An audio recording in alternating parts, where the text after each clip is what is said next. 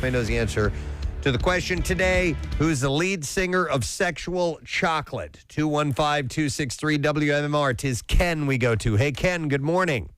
Good morning, Preston. How you doing? Great, buddy. All right, Ken, who's the lead singer of Sexual Chocolate? Randy Watson. He's good. I like him. Yep, hang on, Ken. We're going to give you a pair of tickets for the Philly Pops presents Pops Rocks Let It Be, March 11th at the Kimmel Cultural Campus. And Fab Four's greatest hits will be performed live with the full orchestra. More information and tickets for the March 11th and 13th shows at phillypops.org/let it be. I will be going to that. Yes. So I'm looking forward to that. What? Sexual chocolate. Oh, here we go. They play so fine, don't you agree? Sexual chocolate. They play so fine, don't you agree? I believe the children are our future. Thank you. Teach them well and let them lead the way. Show them all the beauty they possess inside. I love, and you know Eddie does it on purpose. Yeah. He does that little whistle and shine. Show them all the beauty they possess inside. Give them a sense of pride. He is so damn funny. Followed by the, as we think, and Eddie has contended, the first mic drop in history. You're right. Right. You are right. It very well may be. All right. I got some stories to get to. We're going to begin with Bob Saget. So a little bit more on his death. The last time that he was caught on surveillance video, he was seen exiting the elevator on the 9th floor, walking down the long hallway towards the room. Authorities have seen the footage. Have seen the footage. Tell People magazine that nothing seemed out of the ordinary. He showed no sign of distress, and before that, he was talking to people, and everything was fine. He used his key card.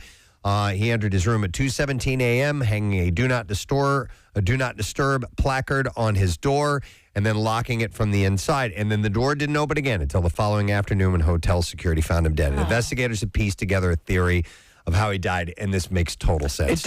It does. Authorities checked the marble and end tables and counters in the bathroom, but found no traces of blood or hair. They now believe that he lost consciousness in the bathroom somehow or another. You know, he might have gotten dizzy, may have just gotten up or whatever. He fell backwards onto the marble floor. He hit his head. They believe that he lost consciousness for a little while. He regained consciousness, and then he just stumbled into bed. Mm-hmm. And then he went to bed, and then he died. That's when it happened. And it was so I could see significant that. enough, but not leaving like... Right. Yeah. And innocuous. And all of a sudden you wake up on the floor and your head hurts and you're like, I got to go lay down. Yeah. You know? And I'm sure that's probably what went through his mind. And then, of course, he expired after. You've had those moments where you get up a little too quickly and oh, yeah. Yeah, you're like, oh. I got to sit down. Yeah. Yeah, but he didn't make it. And Right, He fell and hit his head. So that's terrible news, obviously. But, I mean, it's... You know, I hate to say it, but I'm glad it was that. I mean, as these things started to float around, I knew they were all nonsense pretty much to begin with, but I'm like, oh, who would want to kill Bob Saget? It's ridiculous. Yeah. By the way, the Full House cast is gearing up for a family reunion following his death, and E! News confirmed Thursday that Dave Coulier, Candace Cameron-Bure, Andrea Barber, and Scott Weinger are set to reunite for 90s Con, which will be a 2-day event in Hartford, Connecticut, and that is coming up the March 11th through the 13th. Fans were left baffled after Sean Penn was seen at a press briefing at the presidential office in Kyiv amid the Russian invasion. What? Penn was photographed in Ukraine at a press briefing by the Ukrainian government on Thursday as Russia began a full-scale attack on its neighbor. And as photographs of the Oscar winner circulated on social media, fans shared their surprise. Turns out he was there filming a documentary. And, you know, with all of this looming, and sure enough, it happens. Right. And so he had already been with the government filming stuff. So they had him there. Do you know who his cameraman was? It was Carrot Top. No. Yeah. Oh, that's where he is. That's where he is. Yeah.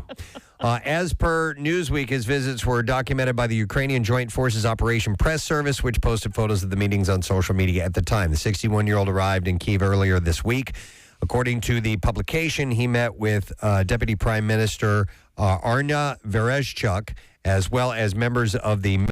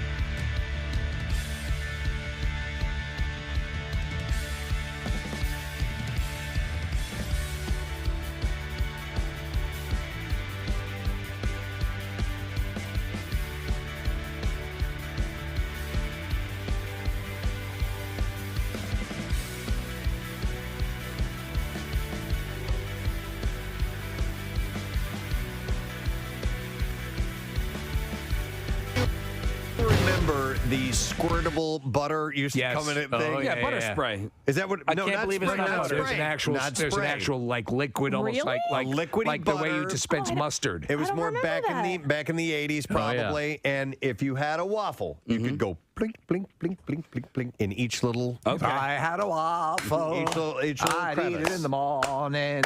I mean, yeah, there do we go, you Parkway. need butter in every little square? You do. If you're like, you're a man. If you're a man. No. Okay. No, I obsess about little things like that. Okay. It's just like weird. So your answer is yes, you do. Yeah, I have a butter memory with Preston that is probably 19 years old. Do you know what it is? Butter memory. Preston, do you remember the butter memory? That's probably 19 years old. 19 years old. You would have, you would have to butter memories. You would have to give me a hint. Me, you, Steve, and Marilyn. Wow. that wraps was it up. Butterfest, Did a show for 1998. 3 years together. Media Court lucky. Diner. Oh, okay. Oh, yeah. Okay. You know the butter memory? Yeah. Oh, well, do tell. So we're sitting there, and it's after we had done a show, and we're having lunch, and there was We're all just getting to know each other, by the way. yeah, we're all Okay. getting to know each other, and so they had a little ramekin full of butter, which is a small dish. And so I guess it was a ball of butter or something like that. And we're just talking, and I just reach out and grab it and just squish it with my hand, just to be outrageous. Provocative. I'm like, ooh, butter. Yeah. And I did that, and he died laughing. I was So. like, what? I wish I would have done that. On That at first sight. That looked fun. Butter memories. But if I owned a diner and I dine in the morning. and I was serving waffles, there would be a special little spray that I would put melted butter in so that you could go. You would keep it like you could even have it as you could have the way you have a mug warmer where your butter could be on it and with the pump so that you could dispense that Now way. it would need to be more like misty, Like a you know? like a fire hose. No, like Like you spray would- bottle. like a Okay, spray bottle, like okay. you would Yeah. spray your your indoor plants. like a spritz. I disagree. I think that the butter, like the spray butter, you're lessening the quality of the butter product. And if you're going to have like actual butter, you're going to need to have like a vat of melted butter. This is your diner, so I'm not trying to tell you how to run your business. You open your own I diner know. next door. I'll with do your Build your own regular, goddamn normal, diner. boring pats of I butter. kind of want to work with you, Yeah. like almost like as if I was your therapist, and Yeah. to make you okay with not having butter in every square. Like Bill it's all Paxton's right. I widow know. and So- children have reached a $1 million partial settlement of their wrongful death lawsuit with the anesthesiologist who treated the Big Love star 2 weeks prior to his death.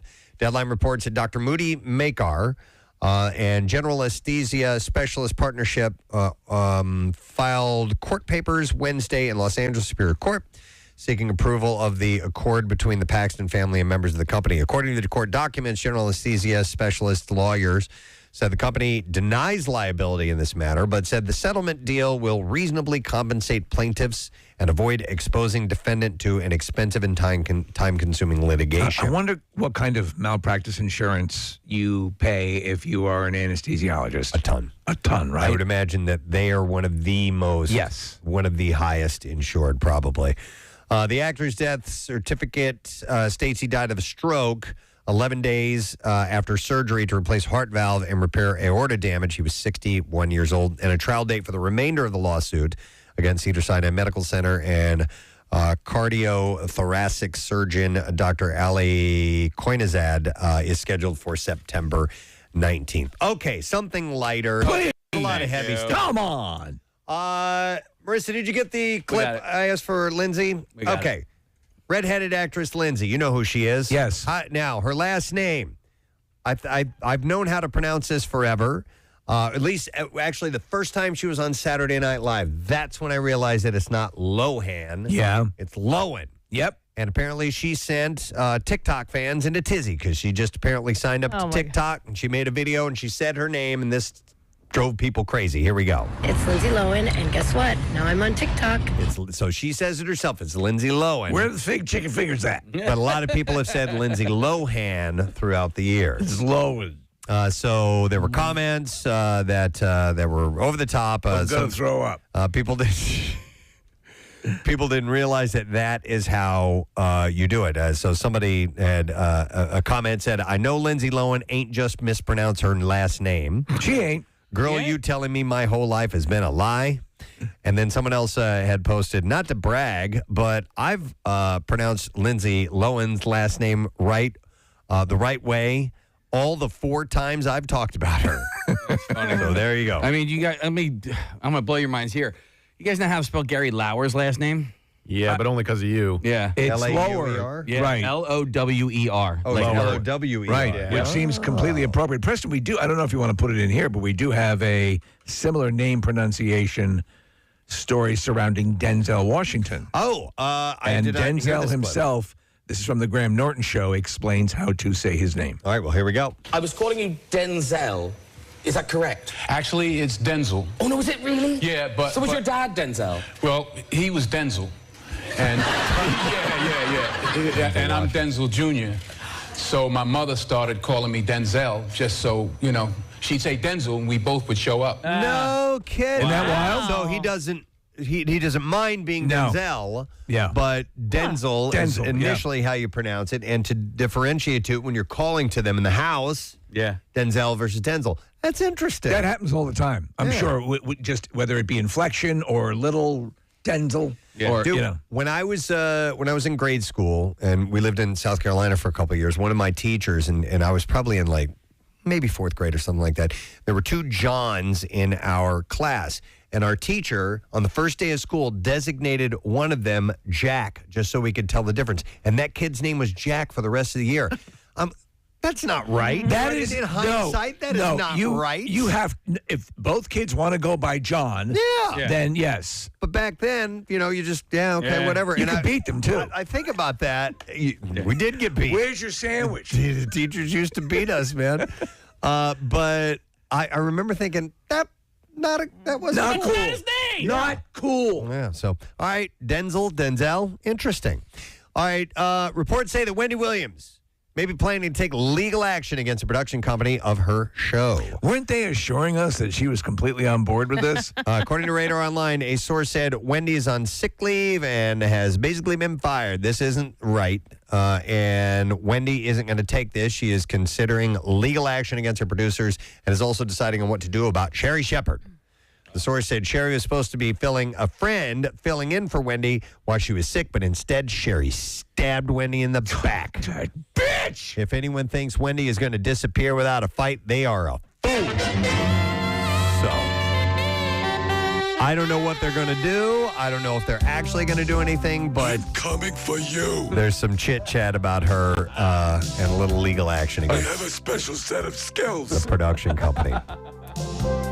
So thieves have stolen over $200,000 worth of props from the set of The Crown, the Netflix show, while the production was shooting nearby. Over 350 items were taken during the That's a heist. lot of stuff to leave with. And that includes a replica Fabergé egg, a grandfather clock, clock face, a dressing table, crystal glassware, and silver and gold candelabras. So what does a replica Fabergé egg go for? That's a good question. Yeah. I don't know. But it was- still $200,000. Yeah.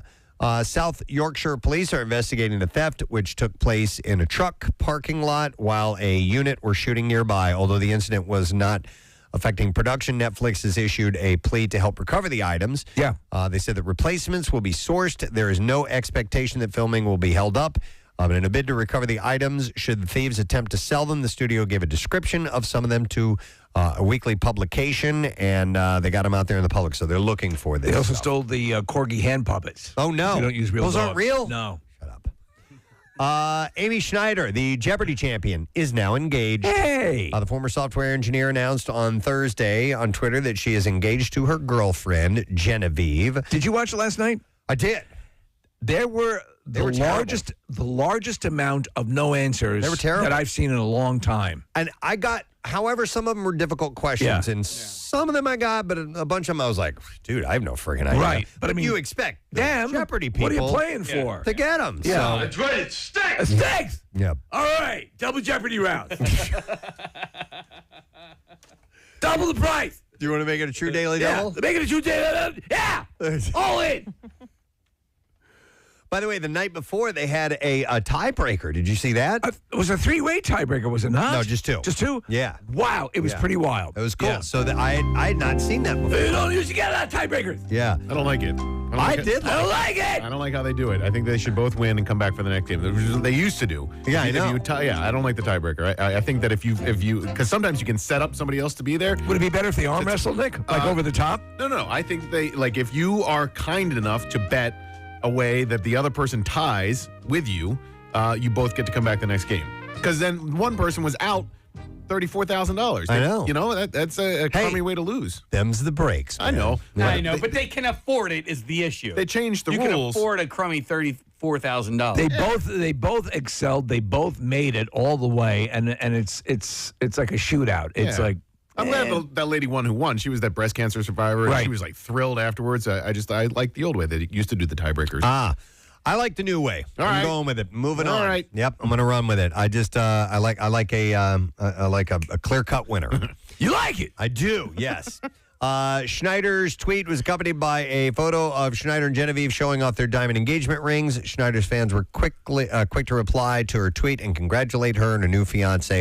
And the news comes less than a month after Schneider announced that she was leaving her day job following her amazing run on Jeopardy. There was a clue last night that had a tie-in to the band Rush, and I can't remember what it was. And there was one like a couple of nights before that I got as well, and it was what the interpretation of Plus ça chante was, and I know that from a song called Circumstances. There you go. And Rush's Twitter account, Yeah. or their Instagram account posted something about it, so I'm hoping they'll post about it today so I can remember. Casey, this story's for you. Yeah, I saw it, man. The Alf franchise will soon be available for streaming later this year. Oh, but there's more. 4 seasons between 1986 and 1990. So what am I missing? They're creating a new series. Oh, they are going to do They're a new rebooting the series. So the story you sent me, Yeah. the page wouldn't load, and I couldn't get Mother it from effer. Variety, and I even Yeah. tried to go on to Variety on my own. So I hell's don't going have, on? I don't have that. I don't have that information here. All right. So do you remember the details? Yeah. So they're going to produce. So not only are they getting all the run of the actual sitcom, the animated series as well is going to start up, and then they're going to reboot the series and start off with like a special extended episode. Okay, so here we go. Nick has this pulled up. Let's see. Apparently, so it includes streaming, original series, blah, blah, blah, and digital media initiatives. This is giving me nothing. Yeah, for as popular as that You got to show- scroll down on that. All right. I didn't know. It was a good puppet. They did a really good job with the puppeteering on that one. Don't you think? So it wasn't a man in a No, it was costume? not. No. But what about when he was like running away and stuff? They had a little like a kid or something. Hold on. Give me this. Sorry, I was talking to Nick. You guys go ahead. The only What's going on? What's going on over there? I'm scrolling through the story. The only person from that show that actually ended up ever having a career either before, during, or after was Ann Mira played the Tanner's mother. You remember or the mother-in-law. dad was in a crack den. Remember they had the pictures of him smoking crack with a whole bunch of dudes? Yeah.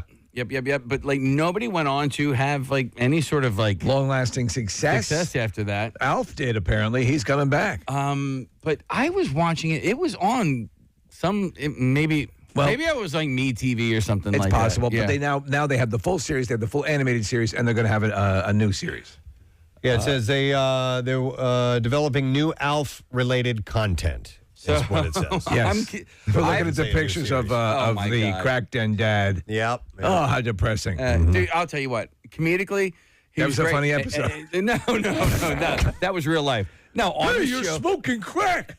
I thought he had great comedic timing with a puppet. I mean, it's really it's probably good. difficult to do that with a with a puppet, but he was really good. All right, we have new movies opening, so we got to get to those now. So let's do it.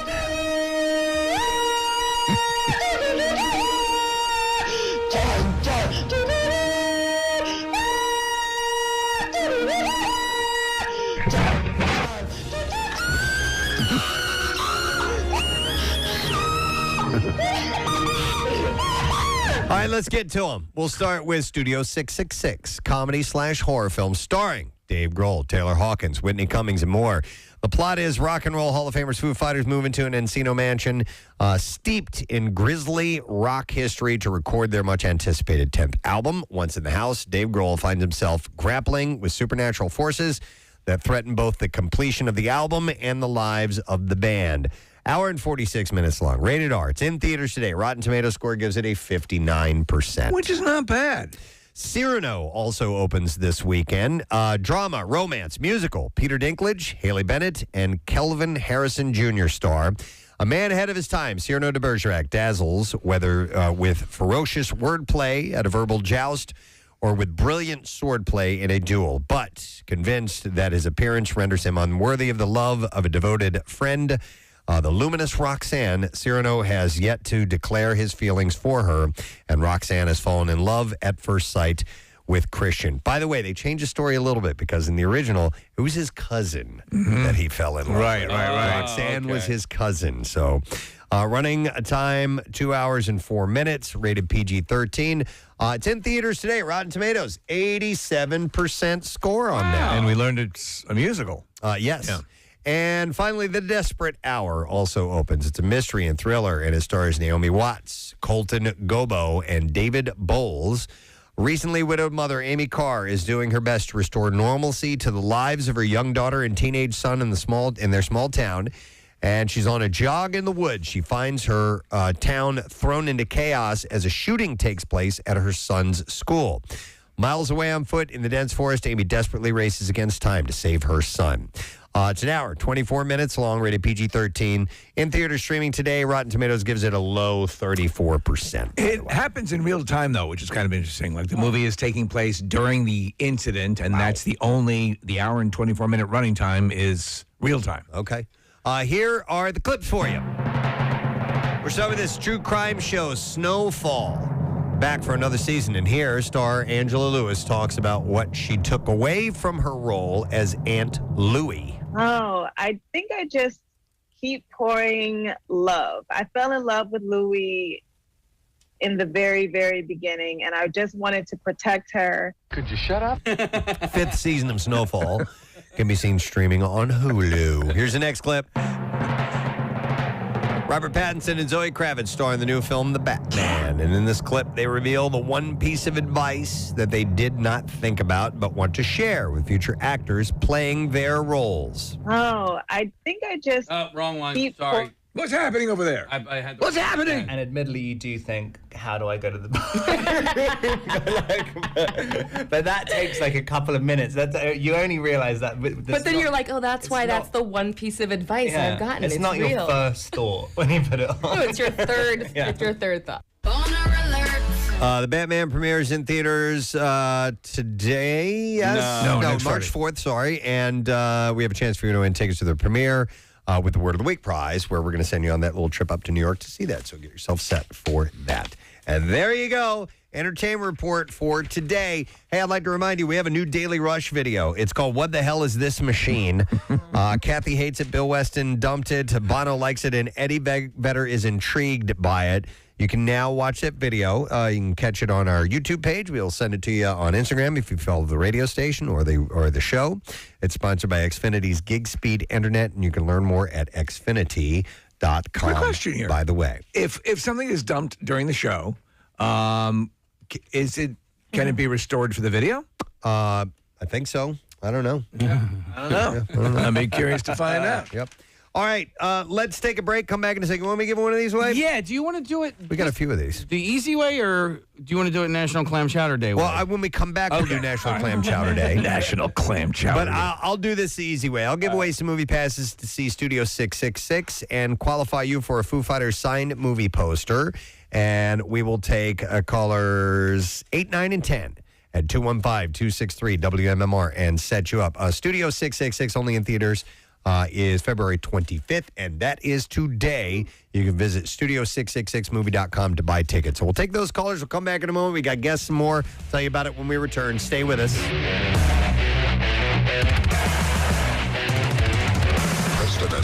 Preston and Steve. On 93.3 WMMR. Ever wondered where to get the part when he realizes he has a problem? Oh, no, I can't even get it together anymore. Every time I go into the diner, I start trembling like crazy.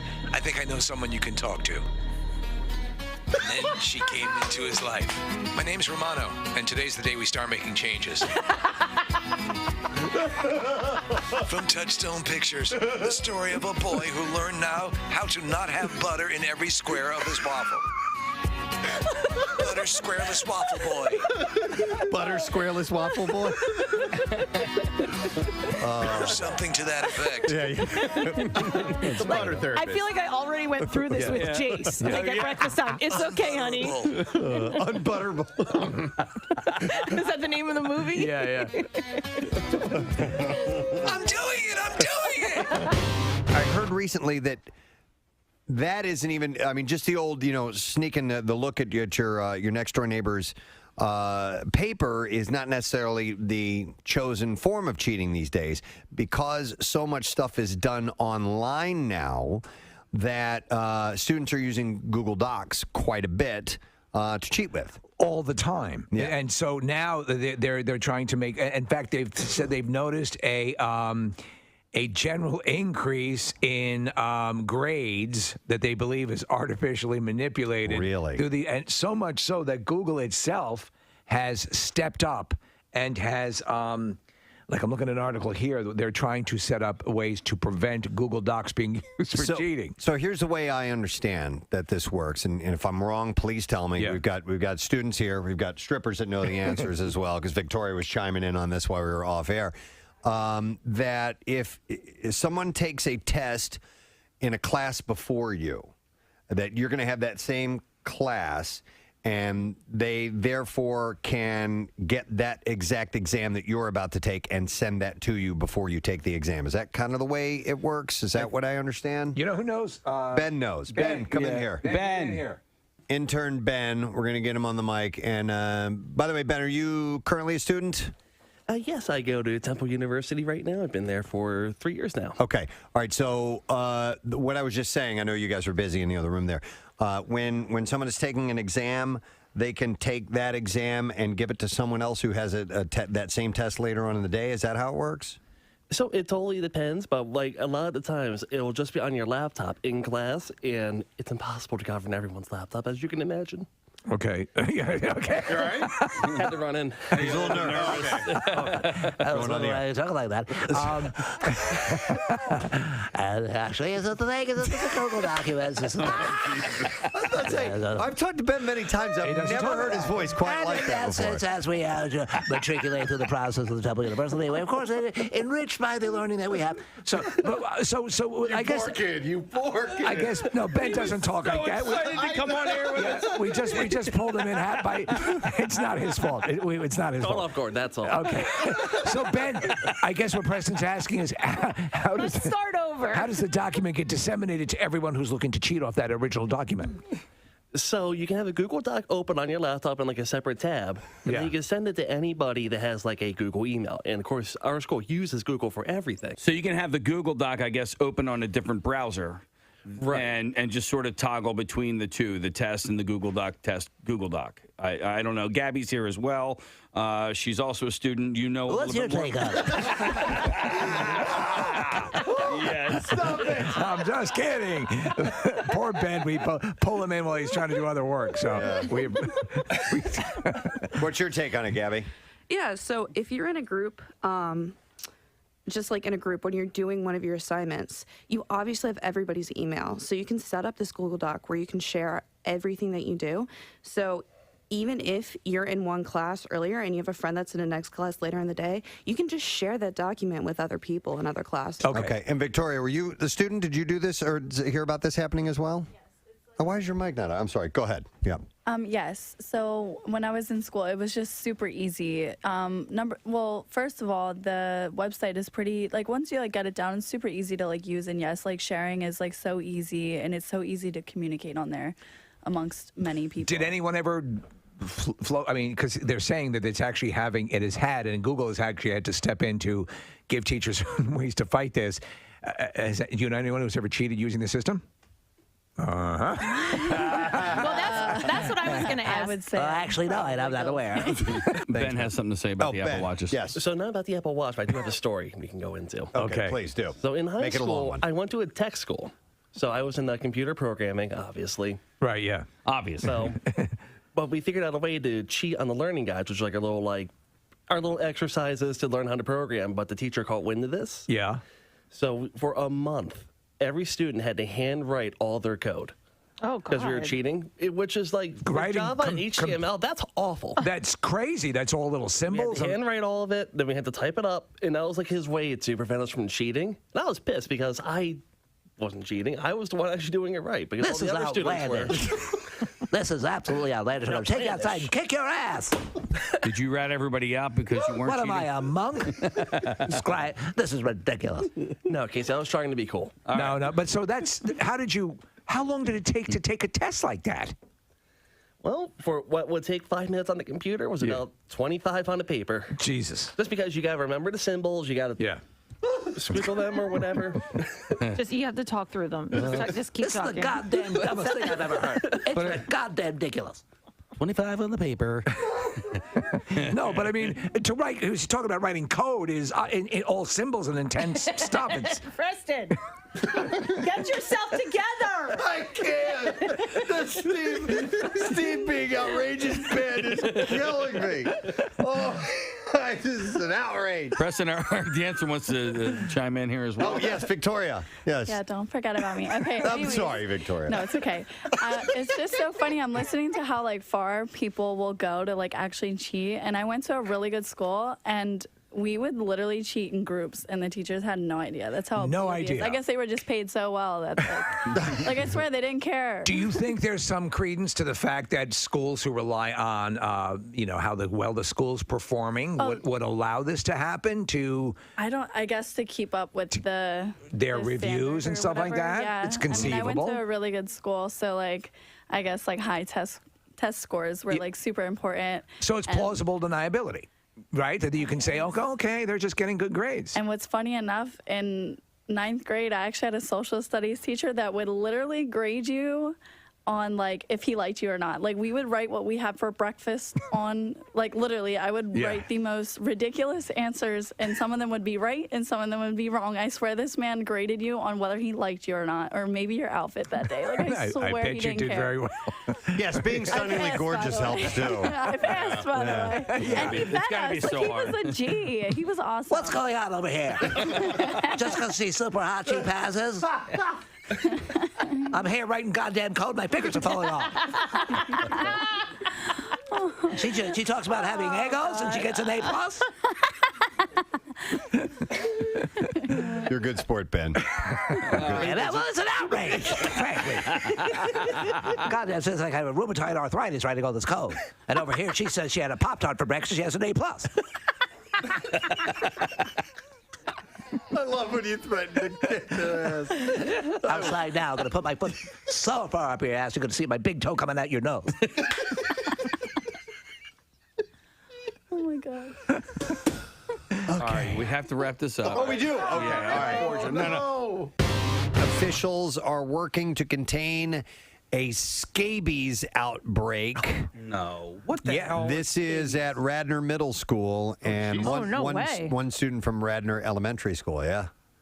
Yep. Scabies. And at least 18 students were diagnosed with the infectious disease. Okay, what is scabies? It's a rash. Okay. Isn't that... Wait, okay. Scabies isn't crabs? Well, it is caused by a mite. A little creature. Okay. But they normally it's not visible to the naked eye. But it's not It's not crabs. It's not, okay. It's not like but crotch do you crabs. get it down there? You can. Yeah. Okay. Yeah. If you're lucky. The scabies will burrow under the skin and lay eggs. Oh, God. An itchy rash consisting of raised tracts, bumps, or blisters may appear on parts of the body, including between fingers, wrists, elbows, armpits, waistline, thighs, and genitalia. Including the nutsack. Yes, probably. Yeah. Well, there all the little crevices and cracks. Yeah. They lay their Ball eggs. sacks are yummy. I remember in high school there was an outbreak in our school, but it was everyone who was getting it down there. Yeah. And so it seems like it's few and far between that we have scabies outbreaks. I always consider that one of those bizarre peripheral things like scurvy and gout. There was the guy that I told you about that wanted to go halfsies on the fleshlight. Oh yeah. And by the way, again, take that in. Nick knows someone who wanted to go halvesies on a fleshlight. Yeah.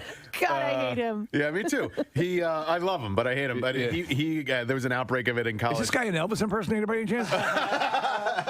No. But he was at the Nationals game last night. But he was in college. He got a scabies, and he got it through sexual contact. And so we would make fun of him incessantly afterwards. And the way that we'd make fun of him was just by saying scabies every time we would walk by. But yeah, he got it through sexual contact with a very dirty girl. Okay, all right. By the way, Steve, you mentioned scurvy. Scurvy, I read the other day, is making a comeback. Of course. It's all the rage. Because of like fasting diets and things like that. Oh, People that's are not, awesome. They're not getting the vitamin C that they need, I what guess. is that? We thought we'd missed out on it, Preston, because we weren't able to take the trip to the New World. Yeah, it's a vitamin C deficiency, and it can make you really, really sick. And like fruit and stuff like that was how you fought it, right? Yep. And leprosy, we learned, is making a comeback. That's where the term limeys came from, is when the English would travel, they would load up all these limes to try and keep scurvy away.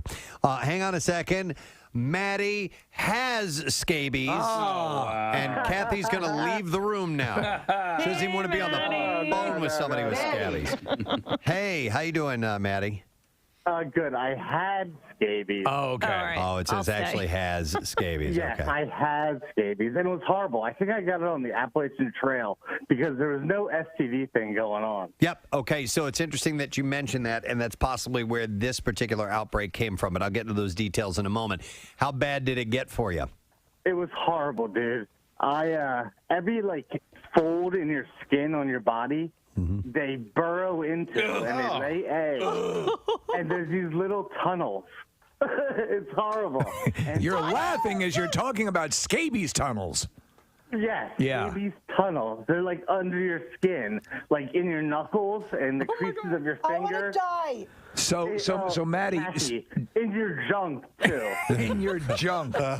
Okay, we're looking at a picture. You're right, Maddie. It says skin condition caused by burrowing mite. And they lay the eggs in there, yeah. They lay the eggs. It was horrible. They gave me this poison that I had to rub all over my body. Yep.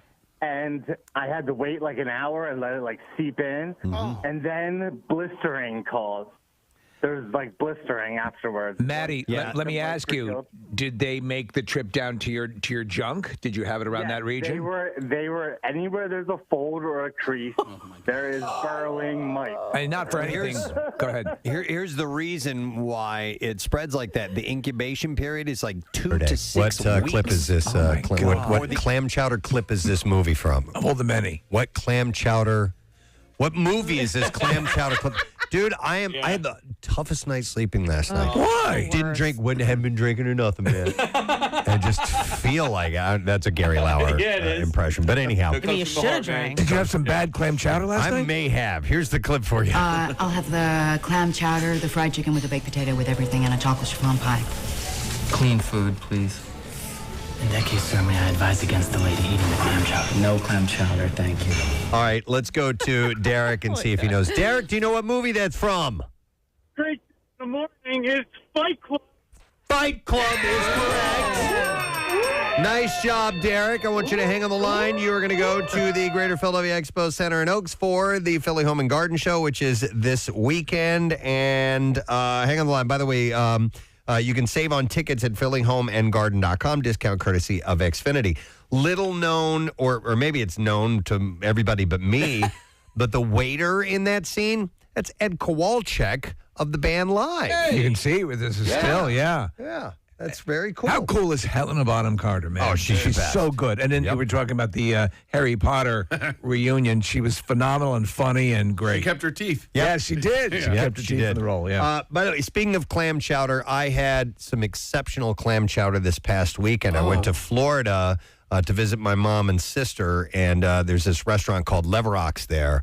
And I get clam chowder only when I know it's going to be good clam chowder. It's fantastic. Do I need to revisit clam chowder? I have not been a fan for years. I don't know if you like the texture. Because you're not like. Are there real chunks of There's clam? clam. I mean, Yeah. in Not good. huge chunks. Which to me Usually is a little sea bit. snot. Yeah, It's but- like chicken noodle soup. You know, there's just a Yes. little bit of chicken in it. Yes. If You it's know? done right. Chicken The noodle place- soup with snot. The place that we went to in Snot soup, please? Chicago.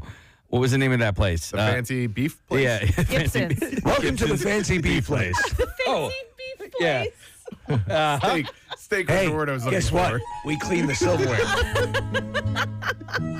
What was the name? It was Gibson's. Gibson's. That was the second blessed? Yeah. Have a blessed meal. Have a blessed New England clam chowder. Second best New England clam chowder I ever had. Best was ever at Abe and Louie's in Boston. In Boston, yeah.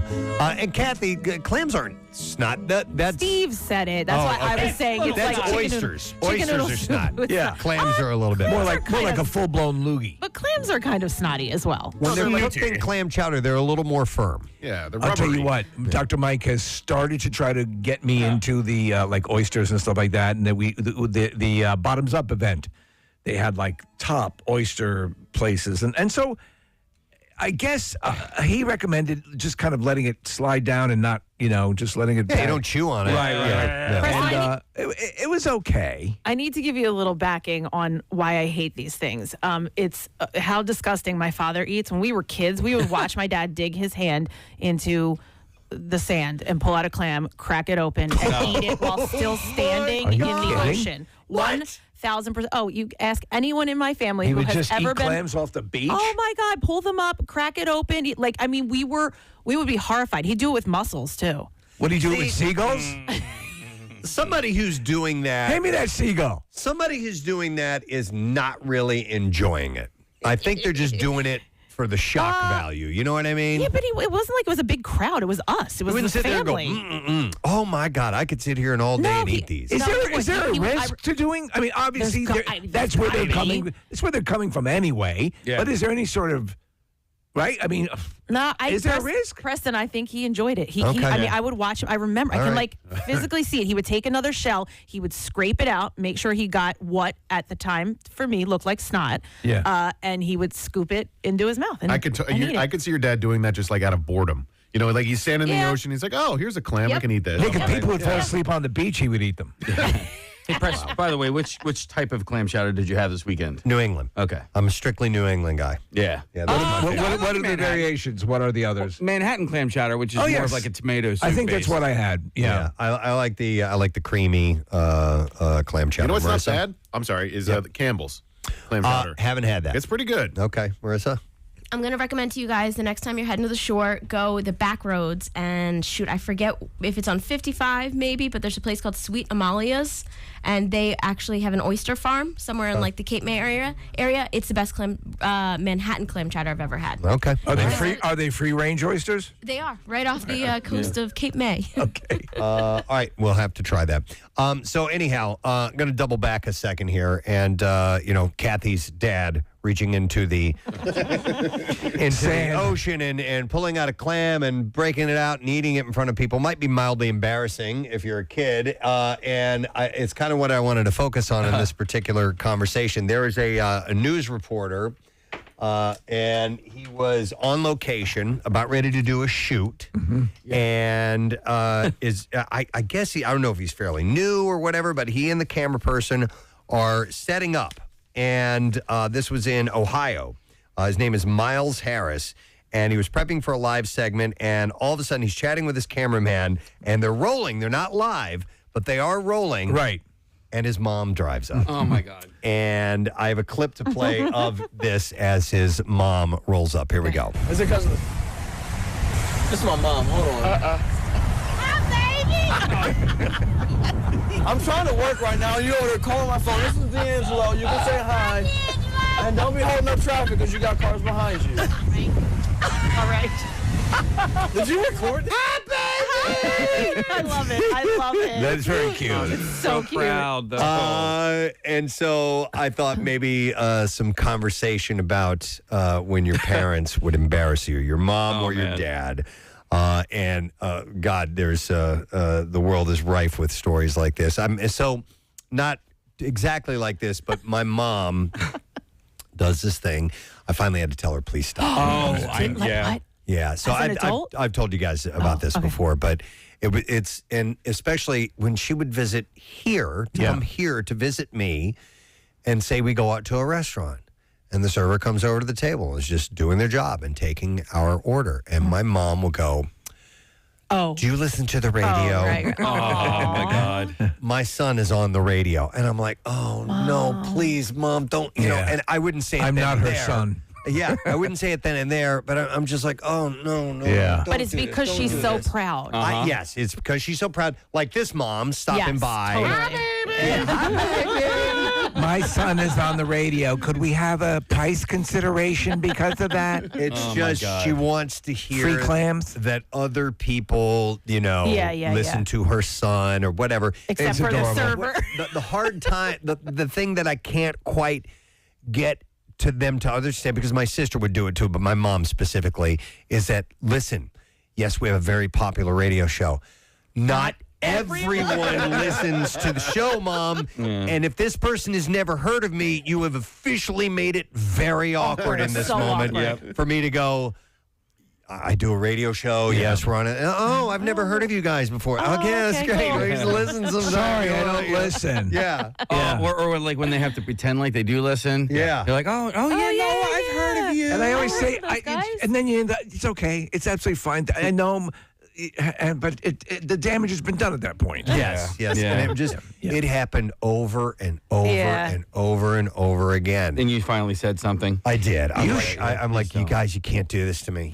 You can't do this to me because it can be very embarrassing. A good way to nip it in the bud is when the waiter comes over, you jump out first and say, I'm going to put my mother in a very bad retirement home.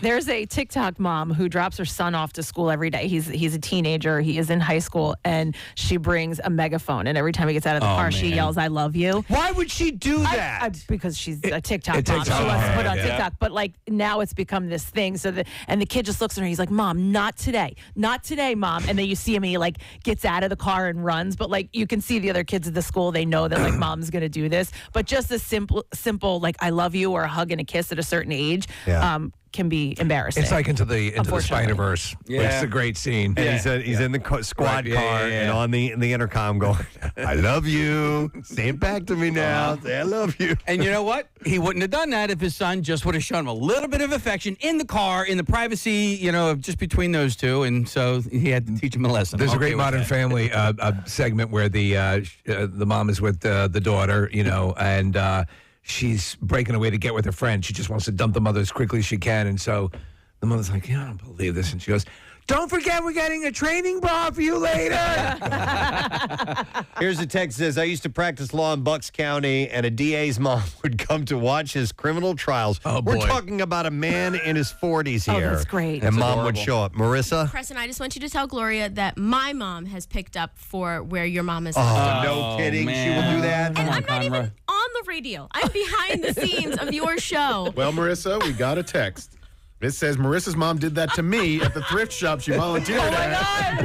It was sweet. That's great. She just has that look and she goes, do you listen to the radio? Oh, Yeah. my daughter works with Preston Elliott. But I will let you know that every mailman, every barista, every person who shopped at the hamper shop, it's no longer open. They listen to this show. So Now, thank you all. Hey, I wouldn't mind as long as I'm not around. If they want to, if my mom wants to do that and set herself out there, that's fine. But when I'm sitting right next to her, it's just like, oh, I'm sorry, I don't listen to that low-grade entertainment. you guys should embrace it. Barbaric, imbecilic show. I'm an NPR person. They might throw that at All you. things considered. Yes. You have to embrace your parents doing that. My mom, remember when my mom said to me one time, like, do you think you'll look for other jobs? I was like, I don't think so. So what, this long into the career, so what is your fallback plan? No, I'm all in on this right now. No, but I will sometimes I'll get, like, she's like, so do you, like, you still like them? Do you you guys all still get along? I'm like, it's been 20 years, Mom. I think we're good. Let me go to... It seems volatile. Let me go to Susan. Hi, Susan. Good morning. Hi, good morning. How are you guys? Great, Susan. What's up? So my mom taught at the high school where I went, but before that she was a sub, and I remember being in 8th grade and walking in, and she was my sub, and at the very start of class, she's like, does anybody know my name? And everyone's quiet, and I'm just, like, mortified. And she's like, how about you, little girl? Do you know my name? I'm like, yes, it's Mom, but you guys should call her Mrs. Freeland.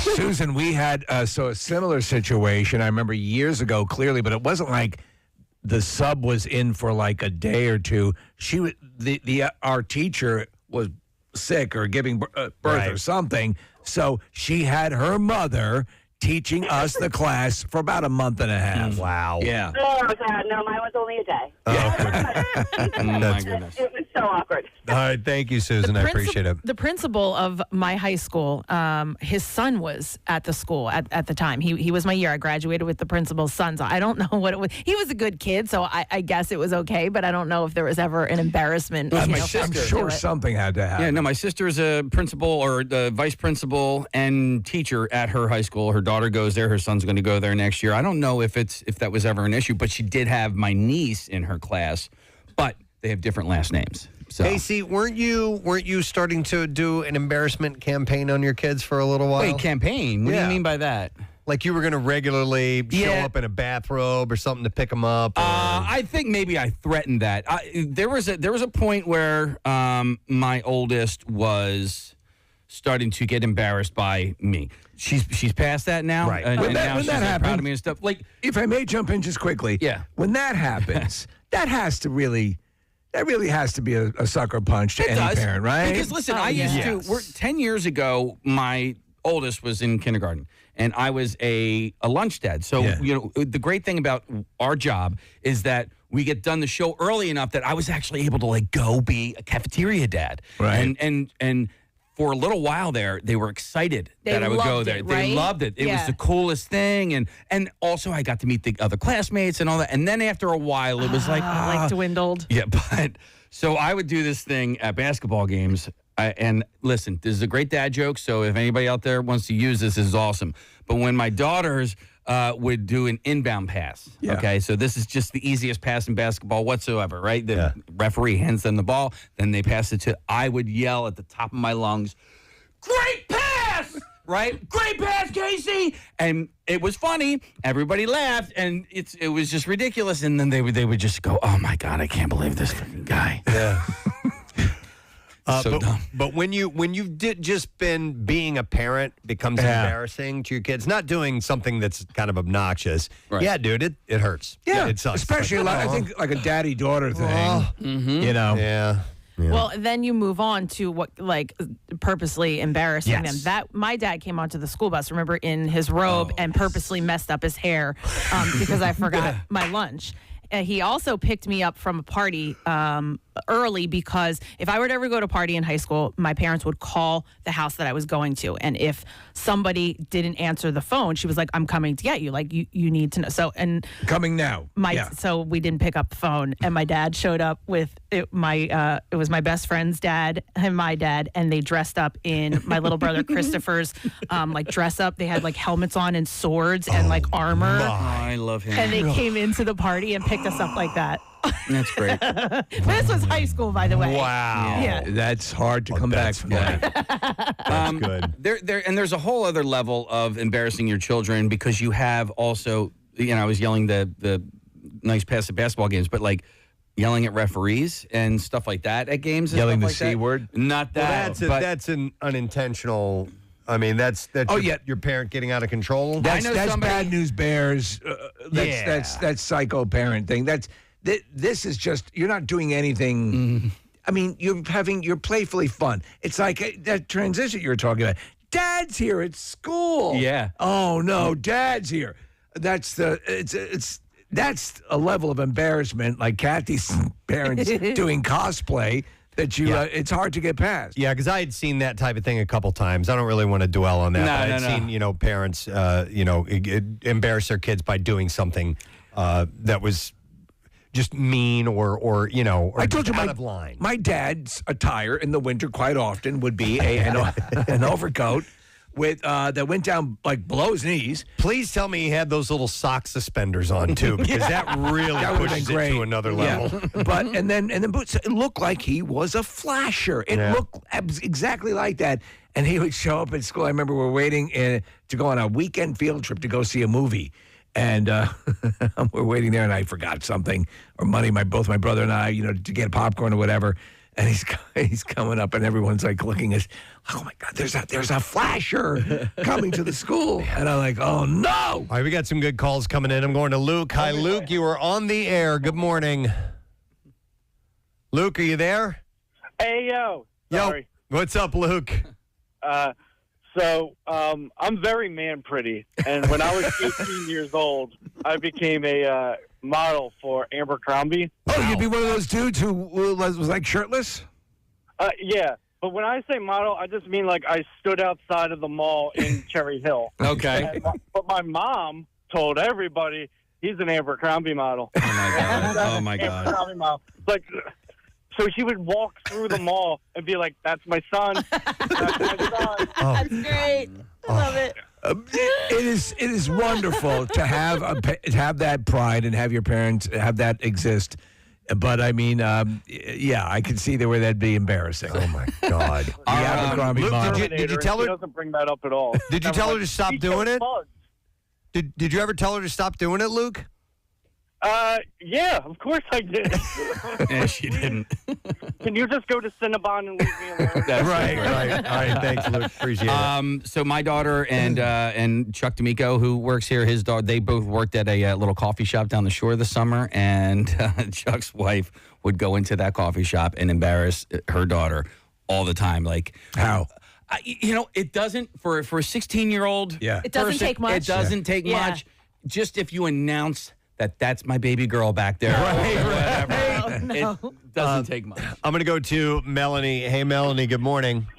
Hey, bitches. Hey, what? What's up, Melanie? Hi.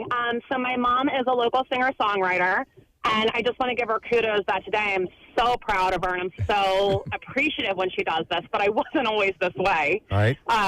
Growing up at some of her shows, she would intentionally pick out songs that were, songs that she'd written for my sisters and I, but she specifically had written me a lullaby that was no mistaken. It was a lullaby. And she would sing it in front of crowds at World Cafe, the Bluebird in Tennessee, like some pretty, known places. Would she Would she point you out in the audience?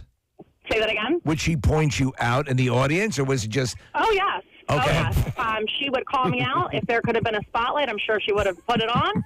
But she would make sure to tell every single person, especially at the end of the night as we left, that, oh, this was my daughter. This is the one I sang about. Is this someone we would know? What's her name, if you don't mind giving it? Yeah, not at all. Her name is Lizanne Knott. I believe her website is lizanneknott.com, and she is phenomenal. I think she is the best singer in the world. I'm so proud of her. But at a certain age, you were like, oh, cut it out, Mom. Oh, it was the worst. Especially it would come up on XPN on the radio sometimes, and, every one of my friends knew about it, so I get phone calls and text messages. Oh, we just heard your mom on the radio. We just heard your lullaby. Oh, that's funny. Nice. With you, right, thanks, Melanie. Are you, and Casey and Nick, and are your kids embarrassed when they hear you on the radio, or see people make a fuss about what? We're not allowed to talk about certain stuff. Yeah, I mean, you kind of respect their privacy to a certain level, but also, I don't know about you, Casey, with your daughter, Casey, but like at 15, my son's friends just don't care. Yeah, I think that like they did Keep it that earlier. way. Well, yeah, like in high school. To them, it doesn't really matter what their parents do. I think that they'll reflect on it later in life, but right now it doesn't seem to impact them one way or the other. My son has a few friends that listen to the show that have been listening to the show for a while. Friends do? Yeah. Oh, because I get friends' parents listen to the show, or teachers listen as to a the result of them being in the car with their parents. I see. They have, and so I was at his school a couple of weekends ago, and the kid because we were there for a play, and the kid that I was getting the tickets from, he's like, oh, I listen to you guys all the time. Nice. And I was like, well, that's pretty cool, and my daughter... That sex harness bit was hilarious. Yeah. And then my daughter's friends are now... and so that's why I think my daughter has sort of come around on it, is that she has friends that are like, hey, that's pretty cool what your dad does. Not like, Yeah. It's also interesting, though, I'm sorry, Kath, because our kids know you guys.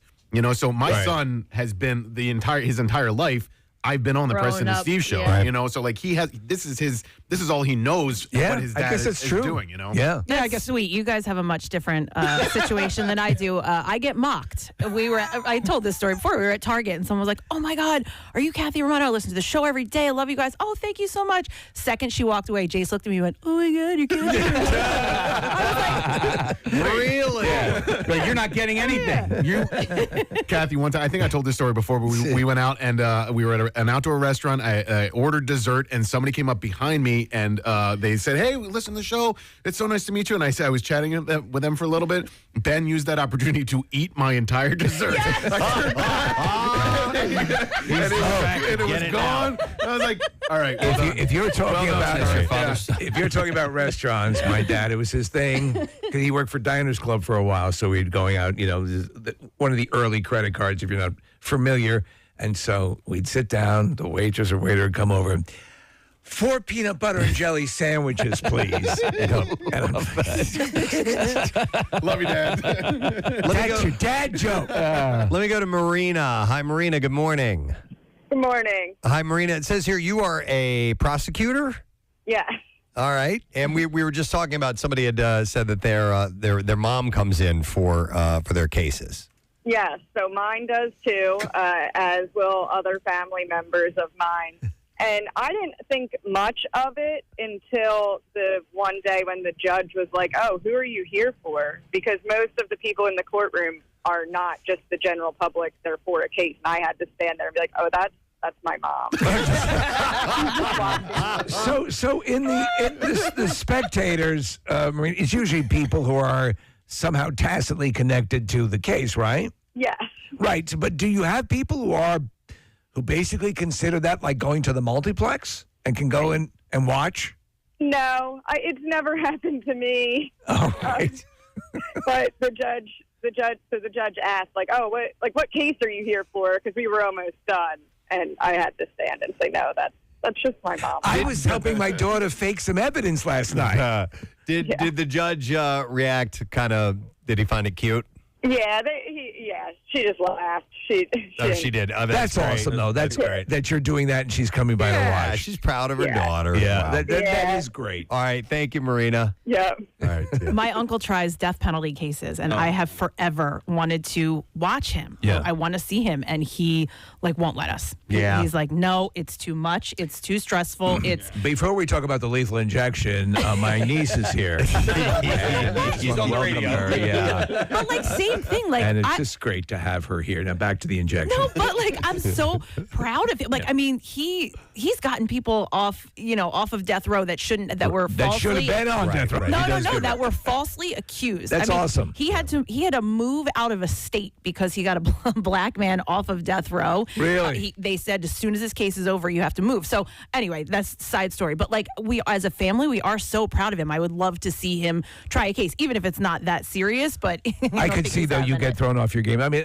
something much less is when you're a performer. When I would do stand-up comedy, my dad saw me a couple times, but when friends or people come down, it throws you off your game a bit. And if someone's life is hanging in the balance, I could see where you don't want to take the risk. I'm going to go to, we're talking about parents embarrassing you. This sounds good. I'm going to go to Debbie. Hey there, Debbie. Good morning.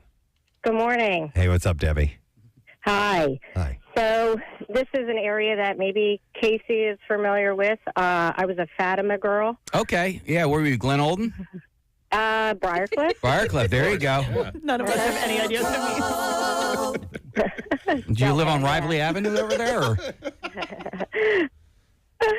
So anyway, back when young teenagers, around 14, my dad was a township commissioner, and every once in a while, he worked with the police closely, and he would every once in a while drive around with the cops in the neighborhood just to check out things. And at 14, we were walking around the neighborhood just hanging out, and there was probably about 25 of us, and the cop car kind of pulled up alongside of us. And you know how the cops have the loudspeaker bullhorn? Yeah, they have a PA. Yeah. Yeah. So the cop announced with all these kids, "Is Debbie here in the crowd?" And I almost died because everyone turned around and looked at me. And then he said, "Debbie, your dad's here in the car. Come over and say hi." And everyone like lost it. Oh, I love it. It's Debbie here. We're looking for. She's on a prostitution charge. I almost died because everyone turned around and just started laughing, and I was just like, oh, I was so embarrassed. And then I was mad. I was like, oh, my God, how could you do this to me? It's hilarious. A teenage It's girl hilarious. and be embarrassed in front of friends. I'll bet you were really pissed off. Oh, my God, I was mad, yeah, because later when my dad came home, and I wasn't even, like, talking to him, and he was like, what are you mad at? I'm like, Dad, that was so embarrassing. He's like, I was just saying hi. I'm like, no. That's so great. Discreet. It's cute. Yeah. All right, Debbie, yeah. thank you. I Debbie, love by that the way, I have two Briarcliff stories. One, I was in love with a Briarcliff girl in high school, and she wouldn't give me the time of day. Look at what you missed out on, baby. Secondly, I broke my wrist in Briarcliff as well when I was in college. Oh. Okay. There you go. Maybe you and your parents can all get together and you can chat This about it. morning, a revelation on the Preston and Steve show as Casey revealed he broke his wrist. It was a bad one, too, man. He says it was a bad one. I'm going to go to Brian for another call, and we'll stay on topic here. Hey, Brian, good morning. Good morning, it. Good morning, it. What's up, my man? So when I was about 15 years old, like the once a month where Dad wasn't working 90 hours that week, he would drop you off at school. Mm-hmm. I'm 15. He would roll down the window and yell, "Hey, Bri, you forgot to give me a kiss goodbye." That's so great. And would you just turn around and flip him off, or what would you do? I would like awkwardly laugh and then walk away. And then I'd get home that day from school and he's sitting there laughing his ass off still about it. And I'm like, I'm going to get you back one of these days.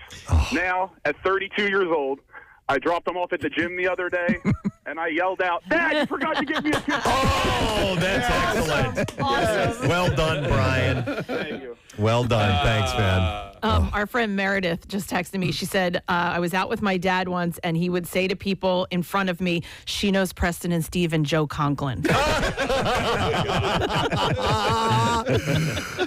that's great. funny. All right, Craig Lagans is on the line. Yo, Craig, good morning. What up, white folks? Hey, man, how you doing? I'm fine, thank you. One of the things my mother loved to do was she would come to a bookstore where I worked, and not only because she loved books, but she was also there to remind the other customers, if they liked me, that she was the one that got me the job. She was boasting about getting you the job at the bookstore. Yes, I was engaged with one customer because we both liked the same books, and she goes, "Yeah, isn't this great?" Well, this is my son, and I saw him sitting on his ass watching TV for nothing but hours and hours. So I said, "You need to get a job." So I'm on the customer service. That's because of me. That's great. That's awesome. That's funny. All right, thanks, Craig. Have a good weekend, man. We'll see you. Thank you. All right. There was a call up here earlier, and they're not on anymore, but they say that their mom would embarrass them regularly when they would go out to eat, and would talk to the server and tell him, "Oh, he's such a picky eater. He won't," and going on and on about that, like every single time that they would go out to eat. Yeah. And that's just mom's indirect way of nagging at him to try to eat. That's a Beverly something Goldberg, from the series. Yeah. That's exactly how she's depicted. Let me go to Keith. Hey, Keith. Good morning. Good morning, Gadzooks. Gadzooks, buddy. What's up? A few years back, I had run out of some allergy medication, and my father was on the same prescription, so I asked him if I could borrow a few. Oh, no. He obliged and gave me the medication, and I went to work, threw one in my mouth as always, and about 2 hours into my shift, I realized I had a bit of a sinus headache, and I kind of felt lightheaded. And then I called my dad, and I asked him what kind of medicine he gave me, because I told him I wasn't feeling too well, and he just started dying laughing on the phone. That's when he told me that, unbeknownst to me, he gave me some of his new Cialis. Oh, my God. He gave you Cialis. He gave me Cialis. So I went to work, and for pretty much the duration of the afternoon, I had to sit at my desk and ask people to get stuff off the top. You got a boner. Oh, my God. Yeah, that's funny. Yeah, and he laughed about that and brought it up. Talk about a unique way to embarrass your child. I'm going to give him a boner at work. That's a little indirect, but wow. Okay. And for years afterwards, he would still bring up the story and remind people who, in case they had not heard the story. Oh, so he would tell people this story. Okay. Oh, this was one of his crowning achievements. Right. Giving you ED pills. God. Yeah. You have a massive erection. Nice, Keith. Thanks for sharing. We appreciate it. All right, one more, and then we got to take a break. I'm going to go to to Kevin. Hey, Kevin, good morning. Good morning. Yeah. Dear God. By the way, that is a ringtone now? Yep. People were asking about that? Yes. And there's a few other things if you'd You like can it. get the Yoo-Hoo tune and a few other things. What's going on, Kevin? How much? How are you guys? Good. All right, what's your story, bud? So my father used to come down when I was a child, or when I had my friends over, and he used to poop with the door open while smoking a cigarette. Poop with the door smoking a open while cigarette. smoking a cigarette while other kids are there. Yes. You get arrested for that nowadays. Yeah. You're exposing yourself. Wow. Yes. He just didn't Nobody care. cared back then. But, Yeah. And apparently he didn't care either. You know what? My friend's dad used to do that too. Just door open? Door open, Smoking? Smoking a cigarette. Kid door you wide not. open. Bubba He used to do Martin it all was the his time, name. even if my friends weren't there, but. Dude, Really- Kevin, like I also think a lot of guys who went through the military, I'm going right here. You get used to it, in front of other people. Wow. Yep. Did you ever tell him to stop doing that, Kevin? Oh, yeah. Yeah, he didn't care. He didn't care. I've got to poop. Thanks, man. Appreciate it.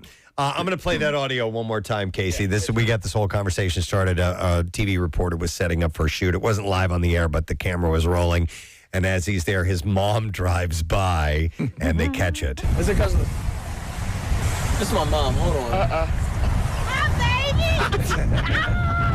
I'm trying to work right now. You over there calling my phone. This is D'Angelo. You can say hi. And don't be holding up traffic because you got cars behind you. I love her. I love her so much. Oh, my gosh. So proud. Yep. All right, well, listen, we're going to take a break. We got some guests joining us. We're going to have Moses Storm is going to be at the Helium Comedy Club this weekend, and Mina Starziak from the show Good Bones will be on because she's going to be at the Philadelphia home and garden show that's going on. Do we have some tickets I can give away Actually, real quick? yeah. They have the winner sheet over there. Yeah, we'll take callers 5 and 6 at 215-263 WMMR, and you will get to go to the home and garden show. And you can save on tickets at phillyhomeandgarden.com. It is at the Greater Philadelphia Expo Center in Oaks. We'll be back in a moment. The doctor in the story said you apply this cream. It's a topical prescription from scalp to toes. Every part of the body. Everywhere, and it burns. And then you have to sleep overnight with it on. They said it needs to be on for 8 to 10 hours for it to work properly. Yeah. Do you have to put it in the butthole? Oh, my God. You put it everywhere, Preston. Okay. Thank you for clearing your throat. Do you have to put it butthole? No, I'm a 40-year-old man, and I had it when I was like 30, and I had to have my mother rub the cream on my back. That's Well, you didn't have to. Yeah, I would have. I mean, can you Like, who else am I going to ask? I don't know. Thanks, Maddie. I appreciate it. Maybe like a girl All right. or wife. Somebody who could put it in your... Mother. I have to go over to my 30-year-old single son and rub ointment in his ass. That is horrifying. Yeah, that's nasty. I did not realize the burrowing was an issue. That that adds a whole other realm of hell to it. I always thought it was a slightly bit more benign, but it does sound very similar to genital crabs. So they said the outbreak was caused by a camping trip that some of the students attended. Oh, they went to Whore Island. The doctor said they all hung out together, which is the typical story for scabies. Some of the kids, we did see a few of them, and that, that most likely it was just because they were all in close contact with each other. They were camping. Oh, yeah. And that's when the whores come in. It's true. So sleeping bags and things of that nature and camping tents, it's a confined space. I've had a few texts come in, and also it looked like a call had been up as well. Were you guys familiar with chiggers? Yeah. Chiggers, yes. Yeah. Growing up I lived in the South for a little while, and we would always warn about, those look like chigger bites. Which were painful. I mean, because you could scratch them until they bled almost. I mean, as a kid, I was just itch so much you wouldn't stop scratching. That's why that park went out of business at Chiggerland. Yeah, no, that's Digger World. Oh, I'm sorry. I'm thinking of. But anyhow, I don't know if they're the same. They're related, I guess. Are they? Yeah, they're also mites. They're just different kind of mites. Chiggers, I always assumed were a little bit bigger. I don't know. Mites, I guess, you can't really see them. No, these ones are called trombiculid mites. Okay. Which are different than the scabies mites. By the way, you know there are little creatures all over your body all the time, Kathy. I right? plan on it. Oh, stop it. Like in your hair follicles. Constantly. Oh, you're crawling in and out of all sorts of orifices. No, not mine. And then, of course, they have to defecate. Right. I mean, they are alive. I mean, and so all over your body, there's little recesses where they're crapping. Right. And then having sex. Interesting. In your own body. Growing up, my dogs would get fleas all the time. Yeah. And it's never been an That's issue from sleeping with dirty dogs. No, but I mean, it's kind of an invasive species. It's incredibly invasive. And once you get it in the house, we had to have our house bombed a couple of times. And because, my one dog, he would just kind of like hop the fence and run the neighborhood. So I don't know where you pick up fleas. Where do you? Anywhere. Any street corner. You should dress like slutty. Nothing quite like Scabby Welts, man. Yeah. That's the old bluegrass singer. His name is Scabby Welts, and he sold more records in Pakistan than Slim Whitman. Hi, I'm Scabby Welts. It's great here to provide you folks with music. Music that'll make you want to scratch. He and Boxcar Willie went out on tour together, so. But he died of scratching himself to death. Yeah. Scabby Welds. You remember Scabby? Yeah. From the good old Order days. now and get a second collection from Pussy Fistula. Oh, my God. Let's see if we can get an answer to our stupid question. Wow. I don't know who's on the phone. I don't know what they have to say. So I think our phone screener's messed up here. So This is Guess the Caller Wednesdays, Preston. It's a new thing. Okay. Hang on now. My phone lines aren't even lit up. I gotta. Okay. Casey has to do what's called retake the board. You need a gun? No, it's a little step process where he has to hit a few buttons. And can I try it? Go for All right, it. let me see here. For it. No, that doesn't work. It doesn't work. So now he's got to do Is this. this because of cleaning? Of course it is. Oh, it is. You touched something. I didn't do the board. Try now, All right. Hi. No. It shows that somebody has them on the line right now. Did Bill Weston do the board? No, Hey, Casey, Robin did the board. Can you talk to them through that? Yeah, I can. Okay, Casey's going to interpret. Ask the person who's on the phone. Hey, WMMR, who's this? John, how you doing, bro? What's your All right. answer, man? What's the question? Ask John. So the angles in a triangle add up to how many degrees? Yeah, how many degrees, bro? Bro. He says 180. Is that right? John's right. Wait, hold the earpiece up to the microphone. Yeah, let's see if we can hear this. All right. Hey, wait. I got to wait for the bells and No, whistles. you'd have to put the other one so we could hear him. Yeah, this one. Yeah, there you go. Hey, John, can you hear me? No, Casey, there. Jesus. Let me try this again. John, can you hear me? John, say something. Can you hear me? No, we can't hear him. Casey's actually holding the handset up to the microphone. He was talking, John. Can you hear I know, him? but we can't. The mic. Yeah, just barely. By the way, I Just think he said his barely. name is Ken. Now, is this John or Ken? He did say Ken. That's why I wasn't answering. All right, listen, Ken. Sammy's got to go. We gotta go. You won. Oh dear God! All right. Give him his goddamn prize. So the answer is 180 degrees. All right. I think we have it. I think it's I have fixed no now. empathy. Hold I on. have no Wait. No, it's not. I just hit the button and nothing happened. It's not.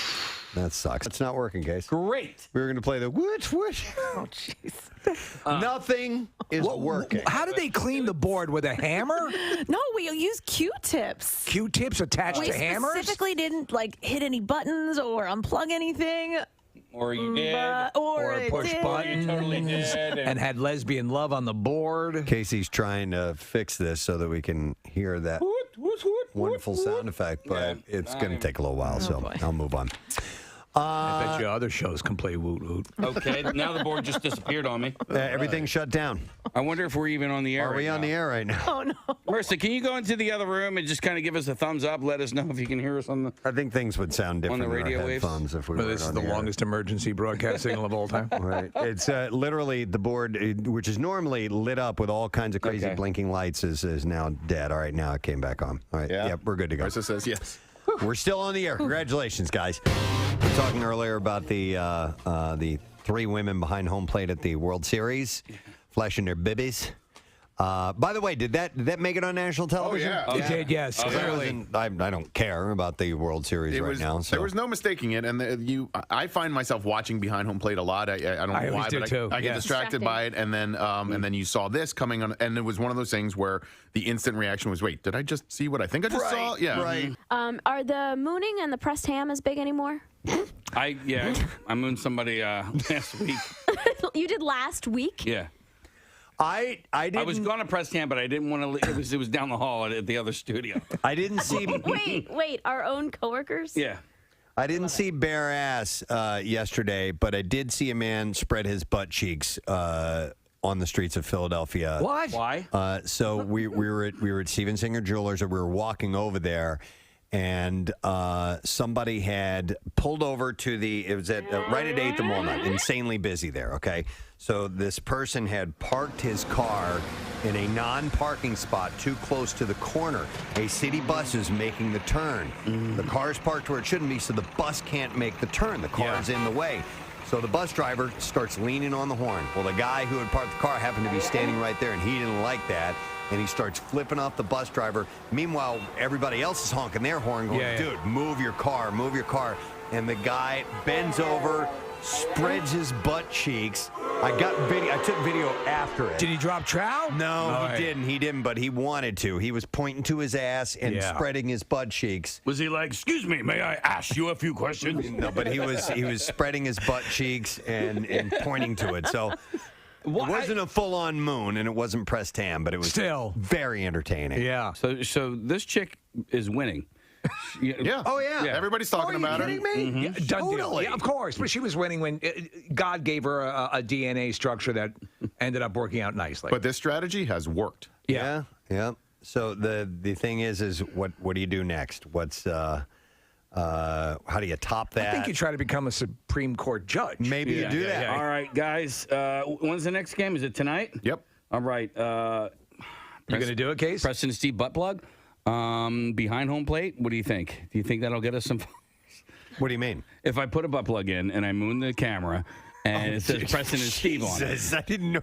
I thought this was a charity thing. I thought it was a charity event. I thought he was talking about promoting a charity. All right, I'll put a can of something up there instead. Yeah. Well, It'll be the Camp Out for Hunger. We say butt plug all the time. How about inserting a mag light? Yeah. I didn't know you were going actual butt plug. No, is it Preston Steve butt? Yeah, I guess you're. No. There's a fan there putting a full police mag light into his butt. You know, the game sure has changed, Ralph. It's for breast cancer. Yeah. You got to get to Houston tonight, Case. It's not in D.C. Sorry. Yeah. Houston, maybe. Well, you see, D.C. would have been doable. Right. All right. How much for a D.C. was viable, but Houston seems extraordinarily difficult. Wait, what did you say? How much for a mag light? No. How much? I may have said that. How much? No. For behind the home plate seats. Oh, I'm sorry. Yeah. Yes, do you carry full-size mag lights like the police use? It's for my butt. You check that, or you buy it when you get to Houston? Like you can buy that when you get to Houston. What's that? Yeah. Oh, it's for Breast Cancer Month. Yeah. Wow. No, I would do it for Camp Out for Hunger. I mean, there you go. That is the obvious. Still abundance. Yeah. Yeah. Wow. So that way, the next time we're up at the award show in Washington. Right. Yeah. They remember, they play little clips. I'm Kelly Ripa, and everyone was moved to tears when Casey put a mag light in his butt. Wow. And said, F hunger in the butt. Those inspiring words are now etched on marble.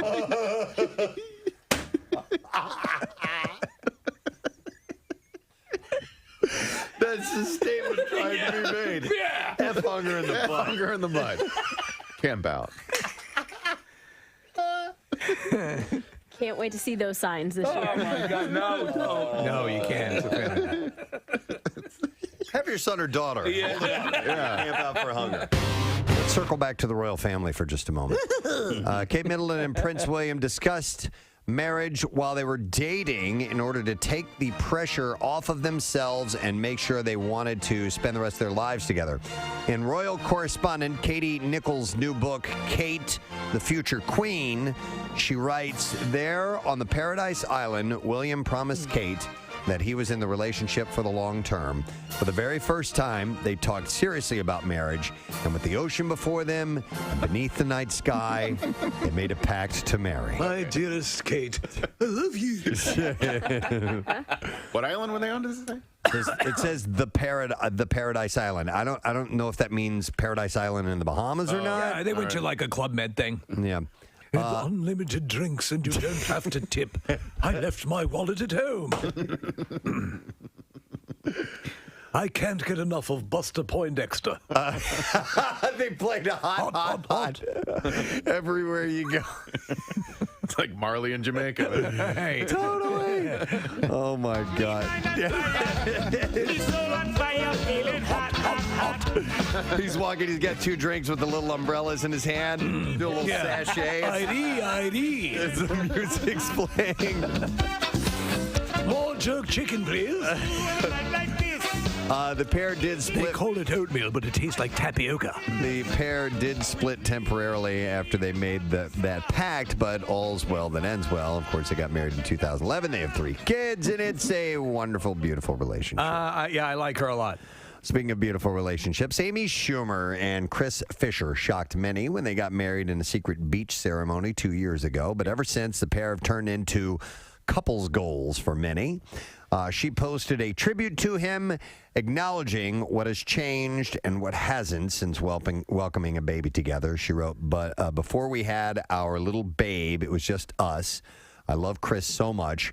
I hope whoever you are with is so kind to you and also drives you. Oh, I hope whoever you are with. Is there some of the shut up? Just improv that you have been known to, become to known as? I haven't heard that in a while. It's been a while. No, I hope whoever you are with. Yes, is there some of the improv that you have been come to known as? From Touchstone Pictures, The King's Speech 2. Is there some of the improv that you have been come to known as?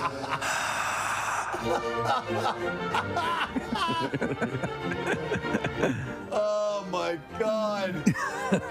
Oh. I love that idea. I absolutely love that idea. Pregnant Meghan Markle's sartorial choices. Yes. These are clothes? Clothing, yes. Okay, sartorial. It's what she likes to eat at the food court. Oh, okay. No. Frequently give fans a double take, generally for their stunning elegance. But some are wagging their fingers at the Duchess of Sussex for the skirt that she chose to wear on the final day of her royal tour of New Zealand, Fiji, and so on. It was a full cooter shot. Well, it was up above her waist. No, it wasn't. She paired a stunning royal blue Givenchy sweater with a sheer blue pleated skirt. So there was some see-through to it. Well, you know what? She has. Oh, wow, yeah.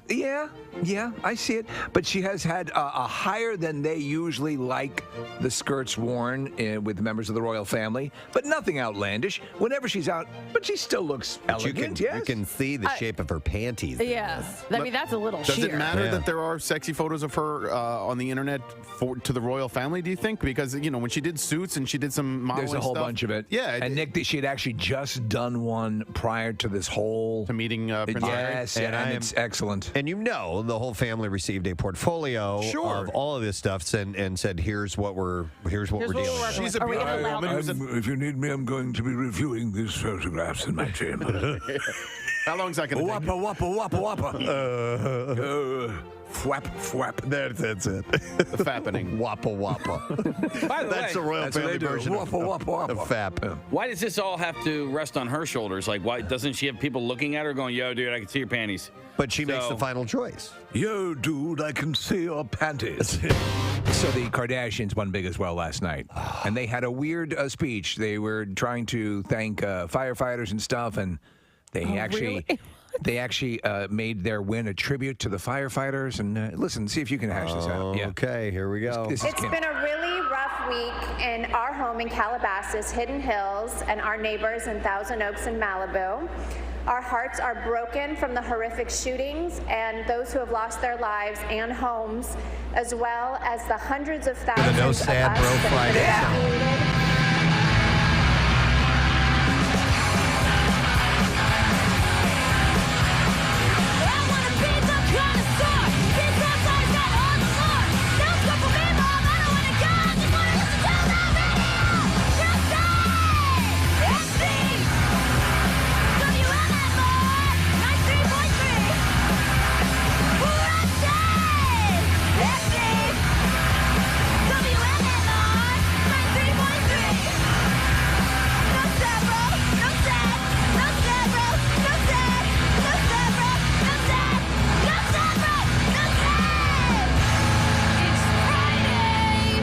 I wish I could scream like that. Ah, it's so good. It does not happen, but thank you, Froggy. Here we go.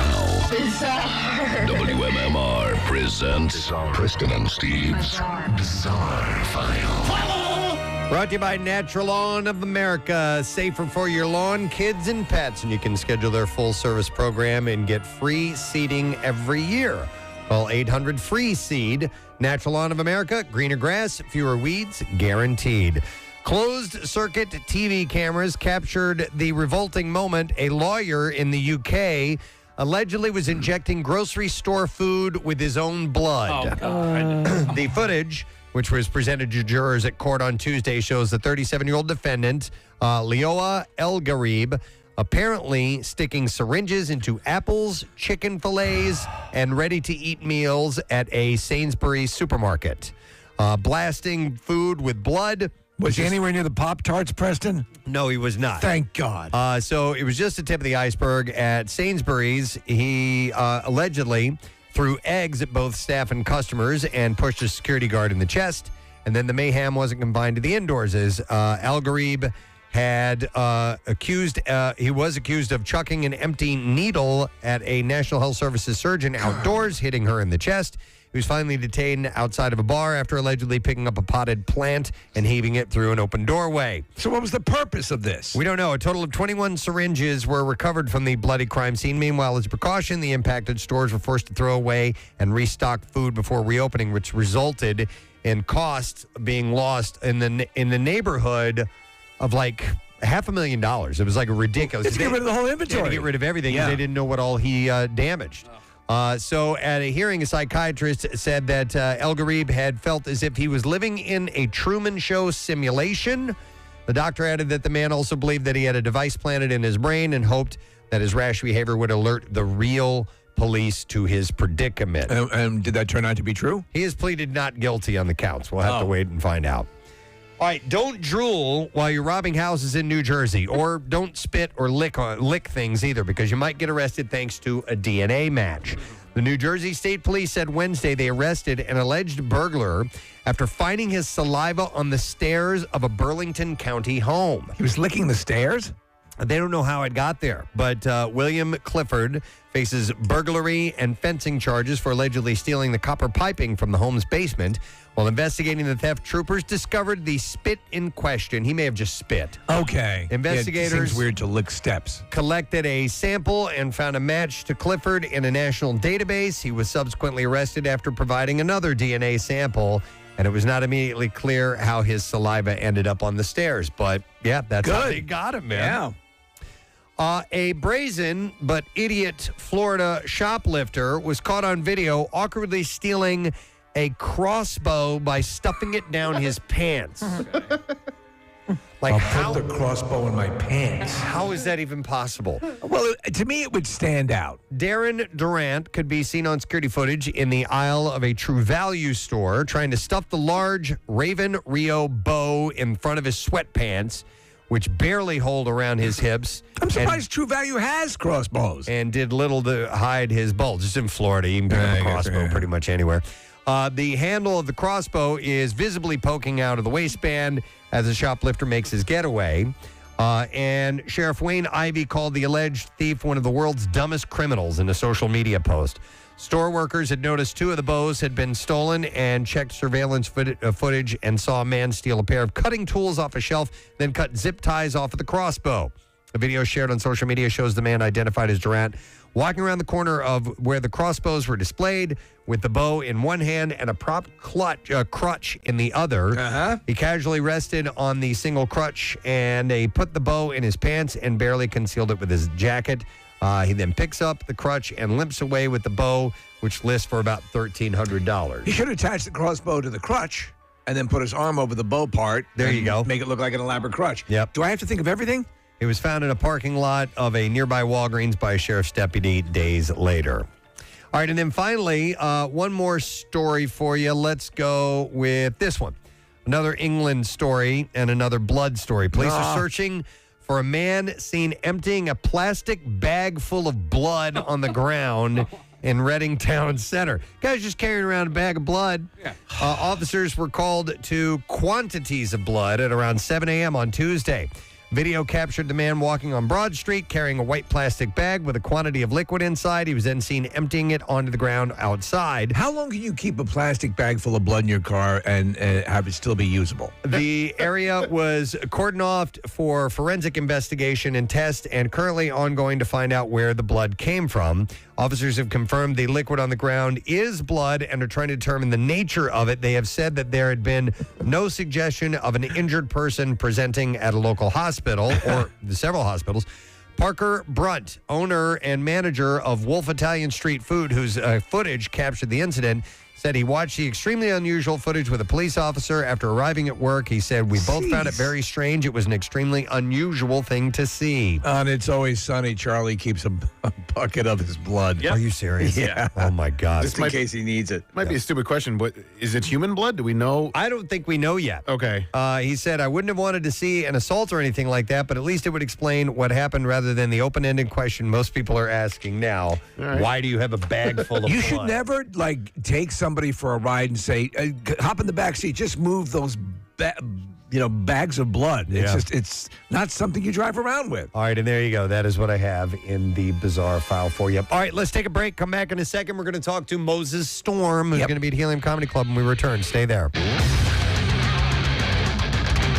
Preston and Steve on 93.3 WMMR. Being an MMR VIP. Wappa Wappa. By the That's way, the royal family version of FAP. Why does this all have to rest on her shoulders? Like, why doesn't she have people looking at her going, yo, dude, I can see your panties? But she makes the final choice. Yo, dude, I can see your panties.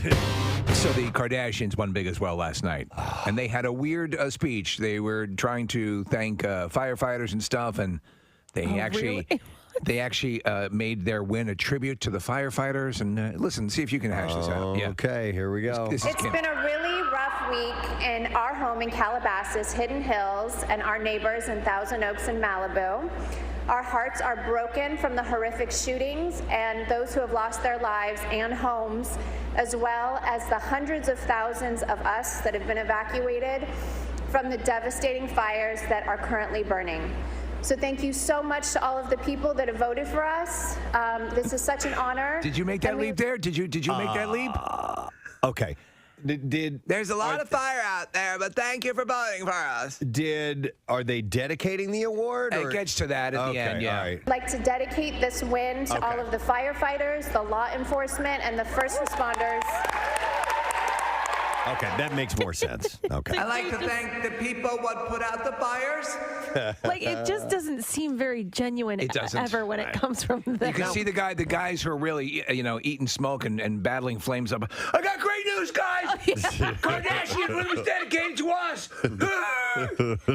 I can just see them sitting around when we win, we should dedicate to somebody so it makes us look good. Listen, I want to tell everyone up there on the mountain, you guys are doing a great job. The Kardashians have donated their win to you on a field source war.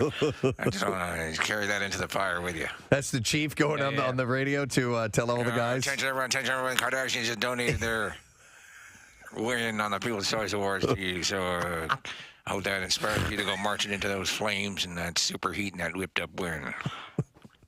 No word on Little Women LA yet. Yeah. No. So the only reason that I might consider something like that is after grooming in my intimate areas, is that the stubble sucks. Prespo, I'm waiting. 1 second, honey. You get a little itchiness for a day or two. So what do you use? When it freshly grows use back an in. electric shaver? Yeah, That's what I use for electric safety. razor. Yeah. And I like to be shorn tightly for that porn look. You know. I just don't. I don't find it hygienic. I don't want to have a knotted. I don't want to look like the Legend of Boggy Creek down there. I only do it like every couple months. Just like, it's getting a little long. So I mean, I do 100 brushes every night. Oh, gross. 1 second. I'm like Marsha Brady with her hair pressed. and the stubble's a bitch, but in the mirror. That's the only thing I might consider. So why I would consider something. Press, you get your dogs groomed? Yeah, we do. All right. So do you have boy dogs? Do you let them do your crotch? Well, because I have 2 male dogs, and they have to like shave their peens and their heinies. Yeah. Which I've like. Did you ask if I avoid the dogs? No. I'm sorry. Okay. No, I was going to say. You get thrown off by the peens and heinies. Do you have a boy or a girl? We or did both? the nails, the teeth, and the peens and heinies. That's the name of the place, Peens and Heinies. Peens and Heinies. If you guys been us on 202, it's called Peens and Heinies. Come on in. By the way, I heard Casey on the phone with his groomer the other day, and he was like, so I've been told when I bring my dog back that he's not too calm and that we need some extra help. I had to get a big dog. I had to go and get sedatives for him. I had to go to the vet. Poor thing. Dude.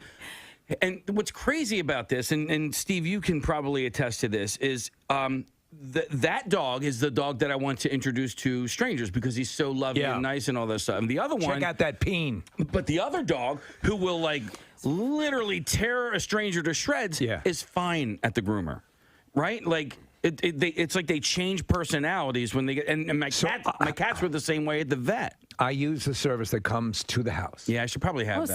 The same lady? It's Avery. Yeah, I used her. She was good. Avery's is great, and they show up, and so the whole deal is they get used to going out of the house, right up, step up into the van, which is parked right by your house, right there, and they get it done because otherwise I don't want to have them have a full-blown seizure. And, man, the peen and hiney is great. My dog is peenless, so it's just hiney. Yeah. My female. Yeah, but so somebody was also telling me that a way to sort of combat that, because it's the hair dryer, is to, like, when he's eating, run a hair dryer next to him while he's eating so he doesn't. I know. He's going to never eat again. Is this the big dog? This is the big dog. Yeah. What's the big dog's name? Reggie. Reggie. Yeah.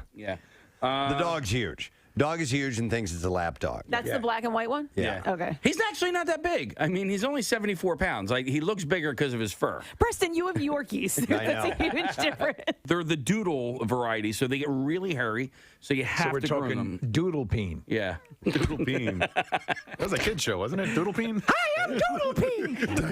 On today's adventure, we teach you how to shave your ass. Shave it real good. Doodle Peen. Showing you how to groom your genitals. Doodle Peen, I have an issue right behind my testicles. Well, it's easy. Use fly strips. And now another adventure with Doodle Peen. Man, it can get awful smelly down there. Oh, my God. Like a filthy whore. Hey, we're going to wrap this up. We got to start wrap it up. We got to Hey, start on kids, the road. tune in next week for another episode of Doodle Peen. All right. With that, we're going to take a break. Kylie Jenner has been hanging out with Drake. Oh, great. A month after her split from Travis This Scott. story keeps coming back. Do you think there's something going on between them, or do you care? I'll give you both questions. Well, I don't care, but most of these stories or most of the comments from quote-unquote sources say that they're just friends. They've known each other for a long time.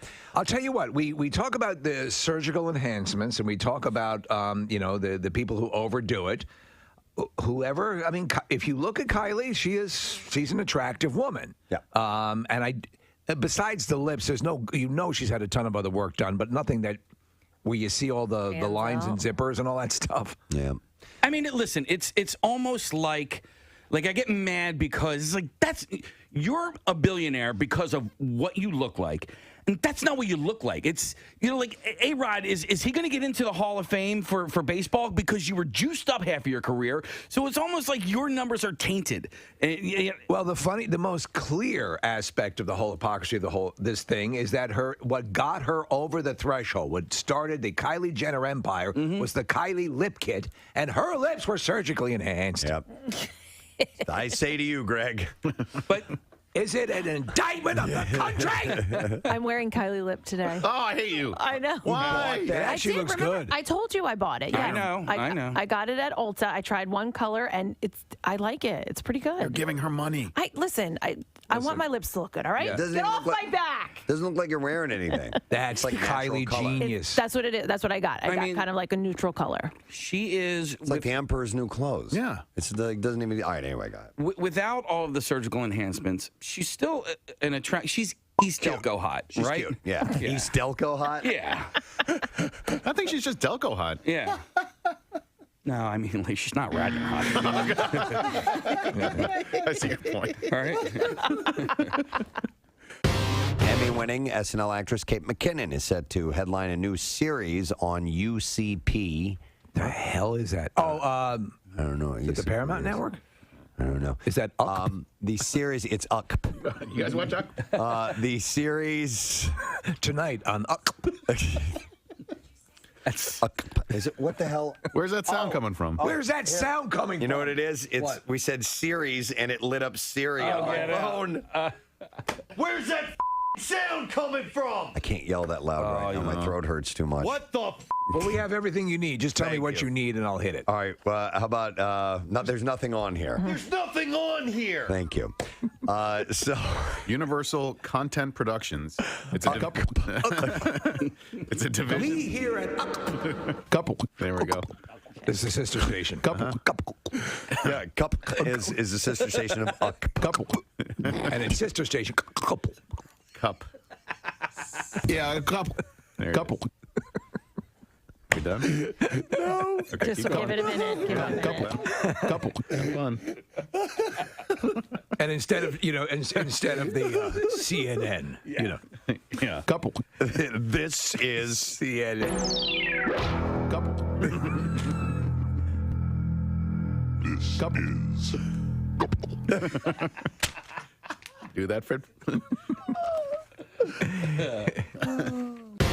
By the way, Shake Shack, Yep. love their burgers, but I might as well eat them while I'm sitting on the toilet because that's how quickly they go through me. just for some particular reason. Yeah. There is Do you get the special sauce? Dude, so He makes a special sauce. I literally ate it one time, and I was driving home. I ate it by Helium. There's one right there.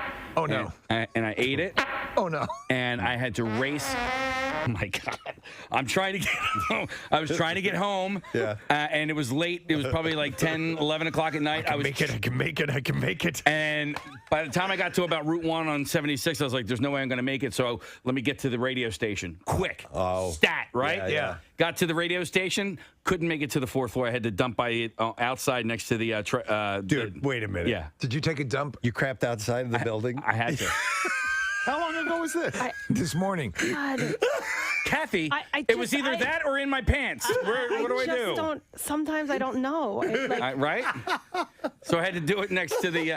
so... Couldn't you at least pick a competing station? Yeah. Well, no, I mean, because I'm also just so open to tell the story. It's amazing. not right away. I had to wait a couple of years before the security footage was deleted. You know? Case- Hey, Kath! More FM's right over there. Right.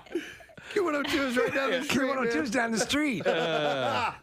He crapped there. Oh my God. The story does get a little bit better. Funny. How? How could it? Ow.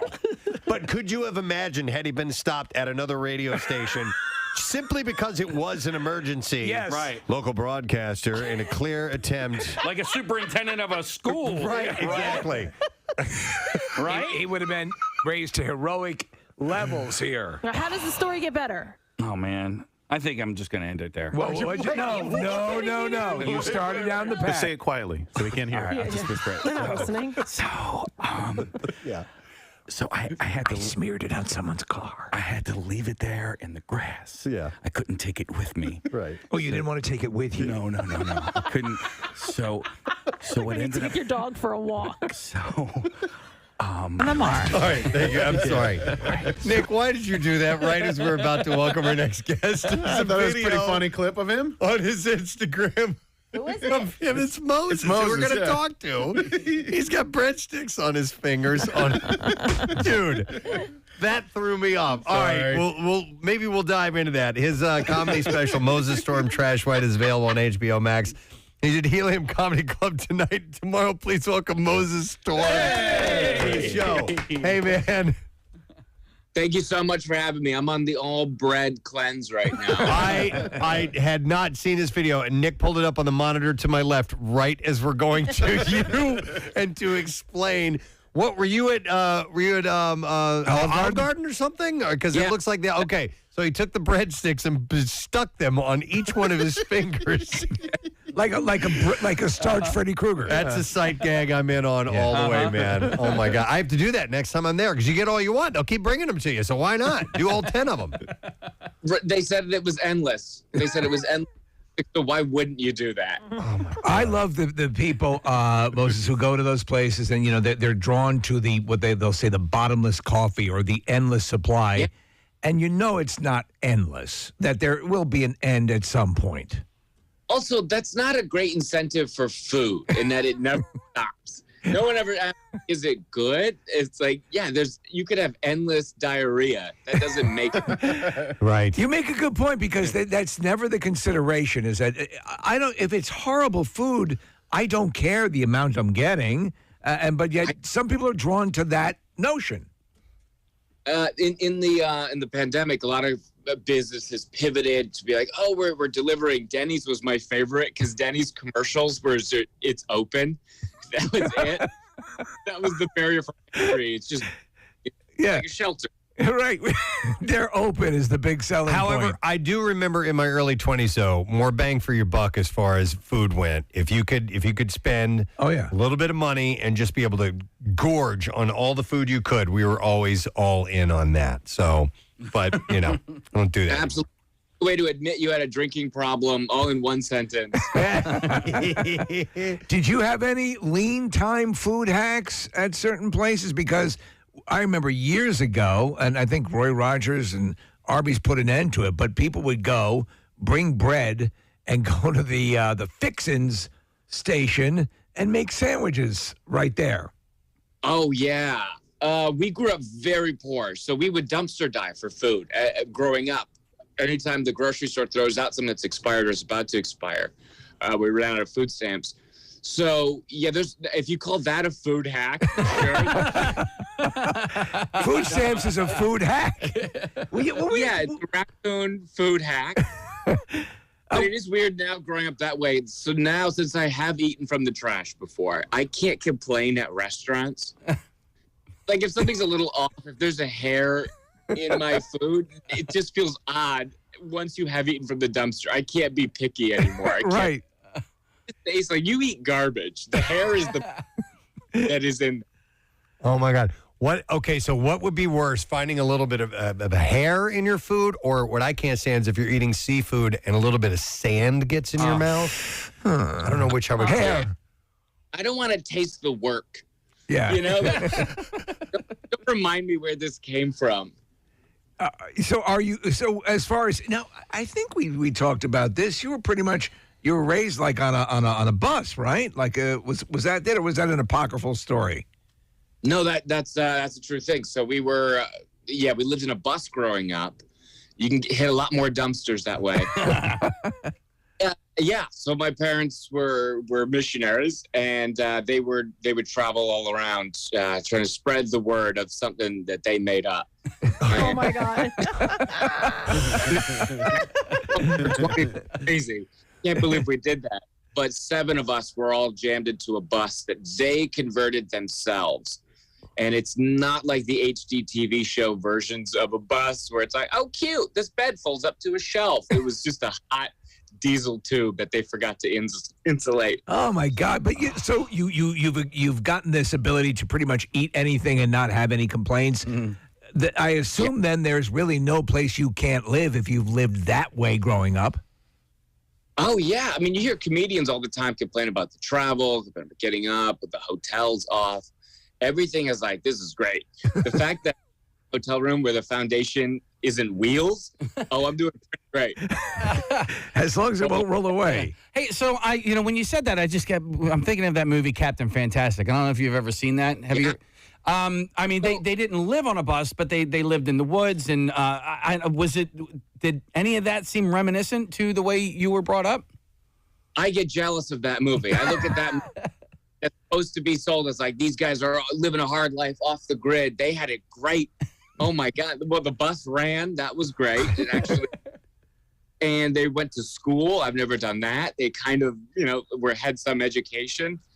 They were foraging. Ours was much more hectic and bouncing around. It was just like someone that shouldn't be in a bus. I think with Captain Fantastic, a great movie that I think 3 of us have seen that. It's me, you, and then the producer. No, man, that was up for like an Oscar. I think a lot of people It's a good movie. A couple people recommended to it. I want to change. Go ahead. All the Oscar movies are movies that no one has watched. That's true. I want to ask, speaking of movies and changing gears a little bit, you're in the Charlie Day movie, El Tonto. Do we know a release date on that? Well, it should be this summer. All I know is I got payment already, and Charlie Day just paid me in a bucket of his blood. Said, "You're gonna need this someday." We don't have that yet, but that was an insane.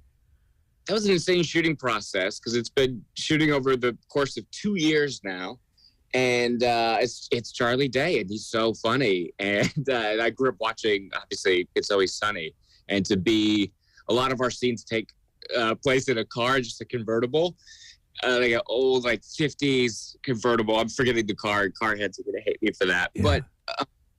Just driving around with him on the streets of Los Angeles filming this movie has been, it feels like a fever dream. I was reading about, and they've had Guillermo del Toro on the show a couple of times, and he talks about directing and the whole thing, and the cast, the amount of cameos in this cast, pretty amazing. Who else did you work with besides Charlie, or was it exclusively with Charlie on the film? No, I mean, so many people. Ken Jeong, Kate Beckinsale. I taught Ray Liotta how to use AirDrop on his phone. We were all in this theater scene together, and I'm pretty sure, it's Ray Liotta. He's a legend, so I'm pretty sure he thought that I was just a production assistant. But he would just hand me the phone, I can't figure this out. And I was like, oh my God, that's the guy from the Chantix commercial.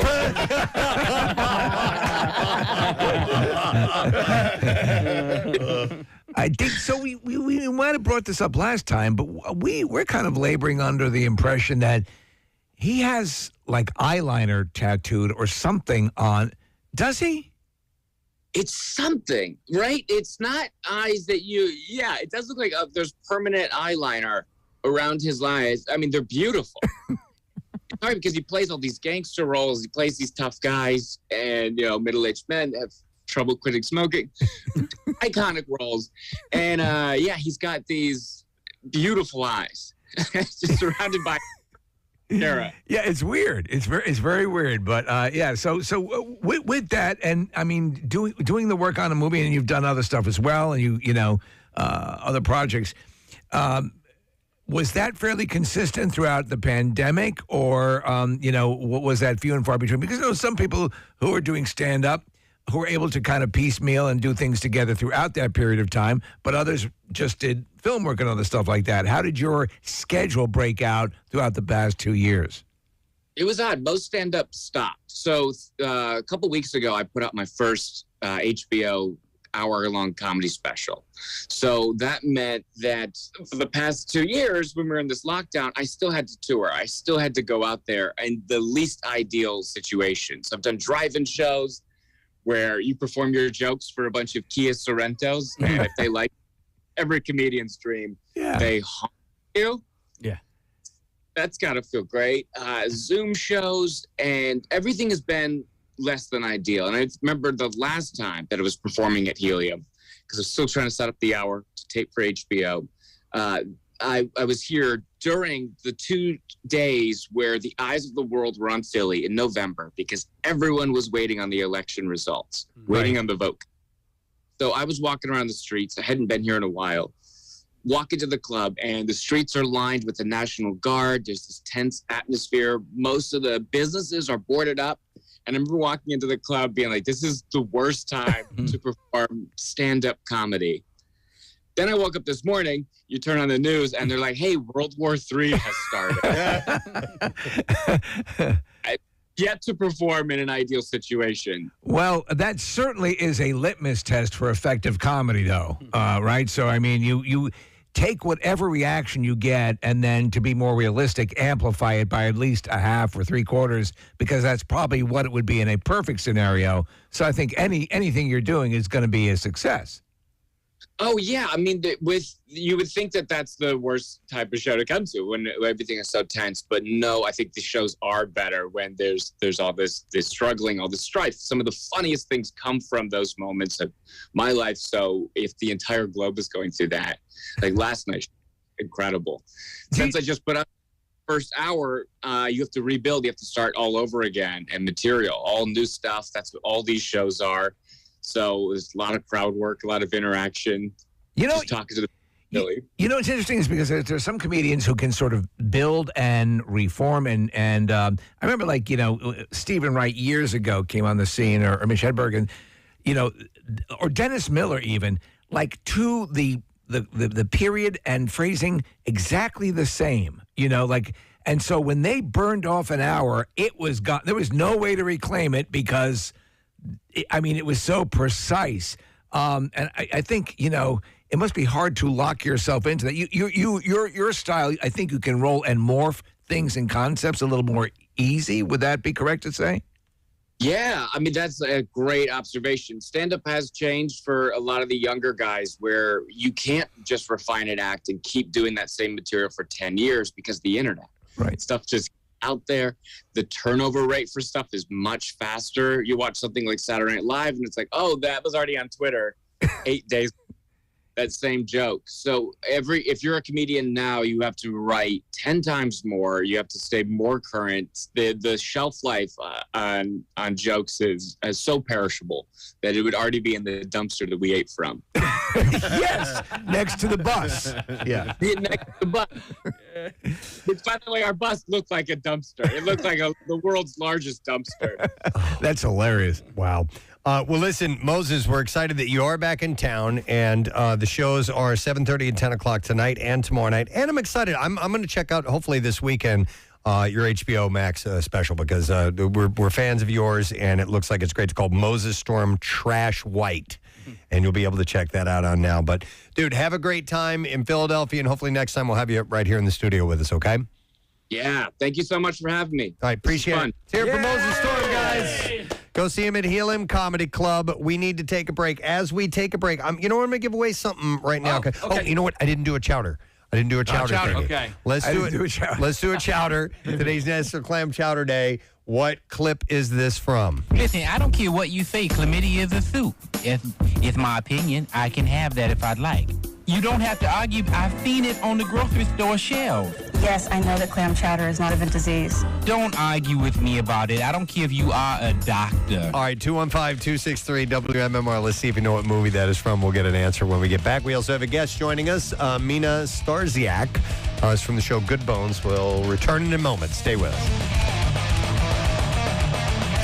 Preston and Steve on 93.3 WMMR. The summer concert season begins. So I had... That was just like a bingo. So I had to luckily I had... Nobody can hear this, right? Right, no, we're good. So luckily I had all these T-shirts in the back of my car. Did you fashion in makeshift underwear? I literally wore a pink T-shirt as underwear on the drive home. Oh, no. It gets better. Okay. So then I'm on my way home and I'm thinking, dude, there is like T-shirts and poop and all this stuff next to the building. All right. So I can't like if security goes and they see that on Monday, they're going to go, well, who pooped here? And look at security. They're going to look at security and they're going to see me like all ashamed, crouching next to my car. So on Monday, I came back to work with a giant trash bag and I had to like collect it all. Oh my God. And then throw it in the dumpster. So he cleaned his spot. Yeah, I cleaned my spot. hate you. I hate me too, Kathy. When I got home, And this was all because of what? freaking Shake Guys. Shack. Oh, Shake Shack. No, not Five Guys. Don't you talk They're bad about- fine. Yeah, they're fine. Where in the building was it? Did this- On the over By at the the loading docks. Well, you unloaded. Yeah, Yeah. I had to go. What's that? Why didn't you come inside? He couldn't get in. I couldn't make it. I couldn't make it. I do. Believe me. I'm not. This is not a proud moment here, Kathy. Yeah. Though you would assume it could have been a proud moment. Yeah. I mean, I'm glad you came back. And that's noble. Yeah. Well, I mean, it wasn't necessarily noble. It was self-preservation. The last thing you wanted is that footage to end up. But what's worse, the footage of you doing it or the footage of you collecting it back up in the bag? They watched both and they were like, okay, Yeah, well, he came back and cleaned. You know, we'll erase this. All right, so you should eat your hamburger upside down. On the toilet. That's what we got. That's all. That's all I noticed. I didn't. There's notice. That's it. I can't top that. No, it ends there. I will not be able like to. a derailing train. Right. So nobody heard that, right? Nobody heard that. So let me go to here and more broken ribs. I have. It says Walper. Is your name Walper? Walter. Honestly, wouldn't you at least say Walper? Is this Judge Wapner calling in? You got a nickname now, Walter. Oh my God! Yeah, you hear what happened to a Whopper. That's not even a mistype. I'm looking at the T and the P are like nowhere near each other on the keyboard. Name's Walper. Let me get that straight. Your actual name is Walter. And what happened to you? So what happened to you, Walter? All right. Well, All right. I've broken my hand. I've fractured all my ribs. Were these fights over your weird name, Walper? It's not my name. His guy's name's Walper. I'm gonna punch you. But at least you got a great nickname today. Walper. Well, hang in there, brother. Okay. From Touchstone Pictures, the inspiring story of a man named Walper. I've seen him. He's got some medical issues, but the worst thing is his name is Walper. And then a young therapist came into his life. Hi, I'm Kathy Romano. We're going to change that P to a T. Simple as that. And then his life turned around. I'm the head of a Fortune 500 company. And I can do the saber dance. That morning show's not making fun of me anymore. Oh, man. A little while back, I had this idea. If we were to cast WMMR, the movie, Yes. who would play who? And we That's went right. down a list of people, and we had people suggest, and we eventually narrowed down the cast of the WMMR movie. What celebrities would play? Exactly. And playing our program director, Bill Weston, John O'Hurley was the overwhelming You were I am- the overwhelming choice. Yes. Well, that's interesting. I was hoping he'd have higher standards. So to understand Bill Weston, he has a bit of your delivery. He is somewhere between Peterman and Ted Knight. So right, and that agreed. would be right, and that would be the deal. So we figured we'd come up. Actually, Steve did come up with some lines that might be indicative of Bill. these are things that he has said in various forms. And we're calling this the Bill Weston story. Soup. There it is. He hates soup. It's a long story. So a lot of this is very inside. Do we have any soap opera music, which would? Yes. Okay. Yeah, perfect. Okay. If you wouldn't mind, give us a couple of Bill Weston lines. That'd be wonderful. Here we go. Okay. Preston, try to refrain from mentioning on air that you occasionally use Band-Aids. It makes you sound privileged. I just saw the most amazing thing while driving in today. Firefighters were collecting donations at various intersections. Is that a Jewish thing?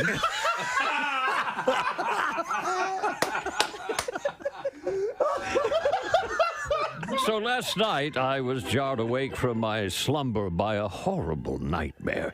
Both Preston and Steve were there in the studio, sitting on horses and eating soup.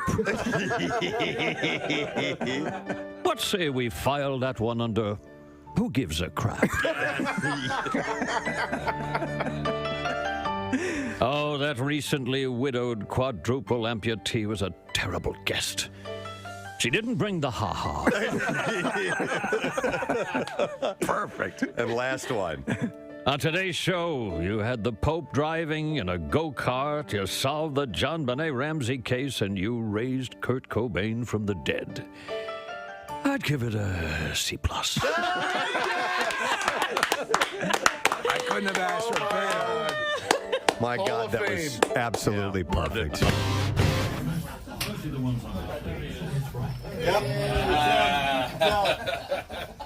I am nothing like that. All of that stuff is taken out of context. My God, it's like looking at It's like, by the way, the interview, I'll give it a B+. B+. No, that was terrific. Thank you very much for playing along with it. Absolutely. I don't know. You really Gold. It's gold, Jerry. It's gold. All right. We're going to have to probably pay a retainer to use that. So no drops. We're not going to use those as drops. But thank you very much. That was a great interview. By the way, who was the singer who did that ghastly song, Pina Colada? Oh, Rupert Everett. Or wait. Rupert Murdoch. Rupert Murdoch. No, it was Rupert. Rupert Everett, wasn't it? I think Not you're the right. guy from Harry No, Rupert Potter? Everett's an actor. Yeah. Who the hell am I thinking of? It's Harry- I'm way off. Oh, don't play it. Oh, it makes me ill. Caught love in this the song. rain. I detest What's his, Rupert every Holmes. second of Holmes. Rupert Everett is the actor. I rarely would beat up on a song. This song makes me want to vomit. Oh, stop it! In the dunes of the Cape. Wait, why do you hate it so much? It's hideous. It's first of all, he says, my lady. You know, my lady. We got some problems with my lady, my old lady. You know, and then I'm going to look in the newspaper and hook up some chick. And This would definitely be yacht rock. The same my lady, and the same chick is hooking up with me that I was trying I'm to just get away surprised from. because it's very Buffett-esque, and It's you not are such a Buffett-esque. huge It's Buffett ghastly. fan. Okay. It's ghastly. Actually, Jimmy Buffett has said this is a perfect song. He has not. He has not. Pierre, it's all I was rock like, and roll. see? Yeah, isn't it all rock and roll? Isn't it all rock and roll? All right. Oh, man. Turn myself against me. Turn. It is about having an affair. Like he's trying to set up an affair, and his wife is trying to set up an affair. Rock and roll. When you listen to the except for lyrics, this crap. it's pretty messed up. All right. That's the great thing about rock and roll. I'll stand. You're into, as long as it's not Rupert Holmes, because that's crap. See, the danger on this program is to reveal any vulnerability, and then it will be immediately seized on by the rest of the masses on the Preston and Steve compound complex, and then, but not just once, they'll save it in that file. And then, when you least expect it, pull it out. Well, you know now this will be something for you for a while. Yes. And then you'll be able. There was a second though Rupert Holmes song. Yes, there was. Besides the Pina Colada song.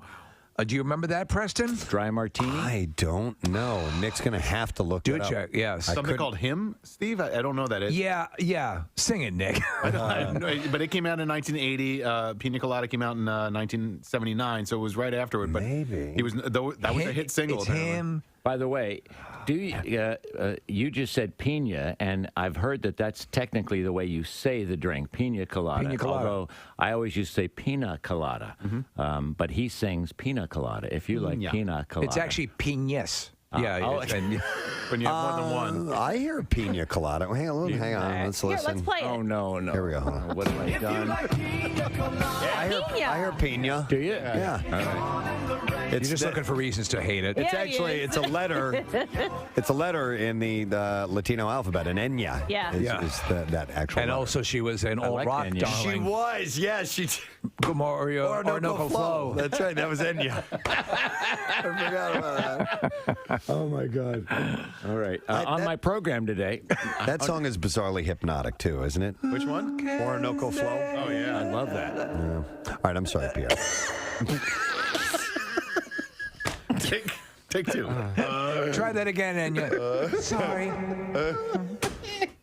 That's rock and roll. That's Orinoco Flow. I like the first one better. One more time. We're going to have to go again. I love that. And they're in the booth telling her she's got... And you can say that again. In the land of peace. Oh my God. Let's do that again, Enya. You don't want to leave it in? I just coughed up a manatee. Oh, God. Someday yodeling's going to come back. It will be. It's all rock and roll. Yeah. It is, yeah. Yodeling is rock and roll. Except for Rupert Holmes, who is the biggest cancer in music. A tumor that needs to be excised. I wish him unending misery. Where did he go? He's on the floor.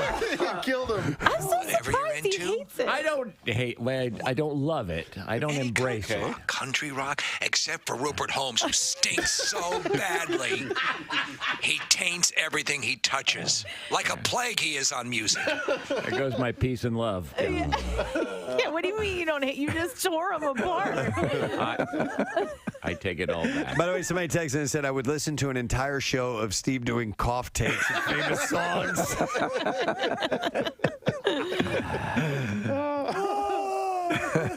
Okay. I'll leave you with one more thing. If you like Rage on and have a great day, gang. We'll see you tomorrow. Bye-bye. Please welcome the one and only Mr. Mickey Hart. Yay! All right. Morning, Okay. Wow, I love the way you did that. Well, thank you. I love the way you're that was really great. You had rhythm. You had rhythm. See? Thank you. You know, Who could ask for anything more? let's get right into that. I love that you love rhythm so much. It's a huge part of your life. It's everything. Yeah, yeah. It's not melody and it's not harmony, but it certainly is rhythm. You were exposed to percussive instruments and rhythm early on. Your dad was well known and well respected. And I wouldn't go that far. He was a musician? He was a musician? Okay. I wouldn't go that far. Oh, really? All right. But he did dabble. Okay. Yeah. All right. More And then, dabble, and then actually. you were working in a you had a job and you were I had a job once. a jazz club Once. Yeah. A long time ago. I can't remember having the last time I had a job. Just thinking, You don't call this a thinking job? of the idea of having to have a job just gives me the willies. I mean, what would I do with the job? Oh my God. You wouldn't be a 9-to-5 guy working the cubicle? No, I doubt it. But if I had to, I would. You would. Yeah, but I don't have to, and I won't. Yeah. But so you don't view what you do as a job? Oh work. no, it's a service. It's a service industry. I mean, that's what music is all about. You know, you provide a place where people can come and have an emotional moment, Right. and and ritualize. So, yeah, I know, and I think it's very profound, and I'm very, what should I say, honored or blessed or whatever you want to call it, to happen to fall into this universe as a percussionist or a drummer. You know, to be able to do that is, But maybe even it's a people. good thing. But people who are maybe in the same situation as you, viewing it as a job, the fact that you don't view it as you view it the way you do.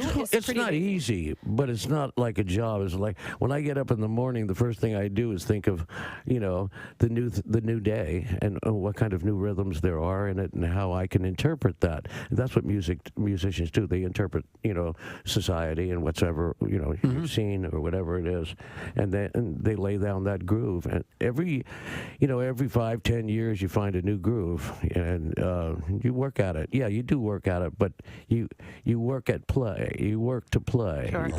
You have to keep your skill up. I play every day 2 to 3 hours. Do you? Absolutely. Yeah. Are you kidding? Absolutely. In order to get up there and do what I do. Yeah. I mean, it's an athletic event. It's not like lounge drumming and stuff. This is the power stuff. Well, speaking of reinventing and finding new grooves, I want to ask you about John Mayer because he's been with the band and touring with you guys for a stretch now. And I think a lot of people initially dismissed him as poppy and not the really great, incredible guitarist that he is. And from my perspective, he seems like the perfect. As you were fit for doing the traffic, band. Kathy, I took a big sip of water, and then before I swallowed it, I banged my elbow really hard. Oh, no. I had a mouthful of water, like.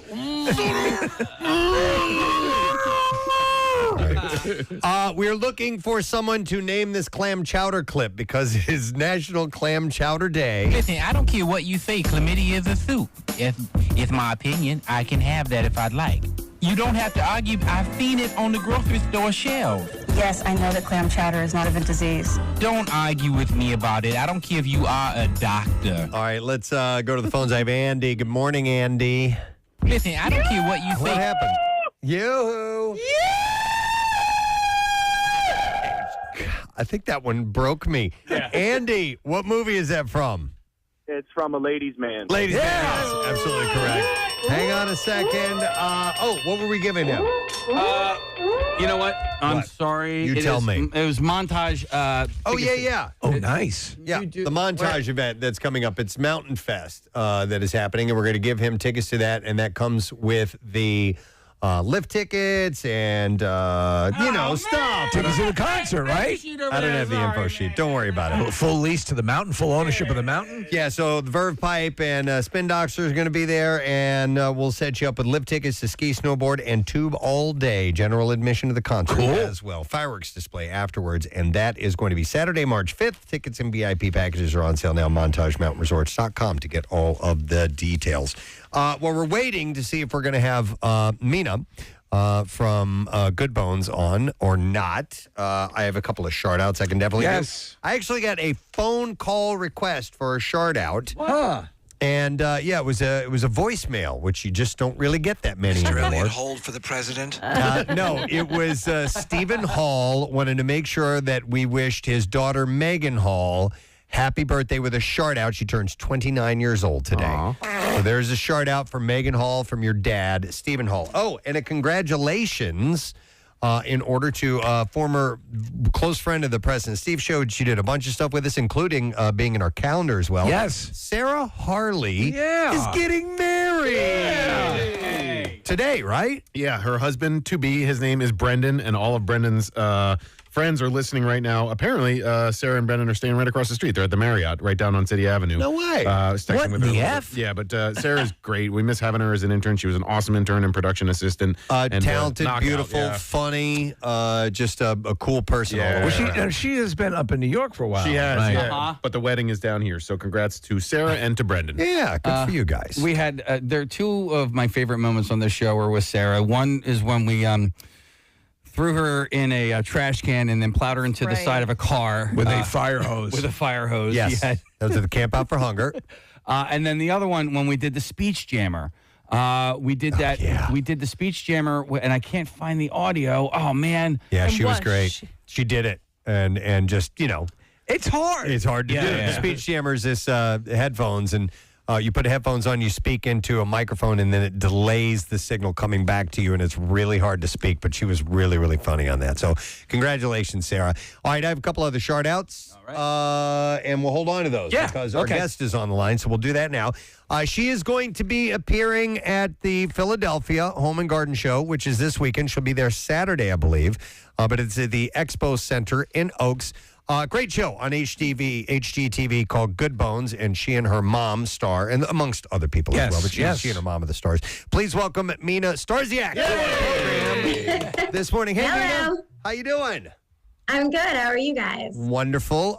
We are fans of your show, so thank you for coming on this morning, which is great. Thank you for having me. I appreciate it. It's great that you guys are doing this all in Indianapolis, but we wish you'd come and work on some projects here in Philadelphia sometime. Do you think you guys will ever get out of your hometown? I get asked that all the time, and I would love for someone to fly me somewhere cool that had all the money in the world and could hire fancy contractors and put me up. But it's hard enough finding good contractors in an area you know. So going somewhere you don't know, you're really, really going to pay a premium for whatever contractor you get, or we would feel comfortable getting.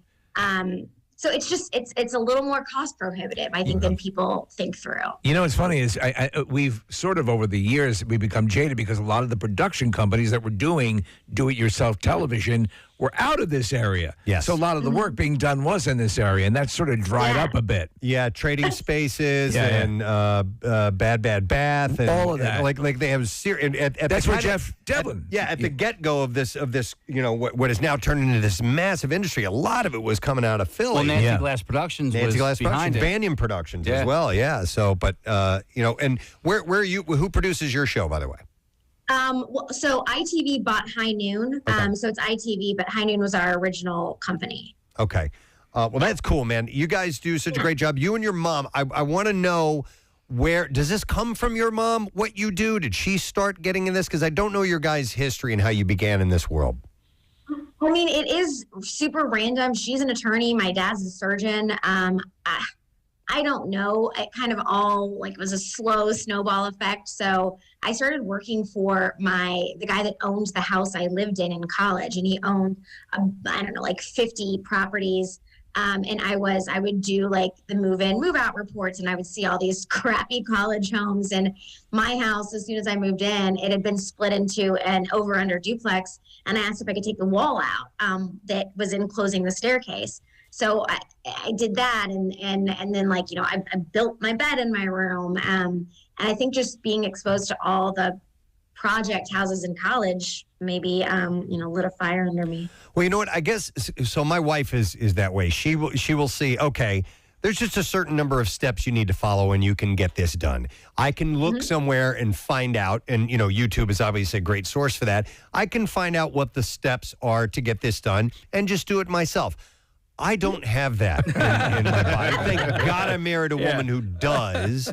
But is that kind of your mindset, which is like, hey, all you got to do is follow steps and you can do this? Yeah, I mean, I think for the most part, rings fairly true. I mean, there are some things that are just you have the talent for or you don't, like mudding drywall or painting. Like anyone can paint. You might suck at it, but you can do it. Right. I wanted to ask you, because talking about contractors. And it's a fine line to walk with looking for the right person to help you out with your job. And we've been doing some renovations and things, and thank God my wife is handling that because she's great at that stuff. But what steps do you recommend that you take? Because we have all heard the horror stories about somebody who halfway finishes a job or they change the price point on you and all this stuff. What do you need to do to ensure that you're getting involved with somebody who's legitimate and can do what you want done? I mean, one of the big things that I did learn from my mom being an attorney is that good contracts make for good relationships. And I think a lot of people that don't know, or they're doing their first bath renovation, they have a contract and the line item is bath renovation, $8,000, and they sign it and they put a deposit down. But what does that mean? It's so open for interpretation. So it's demo tile wall, remove tub base, replace tub base, move plumbing, reinstall sheetrock, install 1x4 subway tile and a herringbone pattern. Like, line that all out. And if you can convince your contractor to tie the final payment to a certain deadline, where after they don't hit that, the amount they get paid kind of tears down, I would recommend it.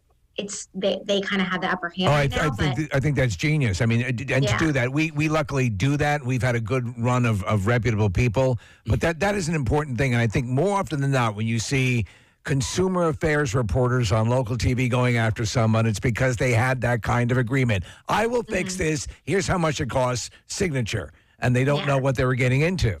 Yeah, exactly. Well, so I would ask, do contractors curse you and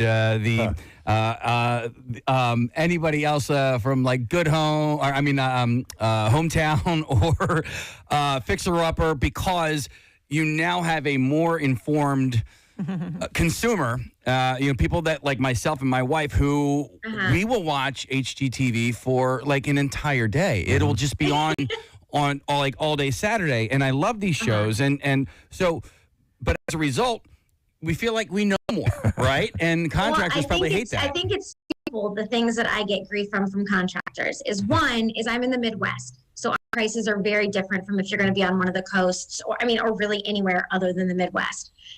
So people think they should all get those prices. And the second thing that I get from them is because a house that took me 6 months to do is edited down to 42 minutes, it makes it all look really easy. Yeah. And it's just not. So I'll tell you this. That's a big part. My brother-in-law and has done most of the work on my house, and he's a contractor, and he actually likes these shows and shows like yours because it gives people a better understanding of what they're paying to have done, how much work is involved, how much planning, and all of that stuff. And his takeaway is that a better informed consumer is going to appreciate work and appreciate good work. And that's the difference. I mean, and it's so nice now. You could get on Google and say, average price per square foot for floor installation in Philadelphia, and it will tell you what that range is. Indy, the framing labor only range is $5 to $10 a square foot. If you're adding materials to that, you're going to be 15 to 30. Like that's just all readily available for people now. So they can get a bid and be like, I actually did my research. Can you explain to me why yours is so different? Right. And maybe they have a good reason. You are so much better today. You know so much more. It's really been great to watch you and your mother evolve over the years just because of what you guys have been doing time and time again. And I got to say, like I said, I love these shows. I love Good Bones. I love Fixer Upper. I love Hometown. I love Property Brothers. Even Love It or Listed, right? But what works for you guys is the relationship first, right? So you and your mother have this like great relationship, and the Gaineses and the Napiers, like you guys have, and so in addition to what you guys are doing in the house, these transformations that you guys do, the relationships that you guys have really, I think it's the glue that holds it all together. Oh yeah, I mean, anyone there's it's a dime a dozen for people who are renovating homes and doing amazing renovations. I think our team, people have really gotten invested in like the stories in our lives and our like personalities. I mean, people have seen me get engaged, get married, have a baby, not have a baby because of infertility, then have another baby, have a tummy tuck. Like it's just they're like we're all part of each other's lives. Yeah. Hey, you know what else is part of the glue? You're all really good-looking people. Yeah. Which leads me to my question, because we, like Casey, we'll leave it on all day long, on a weekend, and it's just kind of, you're going about your business, doing your stuff in your house, your projects, and that just kind of stays on. You can come in and take a break and sit and watch for a while. But anyhow, but yes, I do get caught up in the good-lookingness, if that's a word. There's something for everyone on our show. Yeah. Something for everyone. I wanted to ask, do you have, quote-unquote groupies? Do you have, do people get a little bit creepy about, I have being one fans? guy that regularly messages me about my toes. One of those. Yeah. Sorry. My husband has a lot of groupies, both male and female. What about Mom? Corey and Tad have a very large male fan base, Okay. as well as female. Yeah. So yeah, it's the people that are HGTV people are passionate and yeah. What about your mom? Does your mom have any people admiring her toes? So look at WikiFeet. I didn't know about this. One of the guys on my production team told me about it. Yeah. And we both have hobbit feet. They're terrible. Yeah. And I probably haven't had a pedicure since my wedding 6 years ago. Yeah. But my rating on WikiFeet is actually is pretty good. It's worse than mine.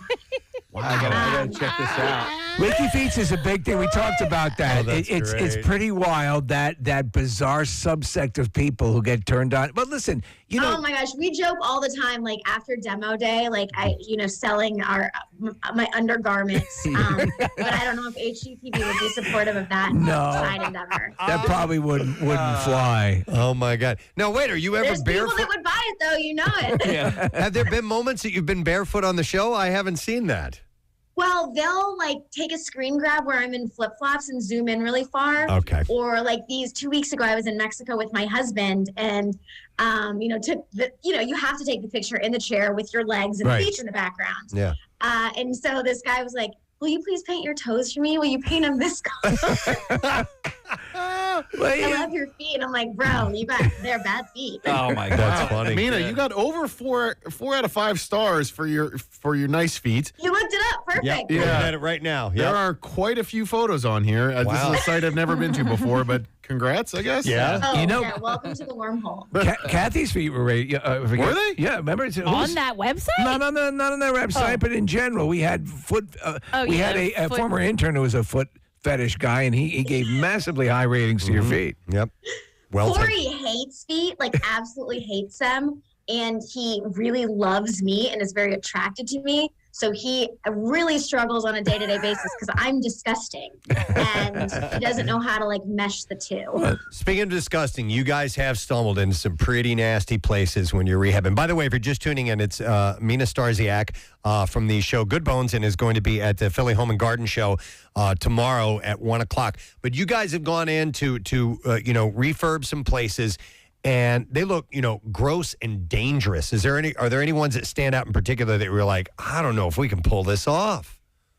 I mean, I've never been worried we couldn't pull it off. Okay. I've definitely been worried it's going to take way too much money to pull off. I mean, we've had ones that I think it was like season 3 or 4.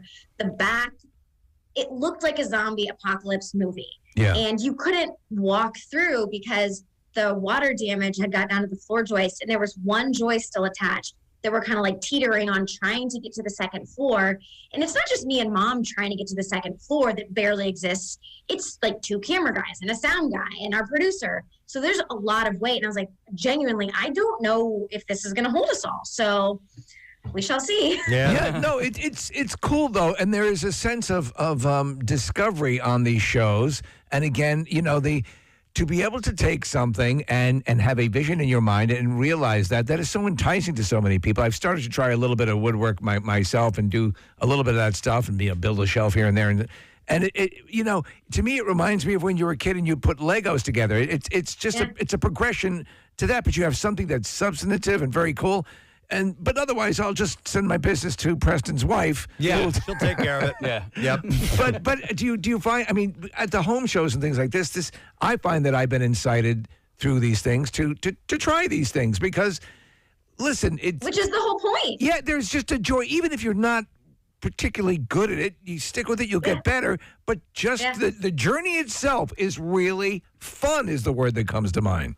Yeah, and I think particularly during COVID when everyone was stuck at home and was staring at the things that they hate in their house and not wanting to be around other humans, everyone got even more kind of gutsy in the stuff they tried. And I think some people probably regret that. But I think a lot of people probably found that they could do a lot more than they thought they could. Right. I mean, you can go on YouTube and learn how to do anything.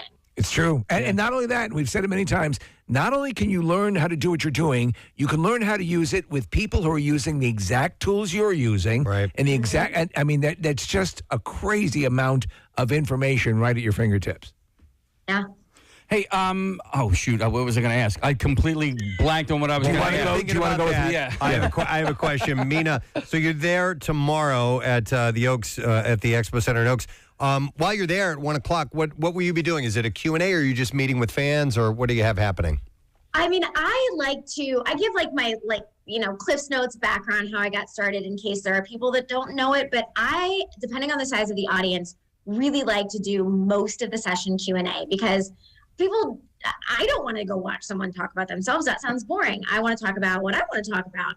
So I really like to engage with the audience as much as like the home show people are comfortable with and the audience size allows. So a lot of foot massage, foot massage stuff too, I guess after hours. Yeah. The nice thing about the home show is you can always take a break in those massage chairs. Right. The adoption booths and the massage chairs are my favorite part of every home show. They're great. So what I like about your show is that there's not a whole lot of what I perceive as like manufactured strife, right? And listen, I watch Love It or List It all the time, and I like it, but like, there's always like, we don't have the money for this, or like, and so when your producer comes in and perhaps recommends something, do you have like? Oh God, they hate it. Okay. They get no reaction from anything. We'll walk into a basement and the foundation's down, and we're just like, Right. They're like, but can you be more upset? I'm like, no, this is the 100th crappy basement I've seen. Like, yes, it sucks. Yes, it's going to cost more money. But a couple times early on, they tried to manufacture some stuff, and it backfired on them. All of our houses have so much stuff in them. Yeah. They shoved this plastic light up yard snowman up into a drop ceiling and kind of like wedged a rug under it. And they thought when we walked through that space, we'd have to move the rug out of the way and it would fall and it would scare us and it'd be this great commercial out. And it didn't fall. And then like an hour later, we were in the side yard doing our interviews on camera. And the main camera guy was inside doing his before pan shots. And you hear this thing fall and the cameraman's like, ah! And it fell on the cameraman. They explained what they did. And I was like, that's immediate karma, guys. Don't do that. There you go. No, I agree. We agree. Keep it real. Yeah, keep it real. I agree. Excellent. Well, Mina, we're excited you're coming into our area, and I'm sure you're going to find a lot of fans that are going to want to meet you at the Philly Home and Garden Show. So that will be tomorrow at 1 o'clock. People can get tickets by going to phillyhomeandgarden.com. But you guys keep doing what you're doing because you do a great show, and we love it. So thanks for spending some time with us today. Thank you. I appreciate it. No problem. Let's hear it from Mina Starziak from Good Bones. Take care. We'll see you later. HGTV. Had no idea that people were obsessed with her feet. The crazy things you learn. Yeah. I love it. She's adorable. Yeah, I love her. She's a lot of fun. But I do understand, feet? Well, no. Yes. No, just these weird obsessions, right? So, my new favorite is Hometown. It's the Napiers, and I love Erin's friend, Mallory. I was like, you gotta put her on there more often, right? Like, she's always the one that they bring in to, decorate at the end. Show her feet more. I want to see her feet. Oh, man. Does she have skin tags? Take a few pictures and send them to me. God.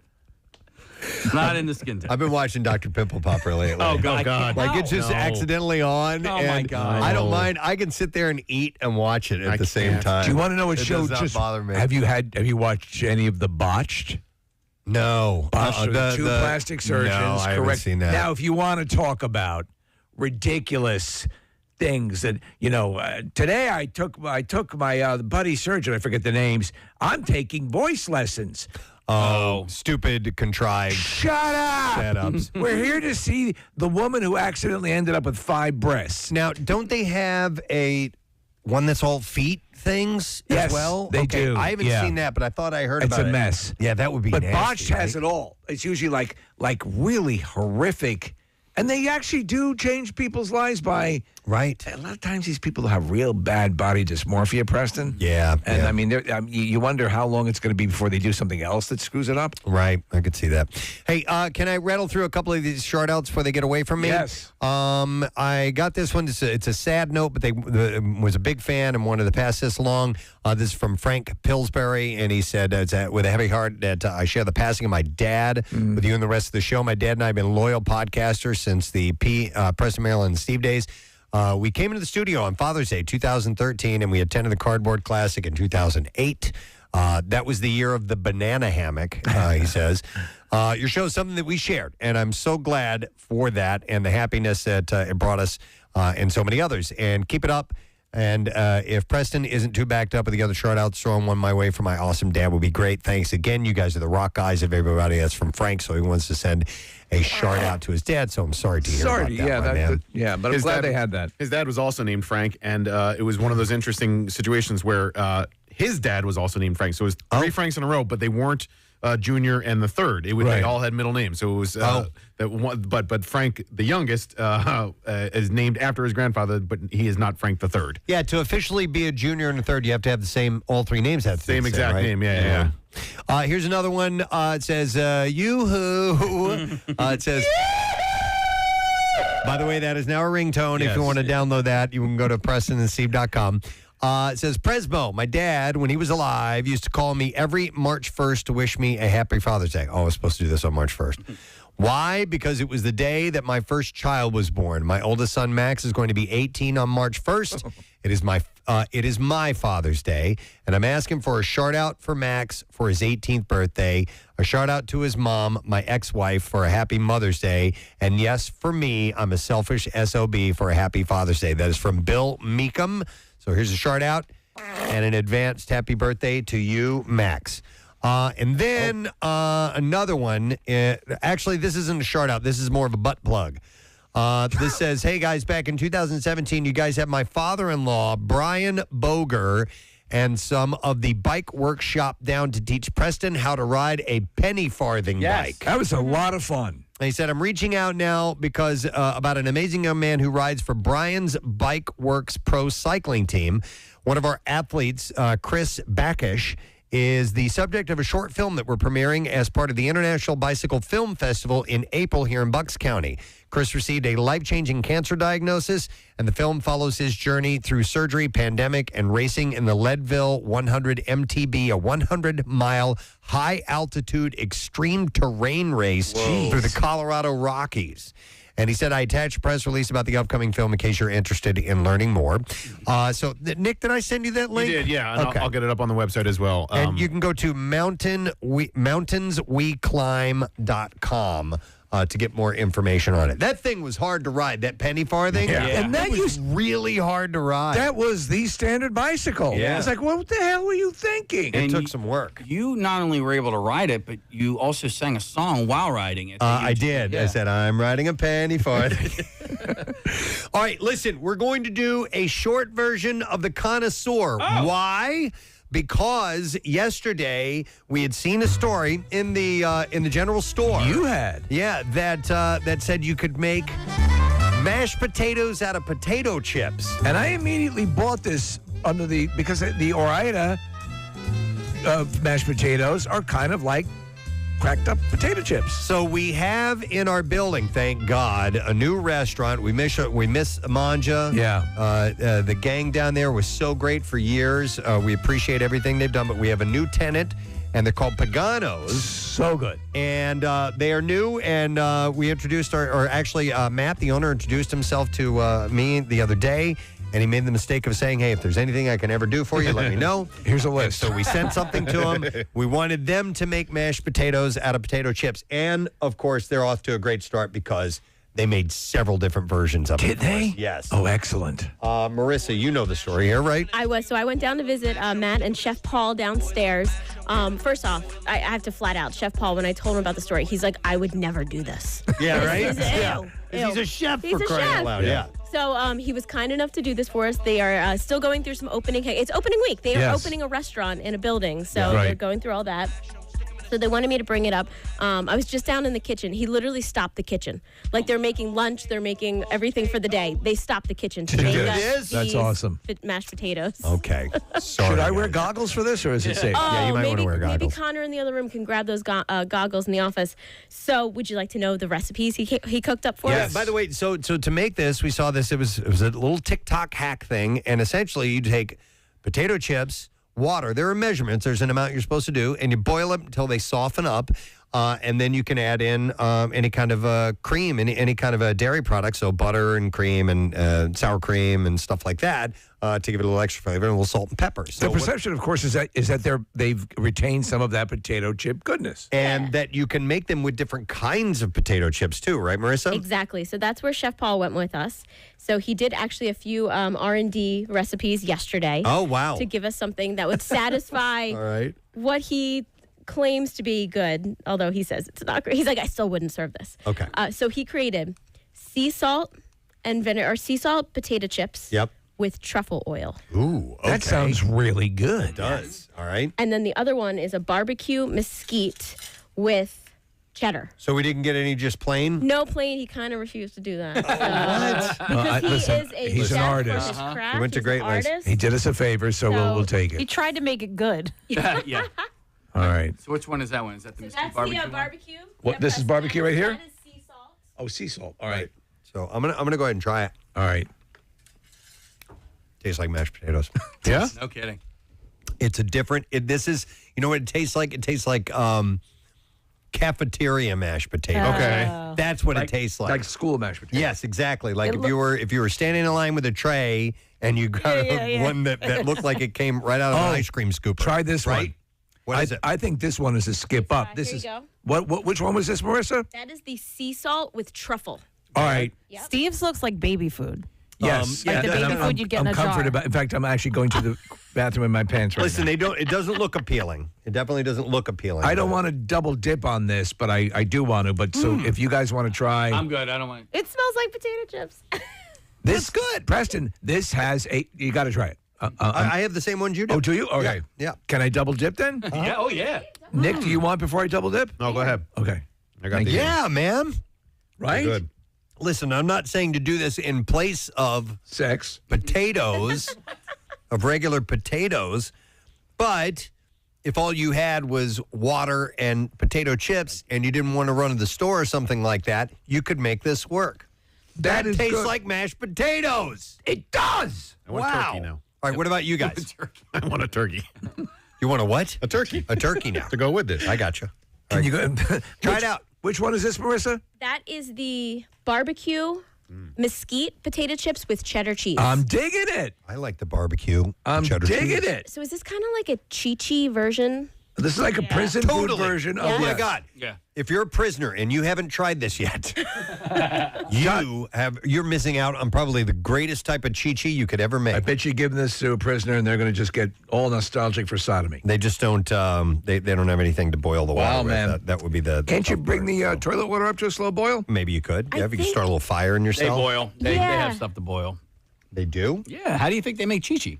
I mean, they have to. No, make they the don't. Ramen. No. They what they did. Remember, actually, he put it in a bag and tied it up, and then. He also bared a lamp wire. The prisoners, so he had like a lamp in his cell. No. And they was able to split it, plug it in, and use that as a heating device. Well, then you could. I guess so. Yeah. But getting it to a boil, that'd Yeah. be kind of tough. I don't know. I forget. I'm liking this. What do you think, dude. Kathy? Yes. It's very, very salty. Like, Yep. and that's what I was worried about. The chips are so salty. Well, it tastes like southern mashed potatoes, you know? Is that what it Excessive is? salt is good for you.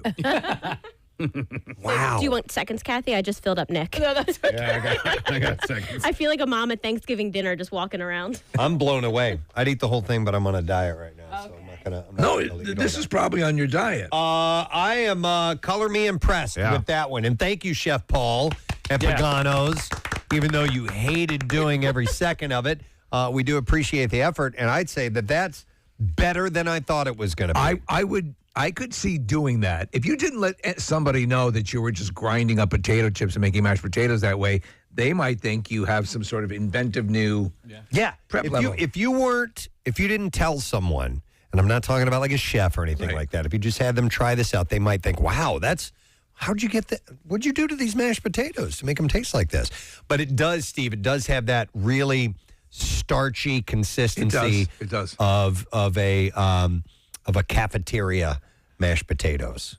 So wow, all right, Yeah. nice. And thank God you were wearing goggles, Steve, because Well, really. I didn't know how dangerous this was going to be, so I always like to take a precaution. Right. Oh, and one last thing, guys. Yes. We're going to have Sam, the cooking guy, on the show on Monday morning. Excellent. Yes. All right. Well, do we need to continue with connoisseur, or should we do something else? What do you guys think? What the hell is that? Somebody got shot. That's why I'm wearing the goggles. Casey, hold on. Oh, okay. I dropped a banana. I dropped a banana and it hit the mouse. I know, and then this ricochet. But You not got a only did it, ricocheting banana. but not only did it do the bullet ricochet, it moved it to a different part, and now I don't know what button was where the I bullet deleted ricocheted. a sound effect. Oh man, Sorry. it's Work back from banana. yeah. Wow. I'm sorry. Let's just move on while I try and think of. By the way, What was look, my there? banana was made by the devil. Did you see this? You can't see that. You don't have your glasses on, right? Oh my goodness. Wait. See? Wow. Yeah. Oh, wow, that's very demonic banana. That's just the indentation? It says 666 on it. Is I that would- right there? Crazy. am a banana. I wouldn't eat it. Are you sure it's not 999? that. Oh, okay. It could be. Yeah. Now it's 999. Now Oh, you can eat it. yeah. Now it's Safe. okay. Yeah. Casey's terrified. Yeah, that would have worked like even in The Exorcist if they just turned her. The omen. Yeah, turn the kid's head Upside around. down. Look, Crying that out was loud. good. Yeah. My change at the I went out to breakfast with my wife the other day. My change back was $6.66. I didn't. Did you like buy that. something else? No. Don't you usually buy something else? Yeah. I wouldn't have taken it. You know what it was, Kath? I ended up leaving that as the tip. Then you consign someone else Leave to that for someone else. the fires of hell. I'll let my server end up in hell. All right. Well, anyhow, I do have some other connoisseur stories that I can hit. I found this one kind of interesting. Denny's has teamed up with 24 popular TikTok creators to launch its new social star influenced menu now through late June of this year. Isn't this like the other thing you mentioned, where are they offering TikTok menu items at Denny's? Is that what they're doing? So there are influencers that are submitting this. Okay.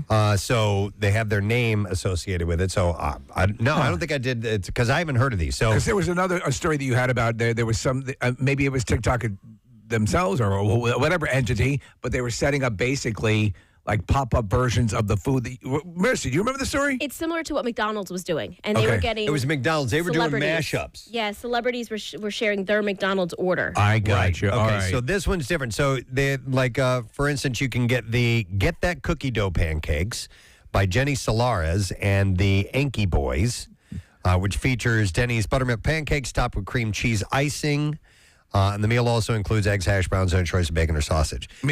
Well, yeah, it's always been a dream of mine to eat the way that the Inky Boys do. Number 2 is the Holla Back Burger by Jonathan Chavez and Elise Osafo. And that features a beef burger topped with white cheddar cheese, mayo, bacon, lettuce, tomato, pickles, and blistered jalapeno on a brioche bun, plus wavy cut fries. You would think it would have a challah bread as the bun because it's called the challah, spelled Jala. Burger. Number 3 is the Clearly Very Fruity Pancakes by Elliot Norris. What kind of fruit? And Matt Taylor, featuring a buttermilk blueberry pancake topped with fresh strawberries and bananas. That sounds good. That sounds really good. You also get eggs, hash browns, and a choice of bacon or sausage. So those are the ones they're doing right now. They're going to release more meal collaborations with the remaining 18 influencers in the coming weeks. What is the current thing that you're making? You would like to make different things. What would be your influencer, Preston Elliott? Oh man, I don't have. I remember you were putting together like a little menu of things for Acme, like things that you were, and that it's hard to come up with them, right? Yeah, because I make a handful of things, but I also make a lot of standard things. Yeah, I don't make anything that really stood out. So chocolate milk. The thing I make most at the house probably is my family recipe fried rice. So it's just something that we eat all the time. And fried I've rice. never had that. Yeah, I've never had your fried rice. Okay. You're not part of the family. You're right. I'm not. But I've been around them many times.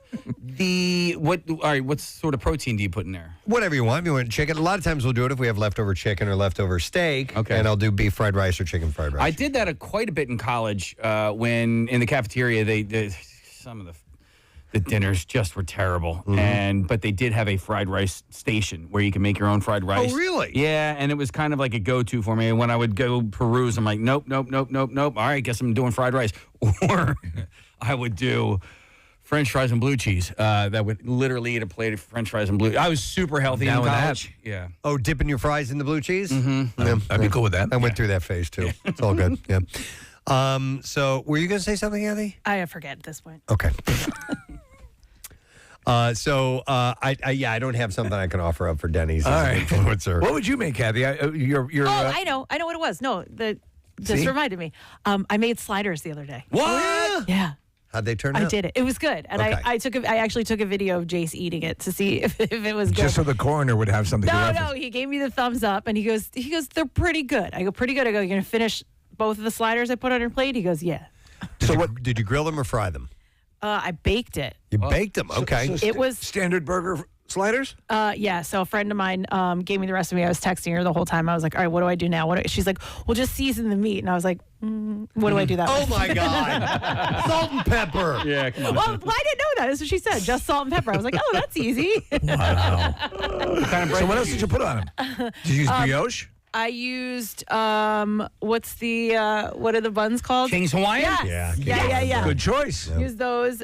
Did cheese on them. What kind of cheese? I just did American because Jace doesn't really like cheese too much. What about Velveeta? Man, that's. Oh no! It no. called for like a fancy cheese. I forget what it was, which I want to try next time because I think I would like that. Like Gruyere or No, that's Richard not, I forget Gere? what it was. Okay. But yeah, it turned out the meat was cooked. I was able to eat it even though I had to touch it before.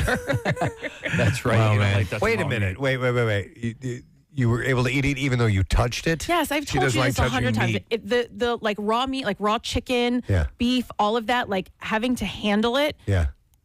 I then can't I then can't eat it. Like it makes me Is it the nauseous. part? Is it because you knew your hands were on it? No. Oh, it's because you meat. touched the it's meat. like the Okay. just the like perception of disease? like the raw. No, just the raw nature of Okay. it. It's disgusting. Like ew. Okay. I did use a plastic bag over my hand though to. Shut up, Preston. Wow. I cooked. You should be happy. I'm happy. You made for sliders. I am She's happy. like wearing a hazmat suit while she's making French toast. All right, let me get something else here. How about this one? Steve, you sent me this article about Irish potatoes.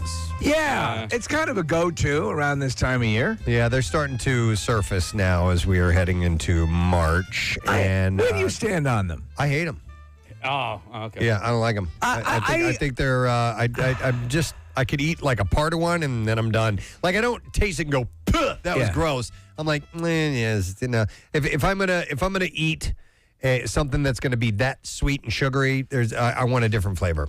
That's me personally. So they're okay. And I agree. A little bit goes a long way, but they are a standard and people love them. And they were invented here, right? They were. Yes. Wait, in Philadelphia or in the United States? No, in this Philadelphia. room. That's Wow. right here. One Bell right here, Plaza. Bell Plaza. Right where Nick is sitting on that spot. 424th Studio. There's Magnetic North, and then there's Potato South. Potato Yeah. South. I look at the Irish potato the same way I do with like candy corn. I don't With hate your it. eyes. Yeah. No, I don't hate it, but I'm good for one, and that's it. Well, they're very sweet, and so I think you're right. I can only handle one, but there is a rich tradition and history behind them, isn't there, Preston? Well, the exact origins are vague, but history has it that they were first made in Philadelphia in the 1800s, possibly by Irish immigrants, possibly not. They were first created. They were supposed to be a ED drug. Were they not? yes, and it didn't work. In the 1800s? Yes. By 1860, Irish were the city's largest immigrant population. If you have trouble getting a boner, I think I can do something for you. It's a little thing. It's a little confection that'll make you as hard as a plank of wood. Does it look like a potato? Oh, yeah. That's the whole idea. You can indiscreetly pop these and then bang the missus 9 ways till Sunday. Wow. You never knew it. Did you know they were created under Nick's chair? By the way, I would love to know the origin of 6 ways from Sunday, 9 ways from this and that is used from time to time. I do love 3 that. yards from Tuesday. Yeah. What's that mean? So by the 1860s, Irish were the city's largest immigration population as a result of the Great Famine in Ireland. Immigration? And population? Yes. Immigration? Population? Erection? Oh, it's an Irish potato, man. So apparently Stutz's Candy Company is one of the biggest maker of them in our area. They are cinnamon-coated coconut cream spheres. Nick, they have coconut. Yeah, no, I'm with you. Like, it's a candy that exists, and I'm fine with its existence. It doesn't have to be banished from the planet. However, I will, when using Candy Time, select other candies. The ironic thing is a lot of the Irish were leaving Ireland because of the Great Coconut Famine. Right. Is it a candy? Yes. It's an ED drug. Confectionery, I guess. Is it confectionate candy? Yes. Okay. Well, that's a good question. I don't really know, Case. It's in the candy family. Yes, it would be. I would categorize it In the as Civil candy. War, there was the Union and the confectionery. Yeah. I didn't know that. So Stutz's recipe calls for a hefty dose of Amerfond fondant sugar, 100 pounds for every 140 pounds of candy, it says here. So there you go. The word. It's not a health food.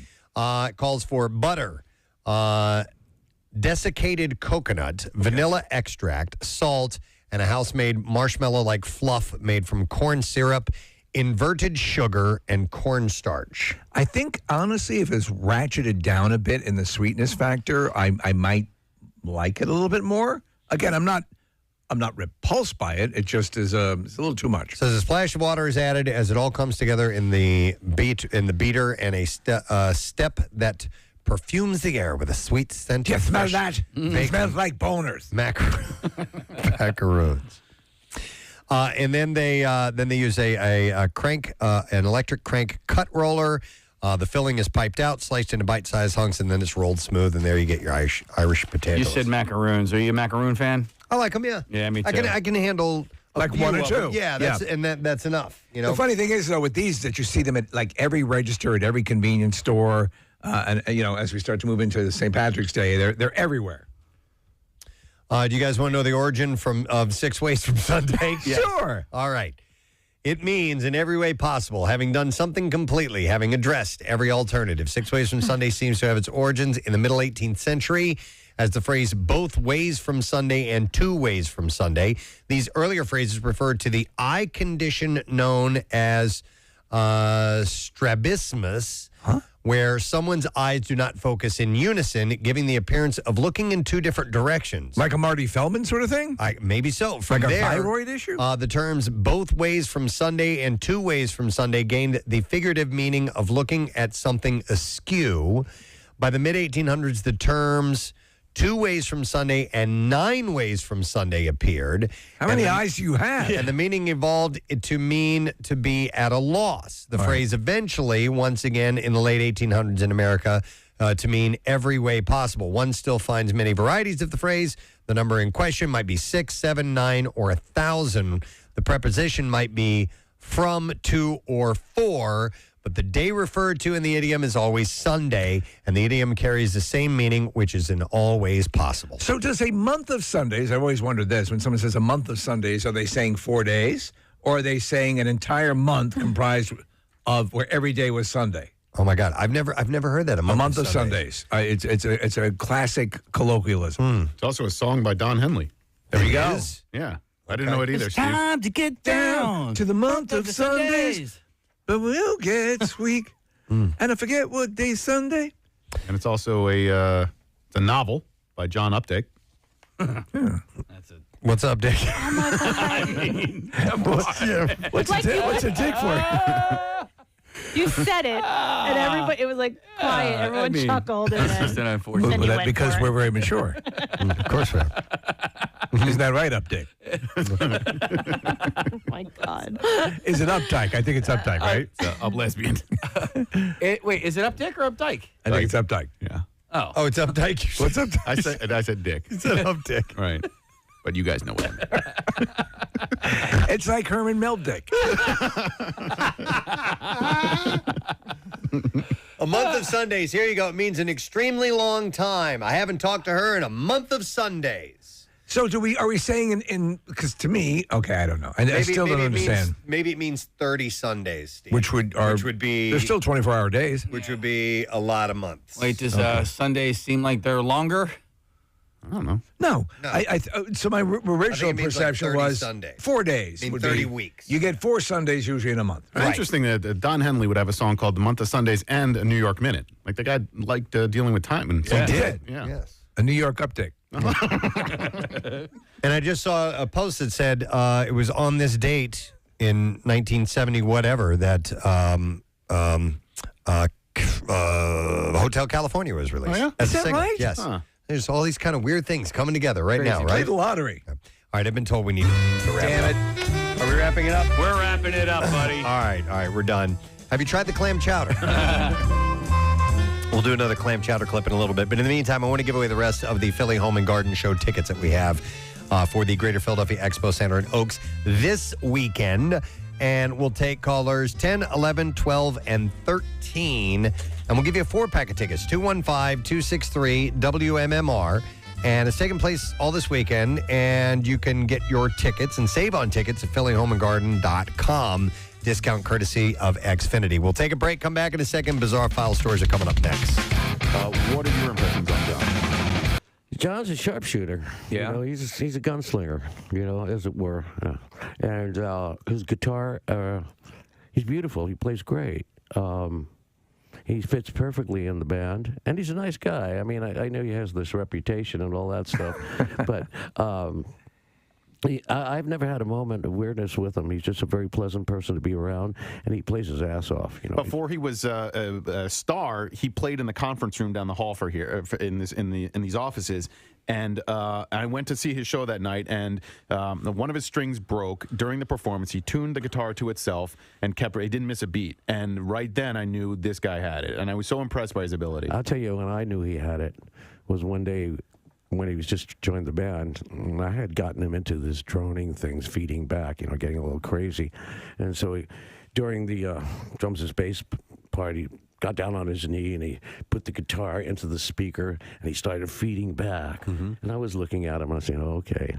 So I walked around to the front of the speaker, sat down right next to him, and I had on one hand I had what do you call it, lighter fluid. Yeah. And the other hand I had a Bic.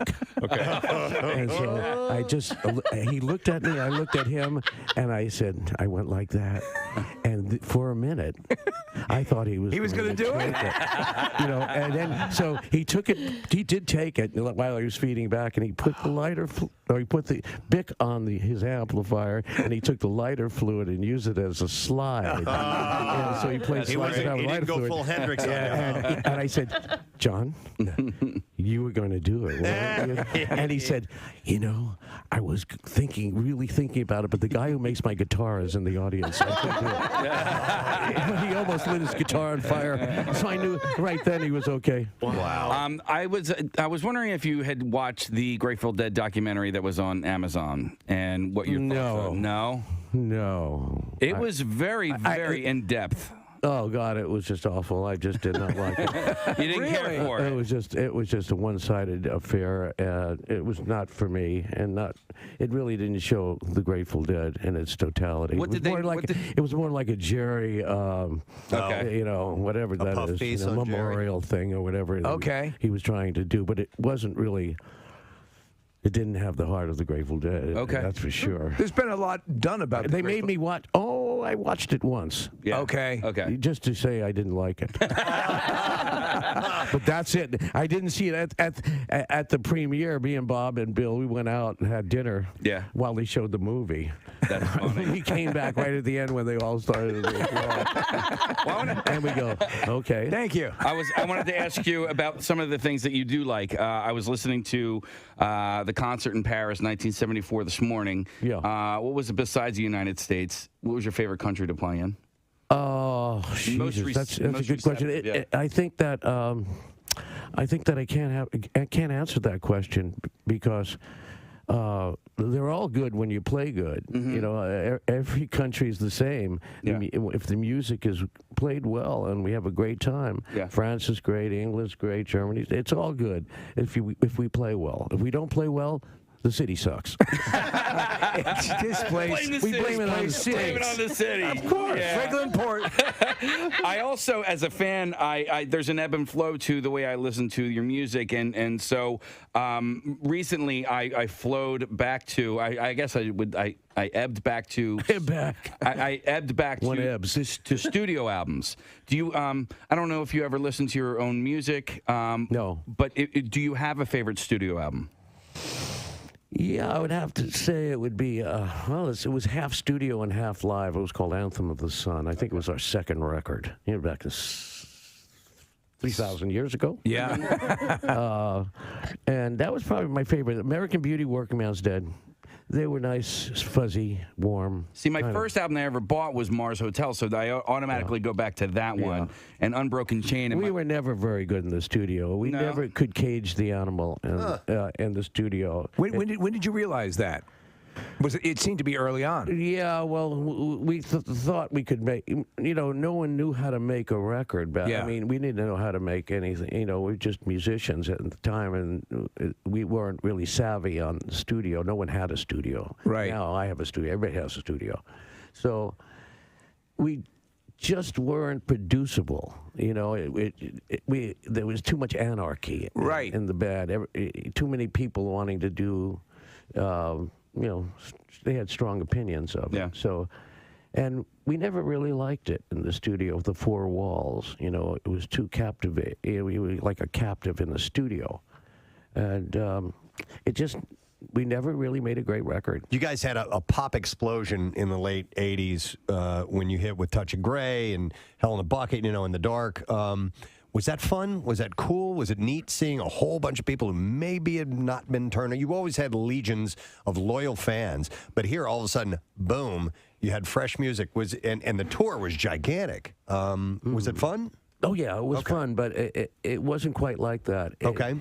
What happened was we were already playing stadiums at the time. That was in '87. Yeah. So instead of playing 1 or 2 days at the stadium, we're playing 3 days at the stadium. Yeah. So it really didn't affect us much. We just You guys were touring sold-out shows anyway. We didn't feel it. We were playing stadiums. And Yeah, but you know what? I It was found more out about you guys incremental. because of the Touch of Grey. There was a music video. I was young at the time, so you know, so you guys had a music video, so you were totally reaching an audience. That, yeah, we never did the videos or anything. We never did a single.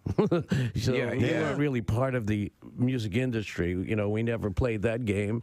And you know, if we lived by the single, we would die by the single. You know, if we didn't have a hit. That's interesting. Yeah. It's funny because I remember becoming aware of the Grateful Dead, you know, through the iconic artwork that was associated with the band. Yep. What's that about? What's that about? So that predates obviously videos, but still a visual medium brought me into the awareness of the music, which is very cool. Exactly. It mirrored the music. In the old days, how that started was these artists would come to the shows, and we were all getting high, you know, on psychoactive drugs, taking acid and whatever. And these were physical representations of what the music sounded like.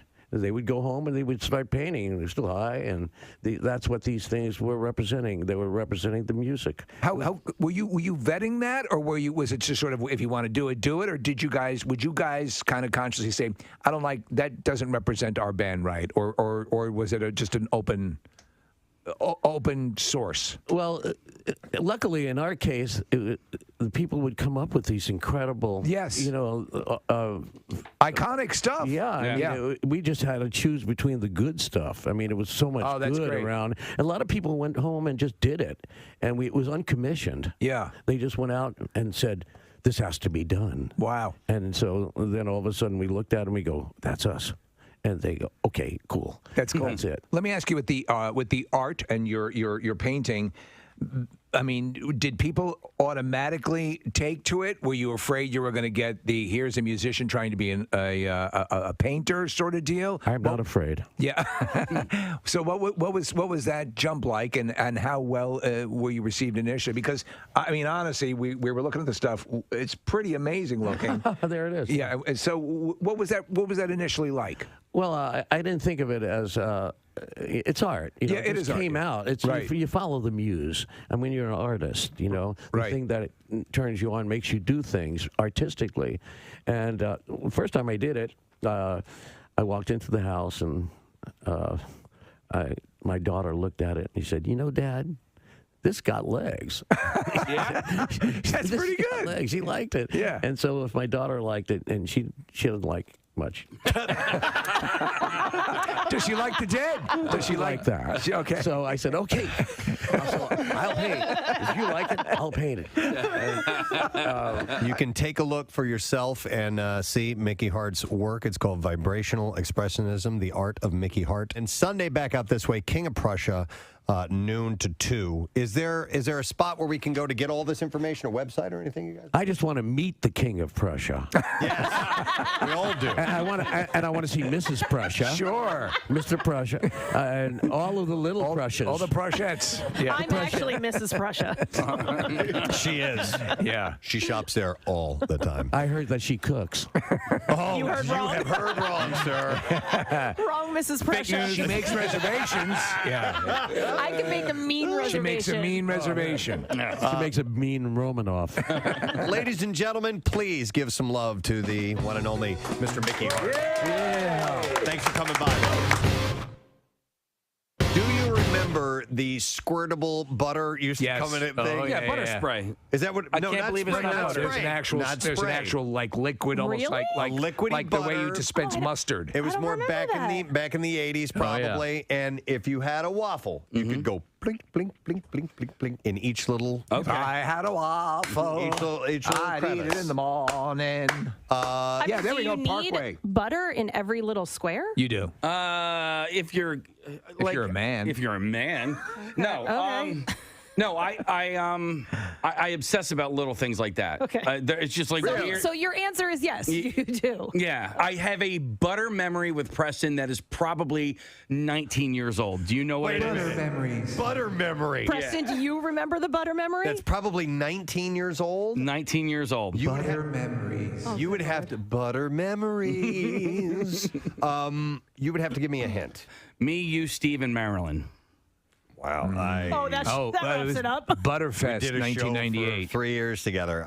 Media Court Diner. Oh, okay. Oh, yeah. Okay. You know the butter memory? Yeah. Oh, well, do tell. So we're sitting there, and it's after we had done a show, and we're having lunch, and there was We're all just getting to know each other, by the way. yeah, we're all getting to know each other, and so they had a little ramekin full of butter, which is a small dish. And so I guess it was a ball of butter or something like that. And we're just talking, and I just reach out and grab it and just squish it with my hand, just to be outrageous, provocative. I'm like, ooh, butter. Yeah. And I did that, and he died laughing. So. I was like, what? I wish I would have done that. At first sight. That looked fun. Butter memories. But if I owned a diner and I dine in the morning and I was serving waffles, there would be a special little spray that I would put melted butter in so that you could go.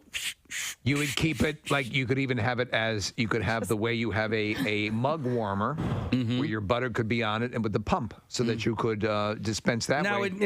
it would need to be more like misty, like a fire hose. No, like a spray bottle. like a spray bottle, like you would spray your indoor plants. Like a spritz. I disagree. I think that the butter, like the spray butter, you're lessening the quality of the butter product. And if you're going to have like actual butter, you're going to need to have like a vat of melted butter. This is your diner, so I'm not trying to tell you how to run your business. You open your own diner next door and do build your own goddamn normal, boring pats of butter. I kind of want to work with you, like almost like as if I was your therapist, and to make you okay with not having butter in every square. Like it's all right. No, I know. It's still going to taste good. You're going to get enough butter. Believe me, I've Touchstone Pictures. He had to have butter in every square until a concerned therapist came into his life. My name is Romano. I think I can help you. Then we need some good music, like yes, Peter inspiring. Gabriel, Salisbury Hill. Salisbury Hill. Yeah. See if you can pull that.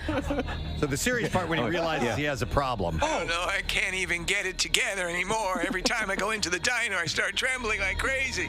I think I know someone you can talk to. And then she came into his life. My name's Romano, and today's the day we start making changes. From Touchstone Pictures, the story of a boy who learned now how to not have butter in every square of his waffle. Butter squareless waffle boy. Butter squareless waffle boy. Or something to that effect. It's a butter therapist. I feel like I already went through this with Jace. Like at breakfast time. It's okay, honey. Unbutterable. Is that the name of the movie? Yeah. I'm doing it! I heard recently that isn't even. I mean, just the old, sneaking the look at your next door neighbor's paper is not necessarily the chosen form of cheating these days, because so much stuff is done online now that students are using Google Docs quite a bit to cheat with. All the time. Yeah. And so now they're trying to make. In fact, they've said they've noticed a general increase in grades that they believe is artificially manipulated. Really? And so much so that Google itself has stepped up and has, like I'm looking at an article here, they're trying to set up ways to prevent Google Docs being used for cheating. So here's the way I understand that this works, and if I'm wrong, please tell me. Yeah. We've got students here, we've got strippers that know the answers as well, because Victoria was chiming in on this while we were off air. That if someone takes a test in a class before you, that you're going to have that same class, and they therefore can get that exact exam that you're about to take and send that to you before you take the exam. Is that kind of the way it works? Is that what I understand? You know who knows? Ben knows. Ben, come in here. Ben here. Intern Ben, we're going to get him on the mic. And by the way, Ben, are you currently a student? Yes, I go to Temple University right now. I've been there for 3 years now. Okay. All right. So what I was just saying, I know you guys are busy in the other room there. When someone is taking an exam, they can take that exam and give it to someone else who has that same test later on in the day. Is that how it works? So it's all right. Let's get into the B5. WMMR presents Preston and Steve's Bizarre File. Brought to you this morning by the Philly Pops, the Fab Four's greatest hits performed live with the full orchestra. The Philly Pops presents Pops Rocks Let It Be, March 11th, 12th, and 13th at the Kimmel Cultural Campus. More information is available at phillypops.org. A Florida man told police that he thought his girlfriend was being, quote, rough like 50 Shades of Grey when she began to slap him yesterday. But he eventually fled the couple's apartment when the woman became more aggressive and left him seeing stars with a bump on his head. Jeez. Cops say after Nicole...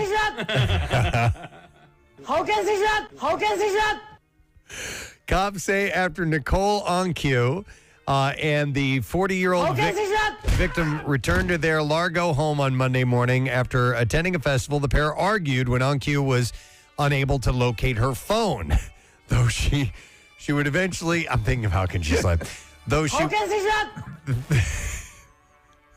It's a great video clip, too, by the way. Though she would eventually find the device, Onque was still upset. The victim attempted to sit at his desk and ignore the defendant, an officer noted. Onque allegedly then began to slap them.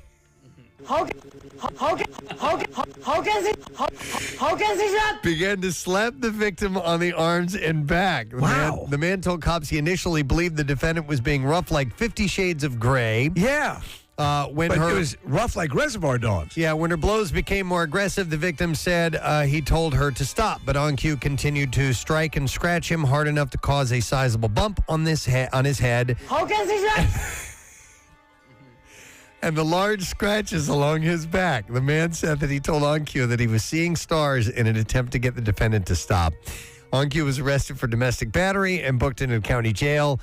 She was released on her recognizance. She was also charged last year with domestic battery for allegedly pushing her brother in the face during an argument. So she likes to get a tad bit rough, I guess. That's the problem. Like, how do you know?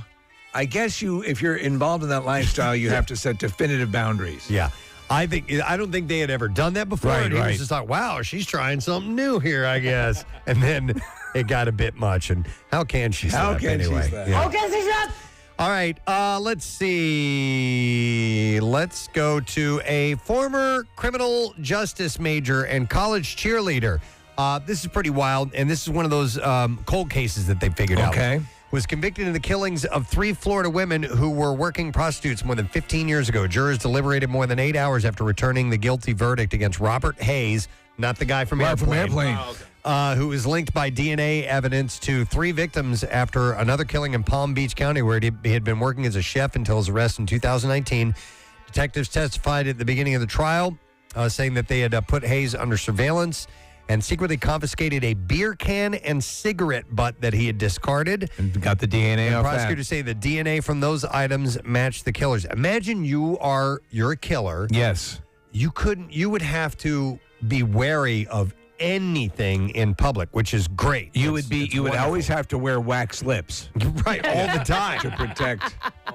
Yeah. So prosecutors are going to seek the death penalty against the sentencing phase next week, but it's pretty wild. That is amazing. That they're able to grab these discarded items and track them down. Wow. In a desperate bid to get his children offline, a guy in France apparently blitzed his entire town's internet connection by accident. He is now facing up to 6 months in prison for the outage. Oh my God. How did he do this? The unnamed dad tried to use a multi-wave band jammer to temporarily cut off the internet connection at his own residence in the town of Massages. Jammers, which are illegal in France and the U.S., of course, work by interfering with telecommunication signals, thus stifling connections. Despite their illegality, people still get arrested for using them all the time. The man later, when he was questioned by government officials, the man apparently admitted that he only wanted to cut off the connectivity to his house at night between the hours of midnight and 3 a.m., probably so his kids wouldn't put the phone, so they would put the phones down and go to bed. If he has a modern internet provider, you can set times on those things. You don't have to black out the neighborhood. Right. Unfortunately, the jamming device was powerful enough to cut connectivity, not just to his own residence, but unbeknownst to him, to those of the many, many others in the surrounding area. His neighbors eventually started reporting their outages, after which the government was forced to investigate. Don't they have Lure Xfinity? The man now faces up to 6 months in jail and a fine of 30,000 euros. Huh. Is my last story? Yeah. All right. I want to make sure it is a... Oh, yeah, here we go. An ER doctor has been arrested and charged with 3 counts of battery after allegedly striking a patient numerous times who he believed was faking their medical condition.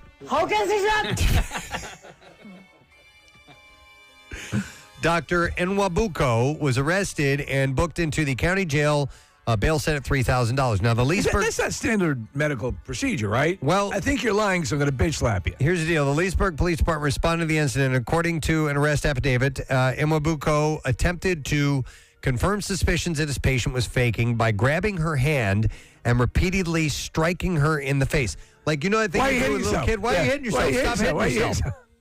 I think I have cancer. No, you don't. Why are you hitting yourself? Why are you hitting yourself?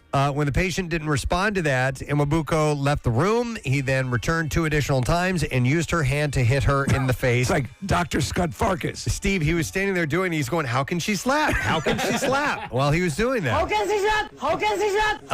Stop it. Stop it. During the second time, the victim's IV line was ripped out of her left arm. She bled all over her face and chest area. She also sustained significant swelling, redness, and bruising to her eye. One witness told the police that he was laughing at and mocking the patient for faking her condition and continued hitting the patient until the nursing staff stepped in and broke it up. Health Hospital gave her an extra helping of Jell-O at mealtime. Another witness told police that it is common practice to hold a patient's hand over their face and then drop it.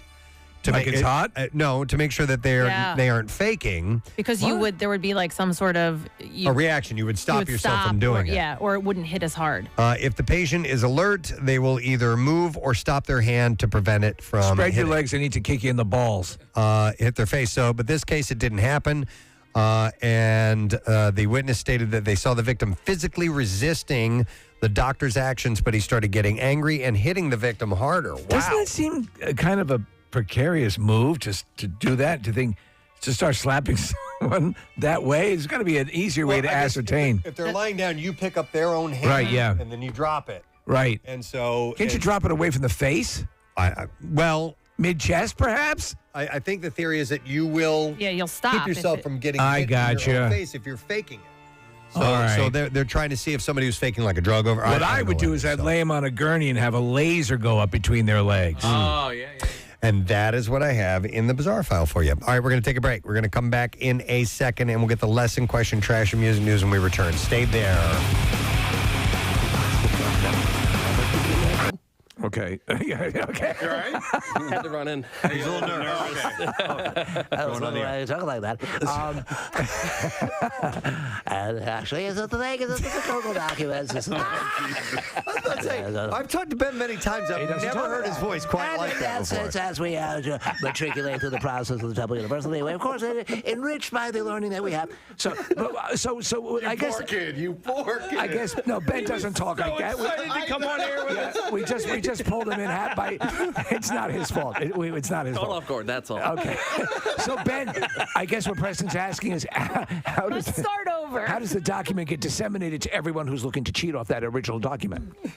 So you can have a Google Doc open on your laptop in like a separate tab. And then you can send it to anybody that has like a Google email. And of course, our school uses Google for everything. So you can have the Google Doc, I guess, open on a different browser.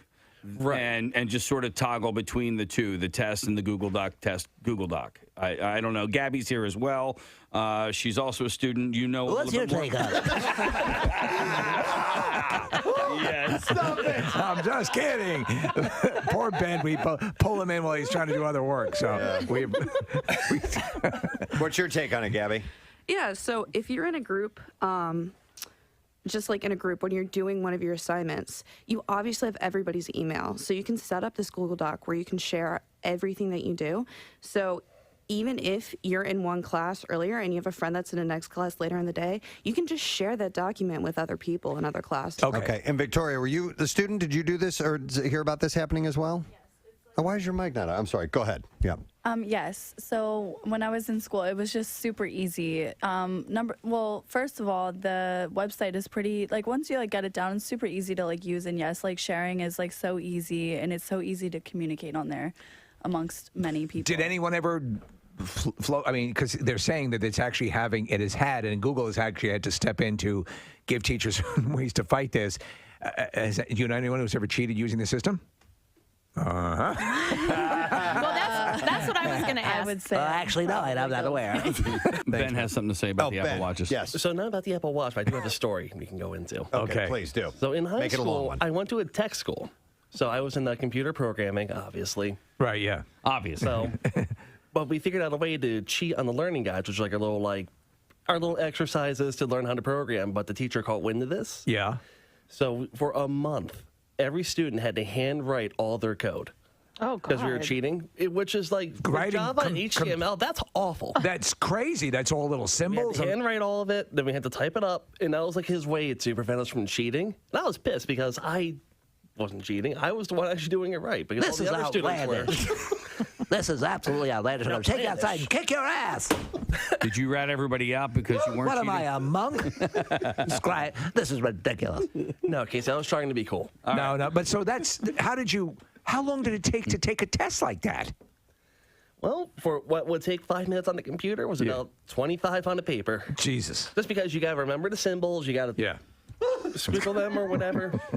Just you have to talk through them. Just keep This talking. is the goddamn dumbest thing I've ever heard. It's goddamn ridiculous. 25 on the paper. No, but I mean, to write, who's talking about writing code is in all symbols and intense stuff. It's, Preston, get yourself together. I can't. Steve being outrageous Ben is killing me.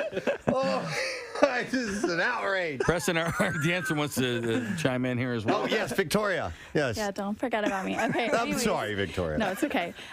It's just so funny. I'm listening to how like far people will go to like actually cheat. And I went to a really good school, and we would literally cheat in groups, and the teachers had no idea. That's how No oblivious. idea. I guess they were just paid so well that like I swear they didn't care. do you think there's some credence to the fact that schools who rely on, how the school's performing would allow this to happen to I guess to keep up with their the reviews standards and or stuff like whatever. that? Yeah. It's I mean, I conceivable. went to a really good school, so like I guess like high test scores were like super important. So it's And- plausible deniability, right? That you can say, okay, they're just getting good grades. And what's funny enough, in 9th grade, I actually had a social studies teacher that would literally grade you on like if he liked you or not. Like we would write what we had for breakfast on, like literally I would write the most ridiculous answers, and some of them would be right and some of them would be wrong. I swear this man graded you on whether he liked you or not, or maybe your outfit that day. Like I swear bet he you didn't did care. very well.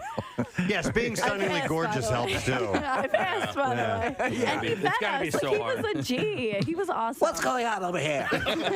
Just because she's super hot, she passes? I'm here writing goddamn code. My fingers are falling off. She talks about having egos and she gets an A+.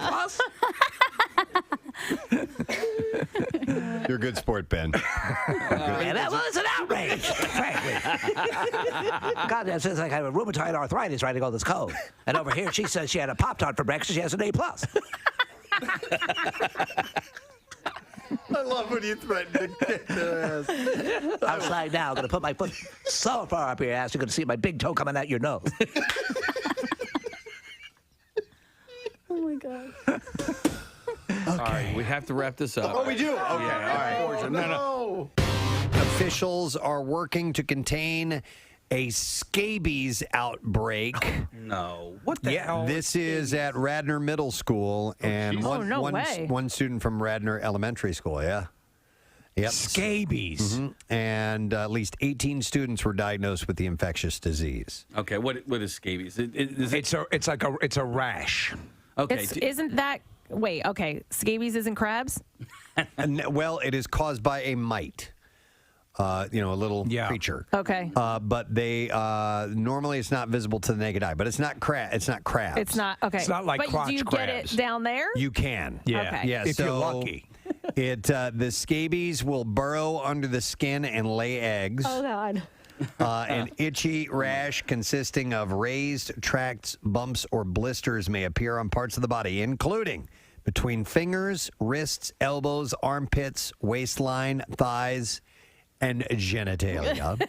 Including the nutsack. Yes, probably. Yeah. Well, there all the little crevices and cracks. Yeah. They lay their Ball eggs. sacks are yummy. I remember in high school there was an outbreak in our school, but it was everyone who was getting it down there. Yeah. And so it seems like it's few and far between that we have scabies outbreaks. I always consider that one of those bizarre peripheral things like scurvy and gout. There was the guy that I told you about that wanted to go halfsies on the fleshlight. Oh yeah. And by the way, again, take that in. Nick knows someone who wanted to go halvesies on a fleshlight. Yeah. God, I hate him. Yeah, me too. I love him, but I hate him. But there was an outbreak of it in college. Is this guy an Elvis impersonator by any chance? No. But he was at the Nationals game last night. But he was in college. He got scabies, and he got it through sexual contact. And so we would make fun of him incessantly afterwards. And the way that we'd make fun of him was just by saying scabies every time we would walk by. But yeah, he got it through sexual contact with a very dirty girl. Okay, all right. By the way, Steve, you mentioned scurvy. Scurvy, I read the other day, is making a comeback. Of course. Because It's of all the rage. Because of like fasting diets and things like that. Oh, People that's are not, awesome. They're not getting the vitamin C that they I mean, need. what I is guess. that? We thought we'd missed out on it, Preston, because we weren't able to take the trip to the New World. Yeah, it's a But, vitamin C deficiency, and it can make you really, really sick. And like fruit and stuff like that was how you fought it, right? Yep. And leprosy, we learned, is making a comeback. That's where the term limeys came from, is when the English would travel, they would load up all these limes to try and keep scurvy away. Hang on a second. Maddie has scabies, and Kathy's going to leave the room now. She doesn't even want to be on the phone with somebody with scabies. Hey, how you doing, Maddie? Good. I had scabies. Oh, okay. All right. Oh, it says actually has scabies. Yes, Okay. I had scabies, and it was horrible. I think I got it on the Appalachian Trail because there was no STD thing going on. Yep. Okay. So it's interesting that you mentioned that, and that's possibly where this particular outbreak came from. But I'll get into those details in a moment. How bad did it get for you? It was horrible, dude. Every fold in your skin on your body, they burrow into and they lay eggs, and there's these little tunnels. It's horrible. And You're laughing as you're talking about scabies tunnels. yes, Yeah. these tunnels. They're like under your skin, like in your knuckles and the creases of your finger. die. So Maddie, Kathy, in your junk too. in your junk. Okay, we're looking at a picture. You're right, Maddie. It says skin condition caused by burrowing mite. And they lay the eggs in there. Yeah. They lay the eggs. It was horrible. They gave me this poison that I had to rub all over my body. Yep. And I had to wait like an hour and let it seep in. And then blistering caused. There's blistering afterwards. Maddie, let me ask you: did they make the trip down to your junk? Did you have it around that region? They were anywhere there's a fold or a crease. There is burrowing mite. And not for anything. Go ahead. Here's the reason why it spreads like that. The incubation period is 2 to 6 weeks. Oh my God! Before the itching even occurs, so it gets all over your body. These And you don't know yet? And like you said, Maddie, listen. It says the doctor in this story said you apply this cream. It's a topical prescription from scalp to toes. Every part of the body. Everywhere, and it burns. And then you have to sleep overnight with it on. They said it needs to be on for 8 to 10 hours for it to work properly. Yeah. Do you have to put it in the butthole? Oh my God. You put it everywhere, Preston. Okay. Thank you for clearing your throat. Do you have to put it Day and 48 on Tuesday. That's okay. So we're heading into March. Yep. March and April, although we've had some issues. But we're looking pretty good so far. Yeah, we'll see how this all plays out. By the way, Nick just pulled up this information. Glenn Hurricane Schwartz is retiring. Oh, really? Yeah. Just announced this. And Oh, man. so, yeah, he's been on TV for 42 years. Wow. 27 with NBC 10. My goodness. He's doing a mashed potato startup. He is. Yeah. That's what he's doing? Yeah, Made from exclusively potatoes. from potato chips? Passion project, really. Oh, okay. I like Glenn. He's cool. He is. I've always enjoyed having him in our area. Does it say when he's going to? Yeah, at the end of May, so around Memorial Day weekend. All right, be we'll have to wrapping up. talk to him before then, Yeah. for sure. Remember years ago when I think he had a stroke or something, or he bounced back like gangbusters? Yeah, he had some medical condition. I do remember But that. he's just doing great. Yep. Well, good for him, man. Yeah. All right, we're going to do today's lesson question, and it's a $150 Fogo de Show gift card that you can win if you know the answer to this. Irish potatoes were originally invented as a drug for which medical problem? 215-263 WMMR, the number to call. So Irish potatoes were originally invented as a drug for which medical problem? Let's see if you know the answer to that. While you call, we'll kill some time and do the trash. The trash business is a gold mine. 93.3 WMMR with Preston and Steve's Hollywood Trash. Let's get a look at it. What's up this morning, Steve? Well, Prince Louis of Luxembourg and his fiancée Scarlett Lauren Sergey have ended their engagement, with him explaining that their visions of the relationship differed too much. The prince elaborated, saying his vision included a lot more swallowing. Oh, wow. Aaron Carter and Melanie Martin announcing on social media that they have split for a second and final time.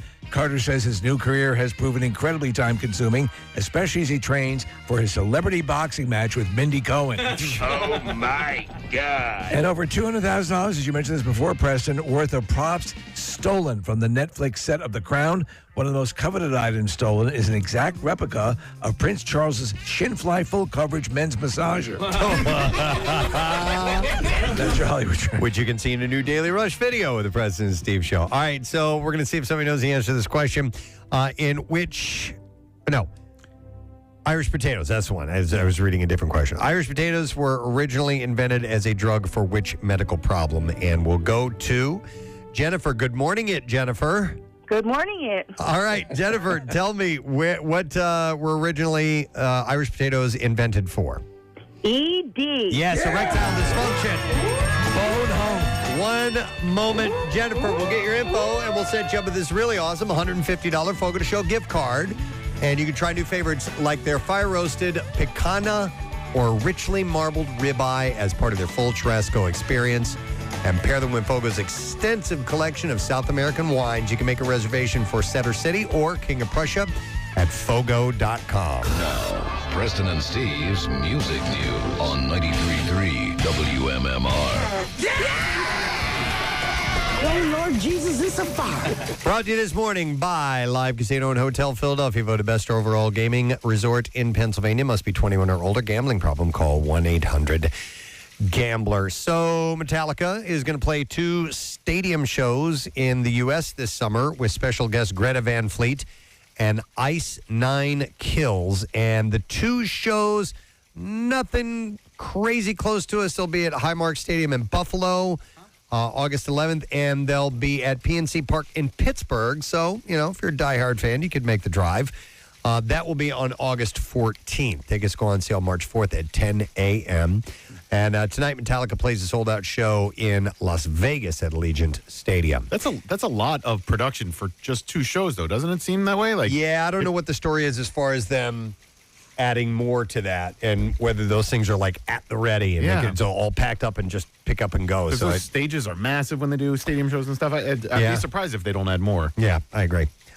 Speaking of shows that will be in our area, though, Alice in Chains co-founder Jerry Cantrell is going to head out on a North American tour.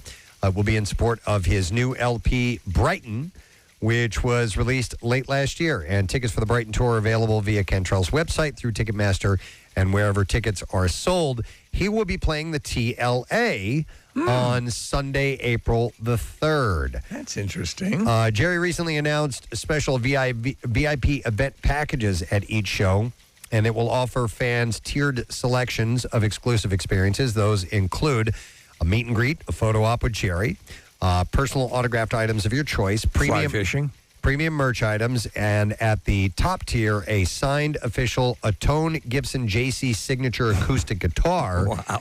The guitar includes a letter of authenticity. Packages start at $100 all the way up to $5,500. That's the one that includes the guitar. Sure, yeah, wow. Well, that's pretty amazing. This is a pretty cool story. Slash was chatting with Conan O'Brien, and he talked about his signature black top hat. And he has an interesting story how this happened. He said his first top hat that he wore with Guns N' Roses was stolen from a Los Angeles store. And the day he stole it. Uh-huh. So the day he stole it, he said that the hat just spoke to him. And he put it on and walked out the door and then went next door to another shop and stole a concho belt. He went home, cut up the belt, and wrapped it around the top hat and wore it on stage that night. And from then on, it became his signature look. Yeah. He said it became a thing where I just really identified with it. He said when he was really high, he could pull it over his eyes, and it was great for bad hair days, too. For Slash, one of the best things about wearing the hat on stage is that even after all these years of performing, he still can't look directly into the audience, so the hat has always been something to hide behind. I was wondering if this story would have him going back and finally paying for it now that he's... Right. Yeah. He might have, actually. My wife actually listened to this. She was telling me about it, and she said the interesting thing she gleaned from this interview was that Slash was a ranked BMX rider. No kidding. And that's what his whole life was just, and then at 14 years old, he got his first guitar, and he never got back on the bike again. No kidding. That's Found what a he new did. passion. He doesn't know how to read music.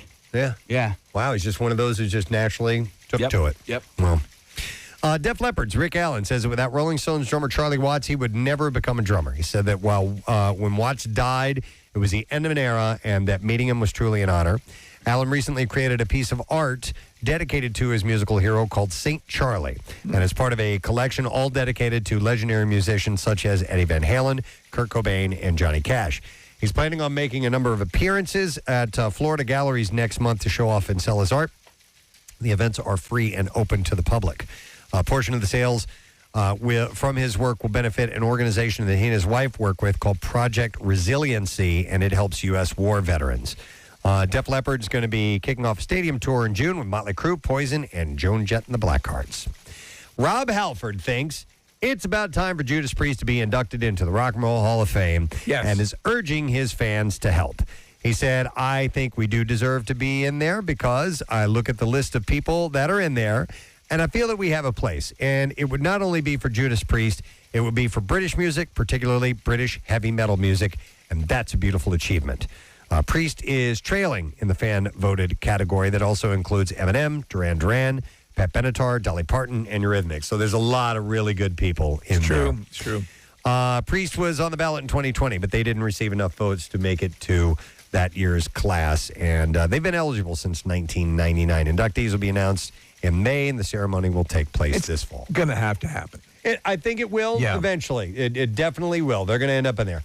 I'd like to see it before any of them die or anything like that. Which sadly happened with the Moody Blues. Absolutely. Yeah. And it can happen, yeah. So, and then one last thing. Our interview yesterday with Claudio Sanchez of Coheed and Cambria is now available as Preston and Steve Daily Rush. Excellent. Great conversation. I've gotten so much feedback about what a wonderful chat we had with him. Did we blow up on Blabbermouth? That I don't know. So he talks about Coheed's new album and how Star Wars, Dune, and Krull influenced the music. And he was calling us from his bus, which was pretty cool, too. So you can check that out now. It's on our Instagram account. We'll send it to you if you follow us.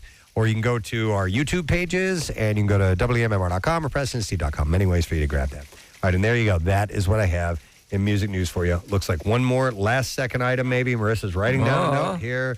Let's see. Oh, yes. The tickets are on sale now for that Coheed show. All right. At the Leocore Center. Get them now. All right, we'll take a break. We'll come back in a second. We'll wrap it up and give away our Word of the Week prize when we get back. Stay there. Preston and Steve. On 93.3 WMMR. I had my mother rub the cream on my back. Well, you didn't have to. Yeah, I would have. I mean, can you Like, who else am I going to ask? I don't know. Thanks, Maddie. I appreciate it. Maybe like a girl right. older wife. Somebody who could put it in your... Mother! I have to go over to my 30-year-old single son and rub ointment in his ass. That is horrifying. Yeah, that's nasty. I did not realize the burrowing was an issue. That that adds a whole other realm of hell to it. I always thought it was a slightly bit more benign, but it does sound very similar to genital crabs. So they said the outbreak was caused by a camping trip that some of the students attended. Oh, they went to Whore Island. The doctor said they all hung out together, which is the typical story for scabies. Some of the kids, we did see a few of them, and that, that most likely it was just because they were all in close contact with each other. They were camping. Oh, yeah. And that's when the whores come in. It's true. So sleeping bags and things of that nature and camping tents, it's a confined space. I've had a few texts come in, and also it looked like a call had been up as well. Were you guys familiar with chiggers? Yeah. Chiggers, yes. Yeah. Growing up I lived in the South for a little while, and we would always warn about, those look like chigger bites. Which were painful. I mean, because you could scratch them until they bled almost. I mean, as a kid, I was just itch so much you wouldn't stop scratching. That's why that park went out of business at Chiggerland. Yeah, no, that's Digger World. Oh, I'm sorry. I'm thinking of. But anyhow, I don't know if they're the same. They're related, I guess. Are they? Yeah, they're also mites. They're just different kind of mites. Chiggers, I always assumed were a little bit bigger. I don't know. Mites, I guess, you can't really see them. No, these ones are called trombiculid mites. Okay. Which are different than the scabies mites. By the way, there are little creatures all over your body all the time, Kathy. I plan on it. Oh, stop it. Like in your hair follicles. Constantly, crawling in and out of all sorts of orifices. No, not mine. And then, of course, they have to defecate. Right. Oh, my God. I mean, they are alive. I mean, and so all over your body, there's little recesses where they're crapping. All right. And then having sex. Interesting. In your own body. Growing up, my dogs would get fleas all the time. Yeah. And it's never been an issue with sleeping with dirty dogs. No, but I mean, it's kind of an invasive species. It's incredibly invasive. And once you get it in the house, we had to have our house bombed a couple of times. And because, my one dog, he would just kind of like hop the fence and run the neighborhood. So I don't know where you pick up fleas. Where do you? Anywhere. Any street corner. You should dress like slutty.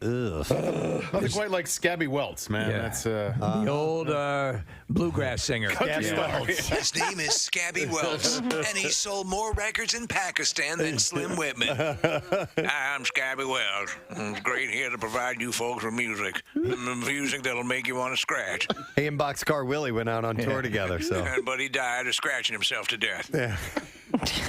Scabby Welts. You remember Scabby? Yeah. From the good old Order days. now and get a second collection from Pussy Fistula. Oh, my God. Let's see if we can get an answer to our stupid question. Wow. I don't know who's on the phone. I don't know what they have to say. So I think our phone screener's messed up here. So this is Guess the Caller Wednesdays, Preston. It's a new thing. Okay. Hang on now. My phone lines aren't even lit up. Okay. Casey has to do what's called retake the board. You need a gun? No, it's a little step process where he has to hit a few buttons. And can I try it? You can try it. Go for it. Let me see here. Go for it. No, that doesn't work. It doesn't work. So now he's got to do Is this because of cleaning? Of course it is. Oh, it is. You touched something. I didn't do the board. Try now, bro. All right. Hi. No. It shows that somebody has them on the line right now. Did Bill Weston do the board? No, Hey, Casey, Robin did the board. Can you talk to them through that? Yeah, I can. Okay, Casey's going to interpret. Ask the person who's on the phone. Hey, WMMR, who's this? John, how you doing, bro? What's your All right. answer, man? What's the question? Ask John. So the angles in a triangle add up to how many degrees? Yeah, how many degrees, bro? Bro. He says 180. Is that right? John's right. Wait, hold the earpiece up to the microphone. Yeah, let's see if we can hear this. All right. Hey, wait. I got to wait for the bells and whistles. No, you'd have to put the other one so we could hear him. Hear him. Yeah, this one. Yeah, there you go. Hey, John, can you hear me? No, Casey, there. Jesus. Let me try this again. John, can you hear me? John, say something. Can you hear me? No, we can't hear him. Casey's actually holding the handset up to the microphone. He was talking, John. Can you hear I know, him? but we can't. The mic. Yeah, just barely. By the way, I think he said his name is Ken. Now, is this John or Ken? He did say Ken. That's why I wasn't answering. All right, listen, Ken. Sammy's got to go. We gotta go. You won. Oh, dear God. Wow. All right. Give him this goddamn prize. So the answer is 180 degrees. All right. I think we have it. I think it's I have fixed no now. empathy. Hold I on. have no Wait. No, it's not. I just hit the button and nothing happened. It's not. That sucks. It's not working, Case. Great. We were going to play the whoosh. Oh, jeez. Nothing is working. How did they clean the board with a hammer? No, we use Q-tips. Q-tips attached We to hammers? specifically didn't hit any buttons or unplug anything. Or you did. Or it push did. buttons You totally did. and had lesbian love on the board. Casey's trying to fix this so that we can hear that wonderful sound effect, but it's going to take a little while, so I'll move on. I bet you other shows can play woot woot. Okay, now the board just disappeared on me. Everything's shut down.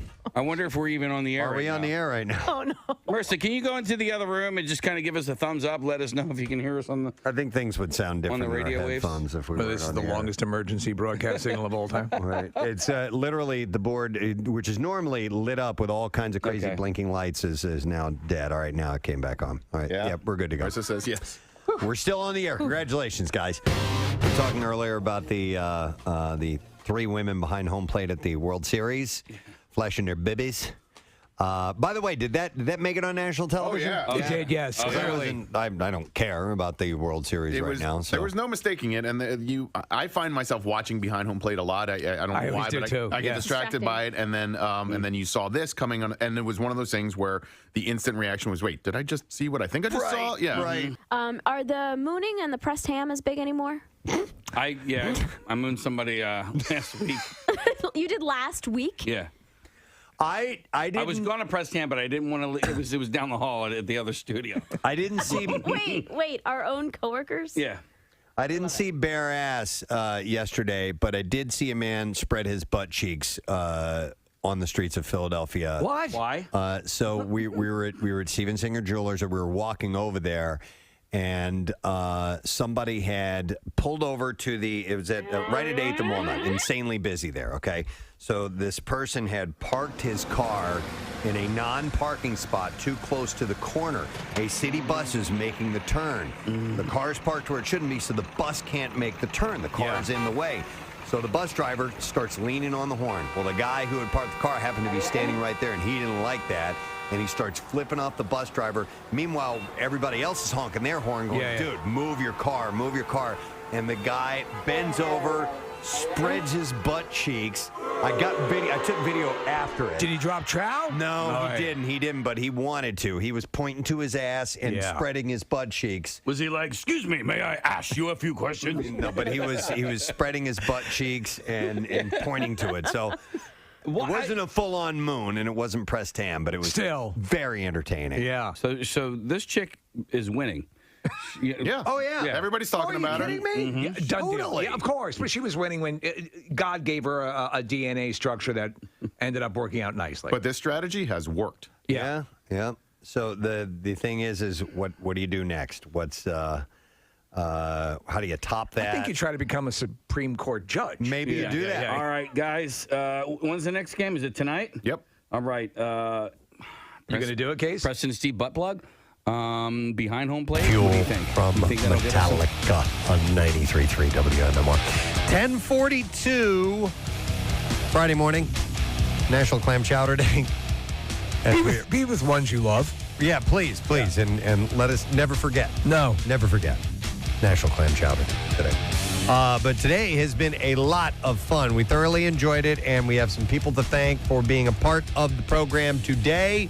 Thank you to Moses Storm. Yay! Going to be at Helium Comedy Club tonight and tomorrow. Thank you to Mina Starziak. Hey! She's at the Philly Home and Garden Show tomorrow at 1 p.m. Thank you to our friends at Pagano's. Hey! The new restaurant here in our building. So thank you to Matt and Chef Paul for helping out. And I think that's all the thank yous. Did I miss anyone? I got one. Okay. And this is way overdue and very belated, and so my apologies. But there's a great listener named Brian Carlisle.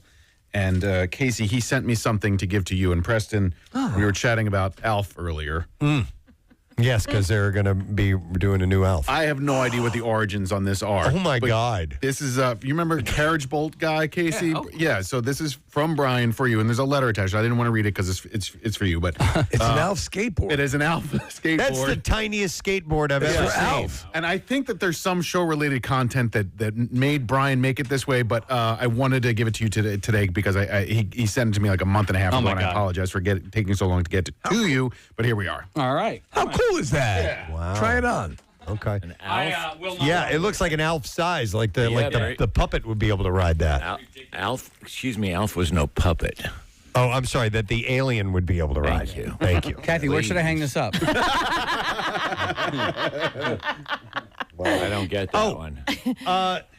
Yeah, Kathy hates all the crap the stuff Casey that's just has crap here. And around his... he was being nice, asking me where to hang it. Hey, real quick. You should come to my house. Can we play the other clam chowder clips? Just see if we here on the show know them. Okay, so if you guys know it, speak up. Here's one of... We just have a couple left. Here we go. No more clam chowder. It was a joke.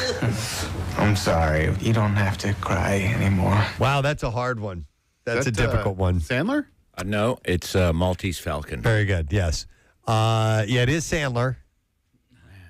Sam Spade. No, you is won't. in the Maltese Falcon. You guys won't get it. It's anger management. Okay. Oh, okay. That's all right. Jack crying. Right. All right. That part. All right. Here's that one. All right. Here's one. Hi. Oh, I hope I'm not interrupting. Oh, no. I was just fixing clam chowder. Come in. No idea. No.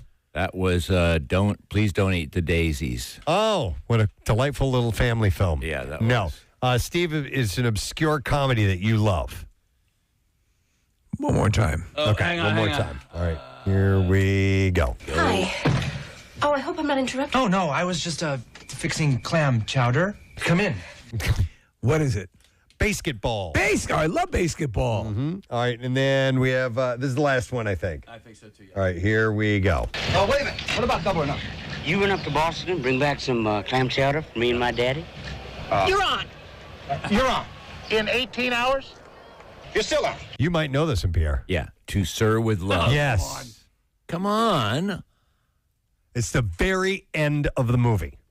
I do know this. I probably wouldn't be able to guess if I didn't, but it is... Psycho? No. Shawshank Redemption? It's Smokey and the Bandit. Oh, yes! After they bring the beer back, Yeah, and they win the bet, Yes. they throw another one at him. They say, well, okay, why don't you go get this for us? And they're off and running. And the cops are coming anyway, and they get out of there. Yeah. And then, which gets to the second movie, which has the elephant. It was just terrible. Yeah. Terrible movie. All right, anyhow.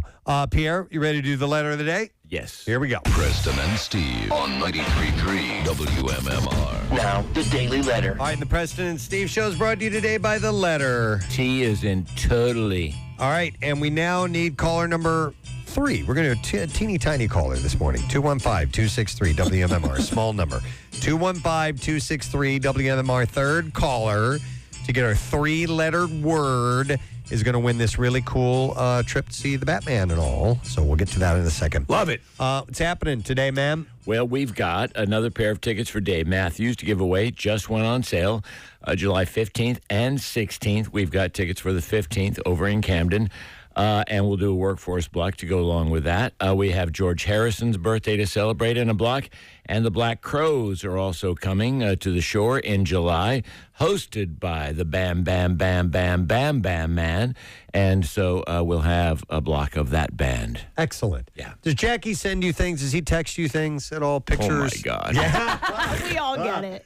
He sent me an audio file of somebody doing an ID for him, and I didn't even know who the hell it was. I don't know why he chose to send it to me. I was just saying, do you ever wonder what your connection is to getting Yeah. that specific? Because sometimes we'll all get it, or sometimes it's just to one of us separately. So, I wonder that very thing, and I never know why. I never figure it out. He often will send a picture of his father holding a very odd 45. Yeah.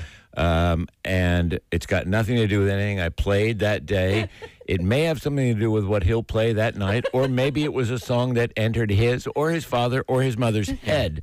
And therefore, he got his dad, Papa Bam Bam, to pose with it. As Jed Clampett used to say regarding Jethro, someday I got to have a long talk with that boy. It's true. All right, well, let's go to the phone, see if we can get a winner. We were looking for caller number 3, and it is Christine. Hello there, Christine. Hello, Preston. Do you know our word of the week? I hope it's bat. Great day in the morning! All right, Christine. Cheese and crackers. Cheese and crackers, she says, Kate. Creepers. All right, we have this cool little whirlwind trip for you. A trip or two to the Batman New York premiere. It's March 1st. That's Monday, right? Wow. No, Tuesday. Oh, it's Tuesday. I'm sorry. Yeah, you're right. The 28th is on Monday. Alice Tully Hall at the Lincoln Center. That includes round-trip Amtrak tickets, dinner, and an overnight stay for you. Congratulations. This is crazy. I can never get through. Never. Well, you did. And 4 3, I'm like, it's impossible. You got it this time. I'm very happy for you, Christine. Congratulations. Thank you so much. All This right. is crazy. Hang on a second. We'll get your information. We'll take care of you. Make sure you do check the safety requirements. You can check the extensive health and safety requirements at WMMR.com. It's from Warner Brothers Pictures and visionary filmmaker Matt Reeves. The Batman, all new take on the iconic DC superhero, and takes the world's greatest detective back to year 2. Film stars Robert Pattinson in the title role alongside Zoe Kravitz as the enigmatic Selena Kyle. And opening only in theaters on March 4th. So congratulations to you. Nick, are we going to talk to Giacchino about this? He's really busy right now, so Okay. we're trying. But we're also sort of floating around that idea of going out to L.A. and broadcasting from his house. Okay. So I've been back and forth with Maria, who is Michael's sister, and so we're going to try to make it happen. All right, if we can't talk to him, we'll talk to Matt Reeves, the director. Either or. Yeah, we can get them on. All right, want to thank our sponsors. Preston and Steve Show brought to you today by Dunkin', the official coffee of the Preston and Steve Show. Also, Acme. You can download the Acme app to see your all new deals, rewards, and perks today. Visit acmemarkets.com for details. And Trinity Rehab. They can help you get rid of your pain. No prescription needed. Trinity-rehab.com. Next week on our program, Sam the cooking guy. Yeah. From YouTube. We were talking about the potatoes. They weren't his idea, but he did cook them up. And that's how we found out about it. I think he'll be excited about our data. We'll talk to him. Our buddy Don Jameson is going to be on. Comedian Alonzo Bodden and Lou Diamond Phillips. Will be joining us too, which is great. That's it. We're done. Rage on and have a great day, and we will see you later, gang. Bye-bye.